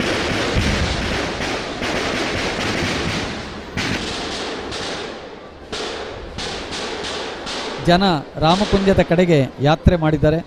ಆದ್ದರಿಂದ ಇದು ರಾಮಕುಂಜದ ಯಾತ್ರೆ, ರಾಮಕುಂಜದ ಜಾತ್ರೆ. ಸಹಸ್ರಾರು ಸಂಖ್ಯೆಯ ಜನ ದೇವರ ಸನ್ನಿಧಾನಕ್ಕೆ ಮಾಡಿದ ಈ ಯಾತ್ರೆ ರಥಾರೋಹಣದೊಂದಿಗೆ, ರಥವನ್ನು ಎಳೆಯುವ ಜೊತೆಗಾಗಿ ಈ ಕಾರ್ಯಕ್ರಮ ಅತ್ಯಂತ ಸುಂದರವಾಗಿ ನಡೀತಾ ಇದೆ. ಗಮನಿಸಿ, ಸಹಸ್ರಾರು ಸಂಖ್ಯೆಯಲ್ಲಿ ಸೇರಿದ ಜನರ ವರ್ಣರಂಜಿತವಾದ ಸಂಭ್ರಮದ ಕ್ಷಣವನ್ನು.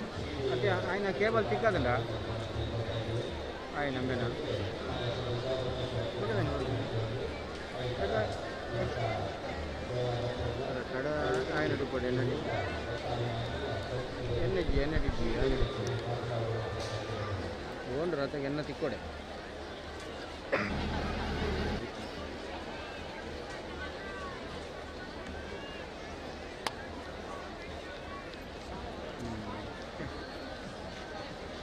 ಓನ್ಯಮ್ಮ ಕುಕ್ಕುದ ಮಾರಾಟ ಒಂದು ಆಗಿರಿ ಕೊಡ ತರತ ಏನು ಮಾಡಿ ಜಾಯ್ ಮಾಡ್ತೀನಿ ನೀರು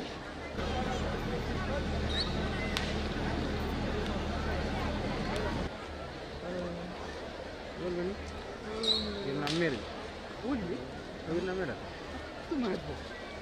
ಅವ್ರ ನಮ್ಮೇರ ಇಂಚಿತ್ತು ಒಂದಿತ್ತು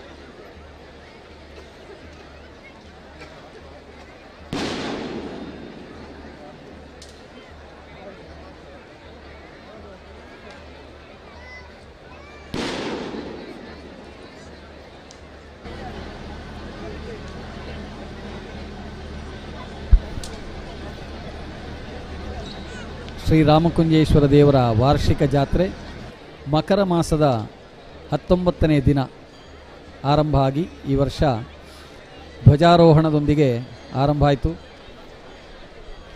2ನೇ ದಿನ ದೇವರ ಪೇಟೆ ಸವಾರಿ ಮೂಲಕವಾಗಿ ರಾಮಕುಂಜ ಗ್ರಾಮದ ವಿವಿಧ ಕಟ್ಟೆಗಳಲ್ಲಿ ಕಟ್ಟೆ ಪೂಜೆಗಳನ್ನು ದೇವರು ಸ್ವೀಕರಿಸುವ ಸಂದರ್ಭ. ಕೆರೆಕರೆ, ಈರಕ್ಕಿ ಮಠ, ಕುಕ್ಕೇರಿ ಕಟ್ಟೆ, ಸಂಪ್ಯಾಡಿ ಕಟ್ಟೆ, ಶಾರದಾಂಬಾ ಕಟ್ಟೆ, ಕೆದಿಲ ಕಟ್ಟೆ ಮುಂತಾದ ಅನೇಕ ಕಟ್ಟೆಗಳಲ್ಲಿ ಪೂಜೆಯನ್ನು ಸ್ವೀಕರಿಸಿ ಬರುವಂತಹ ಒಂದು ದಿನ. 3ನೇ ದಿನ ಅಂದರೆ 4ನೇ ತಾರೀಕು ನಿನ್ನೆಯ ದಿನ ದರ್ಶನ ಬಲಿಯ ವಿಶಿಷ್ಟವಾದ ದಿನ. ಗ್ರಾಮಸ್ಥರು ಪ್ರತಿಯೊಬ್ಬರೂ ಒಂದು ಮನೆಯಿಂದ ಒಬ್ಬರಾದರೂ ಕನಿಷ್ಠ ಬಂದು ವಾರ್ಷಿಕವಾಗಿ ದೇವರಿಗೆ ಅರ್ಪಿಸುವಂತಹ ಬಟ್ಟಲು ಕಾಣಿಕೆಯನ್ನು ಅರ್ಪಿಸಿ ಹೋಗುವ ದಿನ. ದೇವರು ಕೂಡ ದರ್ಶನ ಕೊಡುವ ವಿಶಿಷ್ಟವಾದ ದಿನ. ದರ್ಶನ ಬಲಿ ಎನ್ನುವುದಕ್ಕೆ ಜನ ಶ್ರದ್ಧೆಯಿಂದ ಕಾಯ್ತಾ ಇರ್ತಾರೆ. ಆ ದಿವಸ ಕಾಣಿಕೆ ಹಾಕಿ ದೇವರಿಂದ ಪ್ರಸಾದವನ್ನು ಸ್ವೀಕರಿಸುವ ಒಂದು ವಿಶೇಷ ಸಂದರ್ಭ. ಮತ್ತು ಸಾರ್ವಜನಿಕ ಅನ್ನ ಸಂತರ್ಪಣೆಯು ಕೂಡ ನಡೀತದೆ ಮಧ್ಯಾಹ್ನದವರೆಗೆ. ಸಂಜೆ ದಂಡತೀರ್ಥ ಕೆರೆಯಲ್ಲಿ ಅಲ್ಲಿ ಉತ್ಸವ, ಆಮೇಲೆ ದೇವರಗುಡ್ಡೆ ದೇಲಂಗುಡ್ಡೆಯಲ್ಲಿ ಉತ್ಸವ, ಹಾಗೆ ತಾವೂರು ಮುಂತಾದ ಕಟ್ಟೆಗಳಲ್ಲಿ ಪೂಜೆ. ದೇವಸ್ಥಾನದ ಬೀದಿಗೆ ಬಂದ ನಂತರ ರಾಮ ಸಂದರ್ಶನೋತ್ಸವ, ರಾಮನು ಈಶ್ವರನು ಒಟ್ಟಾಗುವ ಸಂದರ್ಭ. ಸವಾರಿ ಹೋದ ಈಶ್ವರನು ಇಲ್ಲಿ ಬಿಲದ್ವಾರದ ಹತ್ತಿರ ದೇವಸ್ಥಾನದಿಂದ ಹೊರಟು ಬಂದ ರಾಮನನ್ನು ಸಂದರ್ಶನ ಮಾಡುವ ಸಂದರ್ಭ. ಮೊದಲ 2 ದಿನಗಳಲ್ಲಿ ಈಶ್ವರ ದೇವರು ಮಾತ್ರ ಬಲಿ ಉತ್ಸವಗಳಲ್ಲಿ ಇರ್ತಾರೆ. ಈ 3ನೇ ದಿನ ದರ್ಶನ ಬಲಿಯ ದಿವಸ ರಾತ್ರಿ ಸಂದರ್ಶನೋತ್ಸವದಲ್ಲಿ ರಾಮದೇವರು ಕೂಡ ಇರ್ತಾರೆ. ಹಾಗಾಗಿ 3ನೇ ದಿನದಿಂದ ರಾಮದೇವರು ಮತ್ತು ಈಶ್ವರ ದೇವರು ಇಬ್ಬರು ಕೂಡ ಬಲಿ ಉತ್ಸವಗಳಲ್ಲಿ ಕಾಣಿಸಿಕೊಳ್ತಾರೆ. ಆ ದಿನವೂ ಸಂದರ್ಶನೋತ್ಸವದ ಬಳಿಕ ಶ್ರೀರಾಮಕುಂಜೇಶ್ವರ ವಿದ್ಯಾಸಂಸ್ಥೆಗಳ ಕಟ್ಟೆ ಪೂಜೆಗಳು, ಆಮೇಲೆ ದೈವಗಳ ಭಂಡಾರ ಹಿಡಿಯುವ ಕಾರ್ಯಕ್ರಮ, ಆಮೇಲೆ ವಸಂತ ಕಟ್ಟೆಯ ಉತ್ಸವ ಇತ್ಯಾದಿಗಳು ನಡೆದವು. ಇವತ್ತು ಬೆಳಗ್ಗೆ 48 ತೆಂಗಿನಕಾಯಿಯನ್ನು ಬಳಸಿ ಶ್ರೀ ಗಣಪತಿ ದೇವರಿಗೆ ಹವನ ನಡೆದಿದೆ. ಹಾಗೆಯೇ ಸಾಯಂಕಾಲದ ಈ ಒಂದು ತಂಪಿನ ಹೊತ್ತಿನಲ್ಲಿ ದೇವರ ಬಲಿ ಹೊರಟು ರಥೋತ್ಸವ ಈಗ ನಡೀತಾ ಇದೆ. ನಾಳೆಯ ದಿನ ಆರಾಟು ಅಂತ ಹೇಳ್ತಾರೆ. ಇಂದು ರಥೋತ್ಸವವನ್ನು ಮಾಡಿ ಬಂದಂಥ ದೇವರುಗಳು ಶಯನ ಮಾಡ್ತಾರೆ.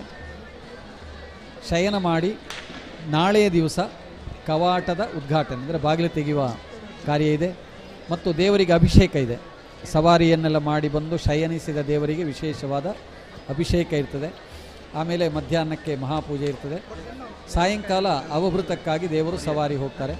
ರಾಮಕುಂಜದಿಂದ ಹೊರಟು ಗಣೇಶನಗರ, ಆತೂರು, ಕೆಸಿ ಫಾರ್ಮ್, ಕೊಯ್ಲ ದೇವಸ್ಥಾನ, ಆಮೇಲೆ ಕುಮಾರಧಾರಾ ನದಿಯವರೆಗಿನ ಎಲ್ಲ ಕಟ್ಟೆ ಪೂಜೆಗಳು ಆಗಿ ಕುಮಾರಧಾರಾ ನದಿಯಲ್ಲಿ ಅವಭೃತ ಸ್ನಾನವನ್ನು ಮಾಡಿ ಮರಳಿ ರಾಮಕುಂಜೇಶ್ವರ ಕ್ಷೇತ್ರಕ್ಕೆ ಬಂದು ಏರಿಸಿದ ಕೊಡಿಯನ್ನು ಇಳಿಸುವುದು. ಕೊಡಿ ಏರುವುದು ಮತ್ತು ಕೊಡಿ ಇಳಿಸುವುದು. ಕೊಡಿ ಅಂದರೆ ಧ್ವಜ, ಬಾವುಟ. ಆ ಬಾವುಟವನ್ನು ಇಳಿಸುವ ಒಂದು ಸಂದರ್ಭ ಧ್ವಜಾವರೋಹಣ. ಅದಾಗಿ ಮಹಾಪೂಜೆಯಾಗಿ ಮಂತ್ರಾಕ್ಷತೆ ಕೊಟ್ಟು ಪ್ರಸಾದ ಕೊಟ್ಟಲ್ಲಿಗೆ ಉತ್ಸವ ಒಂದು ಹಂತದಲ್ಲಿ ಸಮಾಪ್ತಿ. ಉತ್ಸವದ ಅಂಗವಾಗಿ ಆಮೇಲೆ ಮರುದಿನ ಅಂದರೆ 7ನೇ ತಾರೀಕಿನಂದು ಸಂಪ್ರೋಕ್ಷಣೆ ಇರ್ತದೆ. ಹಾಗೆ ನಾಗದೇವತೆಗಳಿಗೆ ಆರಾಧನೆ ಇರ್ತದೆ. ಆಮೇಲೆ ದೈವಗಳ ನೇಮ ಸಾಯಂಕಾಲದಿಂದ ಆರಂಭ ಆಗ್ತದೆ. ಕ್ಷೇತ್ರದ ಪರಿವಾರ ದೈವರುಗಳು ಕಲೆಂಬಿತ್ತಾಯ, ಕಲ್ಲುರುಟಿ, ಅಂಗಣ ಪಂಜುರ್ಲಿ ದೈವಗಳಿಗೆ 7ನೇ ತಾರೀಕಿನಂದು ನೇಮ ಇರ್ತದೆ. 8ನೇ ತಾರೀಕಿನಂದು ಶ್ರೀ ಶಿರಾಡಿ, ರುದ್ರಚಾಮುಂಡಿ, ಕಲೆಂಬಿತ್ತಾಯ, ಗಿಳಿರಾಮ, ಗುಳಿಗ ದೈವಗಳಿಗೆ ನೇಮ ಇರ್ತದೆ. ಹಾಗಾಗಿ 7 ಮತ್ತು 8 2 ದಿನ ದೈವಗಳಿಗೆ ನೇಮ ಇರುವಂತಹ ಒಂದು ಕಾರ್ಯಕ್ರಮ ಇದೆ. ಇದು ಉತ್ಸವದ ಅಂಗವಾಗಿಯೇ ನಡೆಯುವುದು, ವಾರ್ಷಿಕವಾಗಿ ನಡೆಯುವ ಕಾರ್ಯಕ್ರಮ.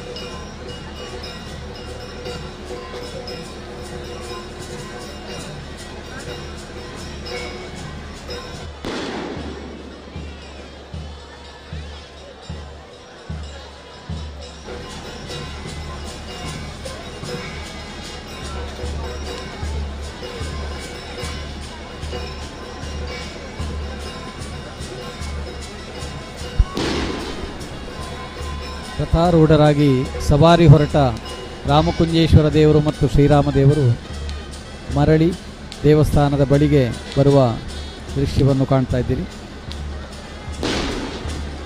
ರಥಬೀದಿಯುದ್ದಕ್ಕೂ ದೇವರ ಸ್ತೋತ್ರಗಳು, ಗೋವಿಂದ ಜಯ ಘೋಷ, ಛತ್ರ ಚಾಮರಾದಿಗಳ ಉಪಚಾರ, ಧ್ವಜ ಪತಾಕೆಗಳ ಸಂಭ್ರಮ, ವಾದ್ಯಘೋಷ ಇತ್ಯಾದಿಗಳಿಂದ ಸಂಭ್ರಮಿತವಾದ ಉತ್ಸವ, ರಥೋತ್ಸವ, ಬ್ರಹ್ಮರಥೋತ್ಸವ. ಜನರೆಲ್ಲ ಬಹಳ ಸಂಭ್ರಮದಿಂದ ಒಗ್ಗಟ್ಟಾಗಿ ನಿಂತು ಈ ಉತ್ಸವವನ್ನು ಕಣ್ತುಂಬಿಕೊಳ್ಳುತ್ತಾ ಇರುವ ದೃಶ್ಯ. ಪರಿವಾರ ದೈವಗಳು ಕೂಡ ಈ ಉತ್ಸವ ಕಾಲದಲ್ಲಿ ದೇವರ ಎದುರಿನಲ್ಲಿ ತಮ್ಮ ಸೇವೆಯನ್ನು, ಸಂಭ್ರಮವನ್ನು ಪ್ರದರ್ಶಿಸುವಂತಹ ಒಂದು ಸಮಯ.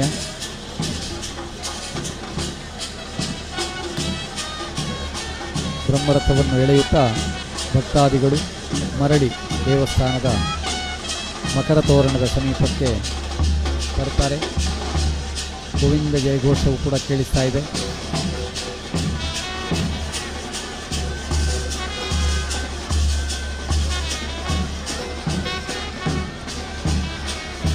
ರಾಮಕುಂಜೇಶ್ವರ ದೇವರು ಹಾಗೂ ಶ್ರೀರಾಮ ದೇವರು ಬ್ರಹ್ಮ ರಥದಲ್ಲಿ ಆರೂಢರಾಗಿ ಮರಳಿ ರಥದ ಸವಾರಿಯನ್ನು ಮುಗಿಸಿ ಮರಳಿ ದೇವಸ್ಥಾನದ ಮಕರ ತೋರಣದ ಹತ್ತಿರ, ದ್ವಾರದ ಹತ್ತಿರಕ್ಕೆ ಬರ್ತಾ ಇದ್ದಾರೆ. ಬಹಳ ಸುಂದರವಾದ ರಥ.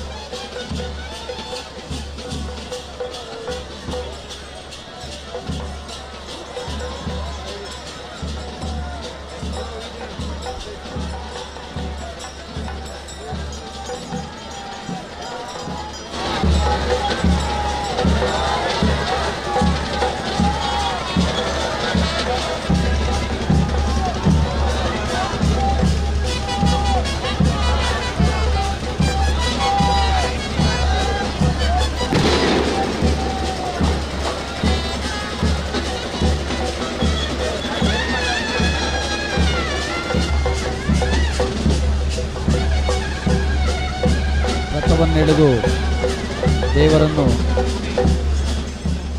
ದ್ವಾರದ ಬಳಿ, ಮಕರ ತೋರಣದ ಬಳಿ ತಂದಿರಿಸಿದ ನಂತರ ದೇವರಿಗೆ ಎಲ್ಲ ಭಕ್ತಾದಿಗಳು ಕೂಡ ಸಾಷ್ಟಾಂಗ ನಮಸ್ಕಾರವನ್ನು ಮಾಡ್ತಾ ಇದ್ದಾರೆ.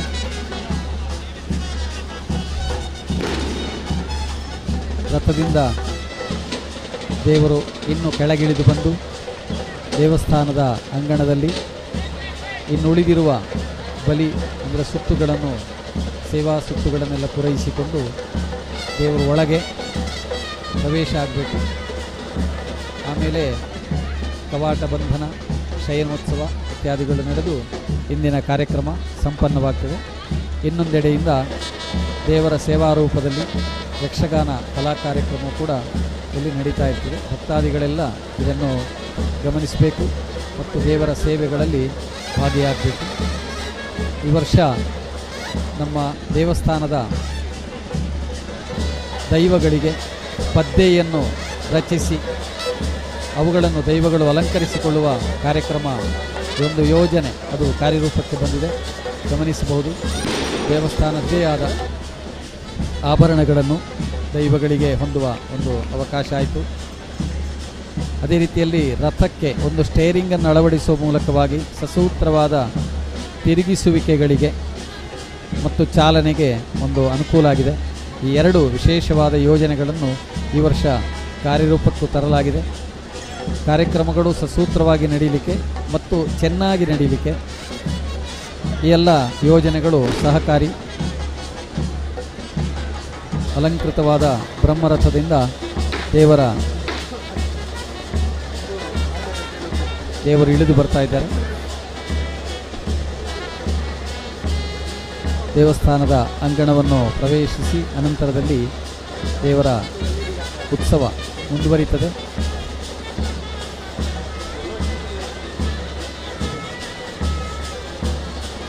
ರಾಮದೇವರು ಮತ್ತು ಈಶ್ವರ ದೇವರು ಜೊತೆಯಾಗಿ ರಥದಲ್ಲಿ ಕುಳಿತುಕೊಂಡು ಒಂದಷ್ಟು ದೂರ ಭಕ್ತರಿಗೋಸ್ಕರವಾಗಿ, ಭಕ್ತರ ಸಂಭ್ರಮವನ್ನು ಹೆಚ್ಚಿಸುವುದಕ್ಕಾಗಿ ಭಕ್ತರು ಎಳೆಯುವ ರಥದಲ್ಲಿ ಕುಳಿತು ಒಂದಷ್ಟು ದೂರ ಪ್ರಯಾಣ ಮಾಡುವುದೇ ಒಂದು ರೋಚಕವಾದ ಒಂದು ಸಂದರ್ಭ.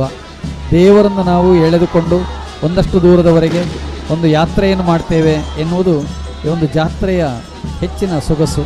ಒಮ್ಮೆ ಆದರೂ ಹಗ್ಗವನ್ನು ಮುಟ್ಟುವ, ಗೋವಿಂದ ಹೇಳುವ ಎನ್ನುವ ಶ್ರದ್ಧೆ ಅನೇಕ ಜನಗಳಲ್ಲಿರ್ತದೆ. ಹಗ್ಗ ಎಳೀಲಿಕ್ಕೆ ಶಕ್ತಿ ಇಲ್ಲದಿದ್ದರೂ ಹಗ್ಗ ಎಳೆಯುವವನನ್ನು ಮುಟ್ಟಿಕೊಳ್ಳುವ ಅಂತ ಹೇಳುವ ಭಕ್ತರು ಕೂಡ ಇದ್ದಾರೆ. ಹಾಗೆ ಮುಟ್ಟಿದರೆ ಎಳೆದ ಫಲ ಬಂತು ಅಂತ. ಆ ರೀತಿಯಲ್ಲಿ ರಥವನ್ನು ಎಳೆದು ಸಾರ್ಥಕ್ಯವನ್ನು ಪಡೆದ ಮಂದಿಯ ಮುಖವನ್ನು ನಾವು ಕಾಣ್ತಾ ಇದ್ದೇವೆ. ಸಾರ್ಥಕ್ಯದ ಭಾವನೆ, ದೇವರ ಸೇವೆಯನ್ನು ಮಾಡಿದೆವು ಎನ್ನುವ ಒಂದು ಭಾವನೆ. ಇದು ರಥೋತ್ಸವದ ಇನ್ನೊಂದು ವಿಶೇಷ. ರಾಮದೇವರು ಮತ್ತು ಈಶ್ವರ ದೇವರು ರಥದಿಂದ ಒಬ್ಬೊಬ್ಬರಾಗಿ ಕೆಳಗಿಳಿದು ದೇವಸ್ಥಾನದ ಅಂಕಣವನ್ನು ಪ್ರವೇಶಿಸಿ ಆಮೇಲೆ ಉತ್ಸವ ಮುಂದುವರಿತದೆ.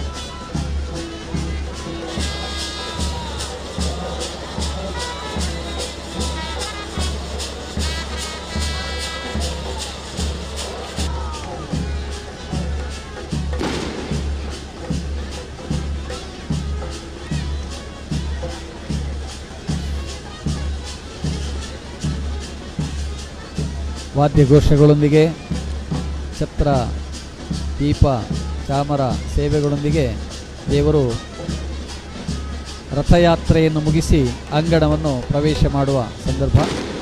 ರಾಮದೇವರು ಮತ್ತು ಈಶ್ವರ ದೇವರು ಆರಾಧನೆ, ಪೂಜಾ ವಿಧಾನ, ಉತ್ಸವಾದಿಗಳ ಯಾವುದೇ ರೀತಿಯಾದ ಭೇದಗಳಿಲ್ಲದೆ ಐಕಮತ್ಯದಿಂದ, ಒಂದೇ ಭಾವನೆಯಿಂದ, ಒಂದೇ ಅಭಿಪ್ರಾಯದಿಂದ, ಆಂತರಿಕವಾದ ಯಾವ ಭೇದಗಳನ್ನು ಕೂಡ ತೋರದೆ ಪೂಜೆ ಮಾಡಿ ದೇವರ ಉತ್ಸವದಲ್ಲಿ ಸಂಭ್ರಮಿಸುವಂತಹ ಒಂದು ಒಳ್ಳೆಯ ಸಂಪ್ರದಾಯ ಅದು ರಾಮಕುಂಜದ ಉತ್ಸವದಲ್ಲಿ ನಮಗೆ ಎದ್ದು ಕಾಣುವ ಅಂಶ.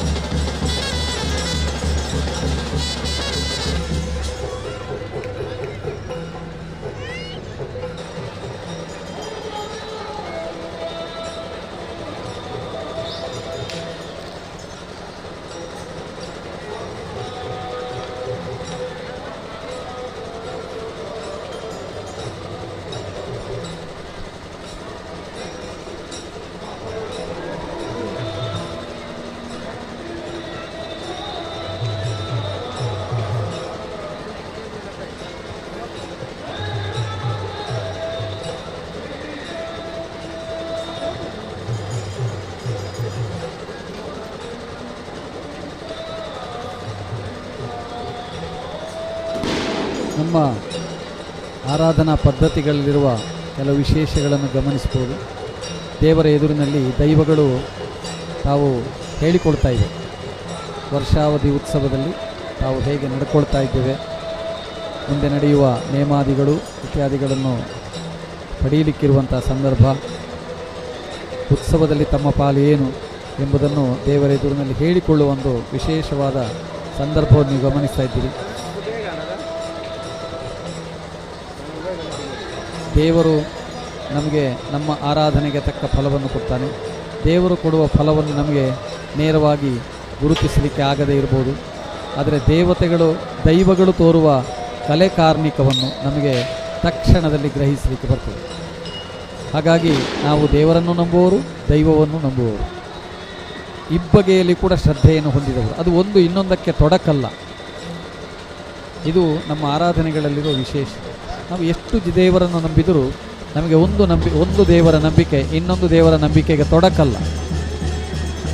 ಪರಿವಾರ ದೇವತೆಗಳು ದೇವರುಗಳಿಗೆ ನಮಿಸಿ ತಮ್ಮ ಭಕ್ತಿಯನ್ನು, ಶ್ರದ್ಧೆಯನ್ನು, ಸೇವೆಯನ್ನು ಹೇಳಿಕೊಳ್ಳುವ ಒಂದು ಸಂದರ್ಭ ಕಾಣ್ತಾ ಇದ್ದೀರಿ.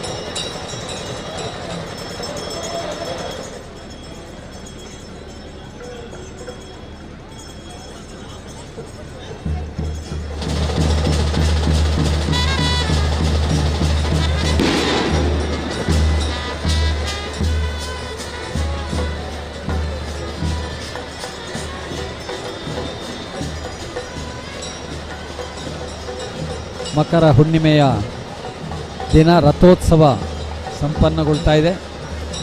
ದೇವರು ಅಂಗಣಕ್ಕೆ ಇಳಿದು ಬಂದು ಬಲಿಯಲ್ಲಿ ಉಳಿದಿರುವ ಭಾಗಗಳನ್ನು ಮುಗಿಸಿಕೊಂಡು ದೇವಸ್ಥಾನದ ಒಳಗೆ ಪ್ರವೇಶ ಮಾಡಿ ಶಯನೋತ್ಸವದ ಕಾಲ ಇನ್ನು ಹತ್ತಿರ ಬರ್ತದೆ. ಯಾವ ರಥೋತ್ಸವಕ್ಕಾಗಿ ಸಹಸ್ರಾರು ಜನ ಕಾದಿದ್ದರೋ ಅವರೆಲ್ಲರೂ ತಮ್ಮ ಕಣ್ಣಿನಲ್ಲಿ, ಮನಸ್ಸಿನಲ್ಲಿ ಆ ಒಂದು ಸಂಭ್ರಮವನ್ನು ತುಂಬಿಕೊಂಡು ಸಂತೃಪ್ತರಾಗಿದ್ದಾರೆ. ಶ್ರೀ ದೇವಾಲಯದ ಈ ಒಂದು ವಿಶಾಲವಾದ ಪ್ರಾಂಗಣದಲ್ಲಿ ಅತ್ಯಂತ ಸಂಭ್ರಮದಿಂದ 5 ದಿನಗಳ ಕಾಲದ ರಾಮಕುಂಜೇಶ್ವರನ ಜಾತ್ರೆ ನಡೀತಾ ಇದೆ. ಇಂದು 4ನೇ ದಿನ. ನಾಳೆಯ ದಿನವೂ ಕೂಡ ಉತ್ಸವದ ಕೊನೆಯ ದಿನವಾಗಿ ಅವಭೃತ ಸ್ನಾನದ ಸವಾರಿ ಇದೆ, ಅವಭೃತ ಸ್ನಾನ ಇದೆ, ಧ್ವಜಾವರೋಹಣ ಇದೆ, ಇತ್ಯಾದಿ ಕಾರ್ಯಕ್ರಮಗಳಿವೆ. ಹಾಗೆಯೇ ತದಂಗವಾಗಿ ಉತ್ಸವದ ಅಂಗವಾಗಿ ದೈವಗಳಿಗೆ ನೇಮದ ಕಾರ್ಯಕ್ರಮ ಮುಂದಿನ 2 ದಿವಸಗಳಲ್ಲಿ ಮತ್ತೆ ನಡೆಯಲಿಕ್ಕಿದೆ. ಹೀಗೆ ಒಂದು ಊರಿನ ಜಾತ್ರೆ ಊರಿನವರೆಲ್ಲರ ಭಕ್ತಿ ಶ್ರದ್ಧೆಗಳ ಮತ್ತು ಸಂಭ್ರಮದ ಪ್ರತೀಕವಾಗಿ, ಸಮರ್ಪಣೆಯ ಸಂತೋಷದ ಪ್ರತೀಕವಾಗಿ, ದೇವರನ್ನು ಸರ್ವ ಸಮರ್ಪಣೆಯ ಮೂಲಕವಾಗಿ ಸಂತೃಪ್ತನನ್ನಾಗಿಸಿ ಸುಪ್ರಸನ್ನನಾಗಿಸಿ ಆ ಮೂಲಕವಾಗಿ ಬದುಕಿನಲ್ಲಿ ಬರುವ ಬವಣೆಯನ್ನು ಕಳೆದುಕೊಳ್ಳುವುದಕ್ಕೆ ಸಾಧ್ಯ ಎನ್ನುವ ಒಂದು ಭಾವನೆಯನ್ನು ಹುಟ್ಟಿಸುವಂತಹ ಕಾರ್ಯ ಇದು. ಇಂತಹ ಒಂದು ಸುಂದರವಾದ, ರಮಣೀಯವಾದ, ಕಮನೀಯವಾದ, ಪಾವನವಾದ ಈ ಕಾರ್ಯಕ್ರಮದಲ್ಲಿ ನಾವೆಲ್ಲ ಭಾಗಿಗಳಾಗ್ತಾ ಇದ್ದೇವೆ. ಶ್ರೀ ರಾಮಕುಂಜೇಶ್ವರ ದೇವರ ರಥೋತ್ಸವದ ಈ ಒಂದು ಸಂಭ್ರಮದ ಕಾರ್ಯಕ್ರಮ ಅತ್ಯಂತ ಚಂದವಾಗಿ, ಅಂದವಾಗಿ, ಮನದುಂಬುವಂತೆ ನಡೀತಾ ಇದೆ. ದೇವರು ಅಂಗಣಕ್ಕೆ ಇಳಿದಾಯಿತು. ಇನ್ನೀಗ ಅಂಗಣದಲ್ಲಿ ಬಲಿಯ ಕಾರ್ಯಕ್ರಮಗಳು ನಡೀತವೆ, ಮುಂದುವರಿಯುತ್ತವೆ. ಇದೀಗ ಚೆಂಡೆ ಸುತ್ತು ಆರಂಭ ಆಗಿದೆ. ಇನ್ನು ಬಲಿಯ ಮುಂದಿನ ಕಾರ್ಯಕ್ರಮಗಳು ನಡೆದು ಅನಂತರದಲ್ಲಿ ದೇವರು ದೇವಸ್ಥಾನದ ಒಳಗೆ ಪ್ರವೇಶ ಮಾಡಿ ಶಯನೋತ್ಸವವನ್ನು ಅನುಭವಿಸ್ತಾರೆ. ಧನ್ಯವಾದಗಳು.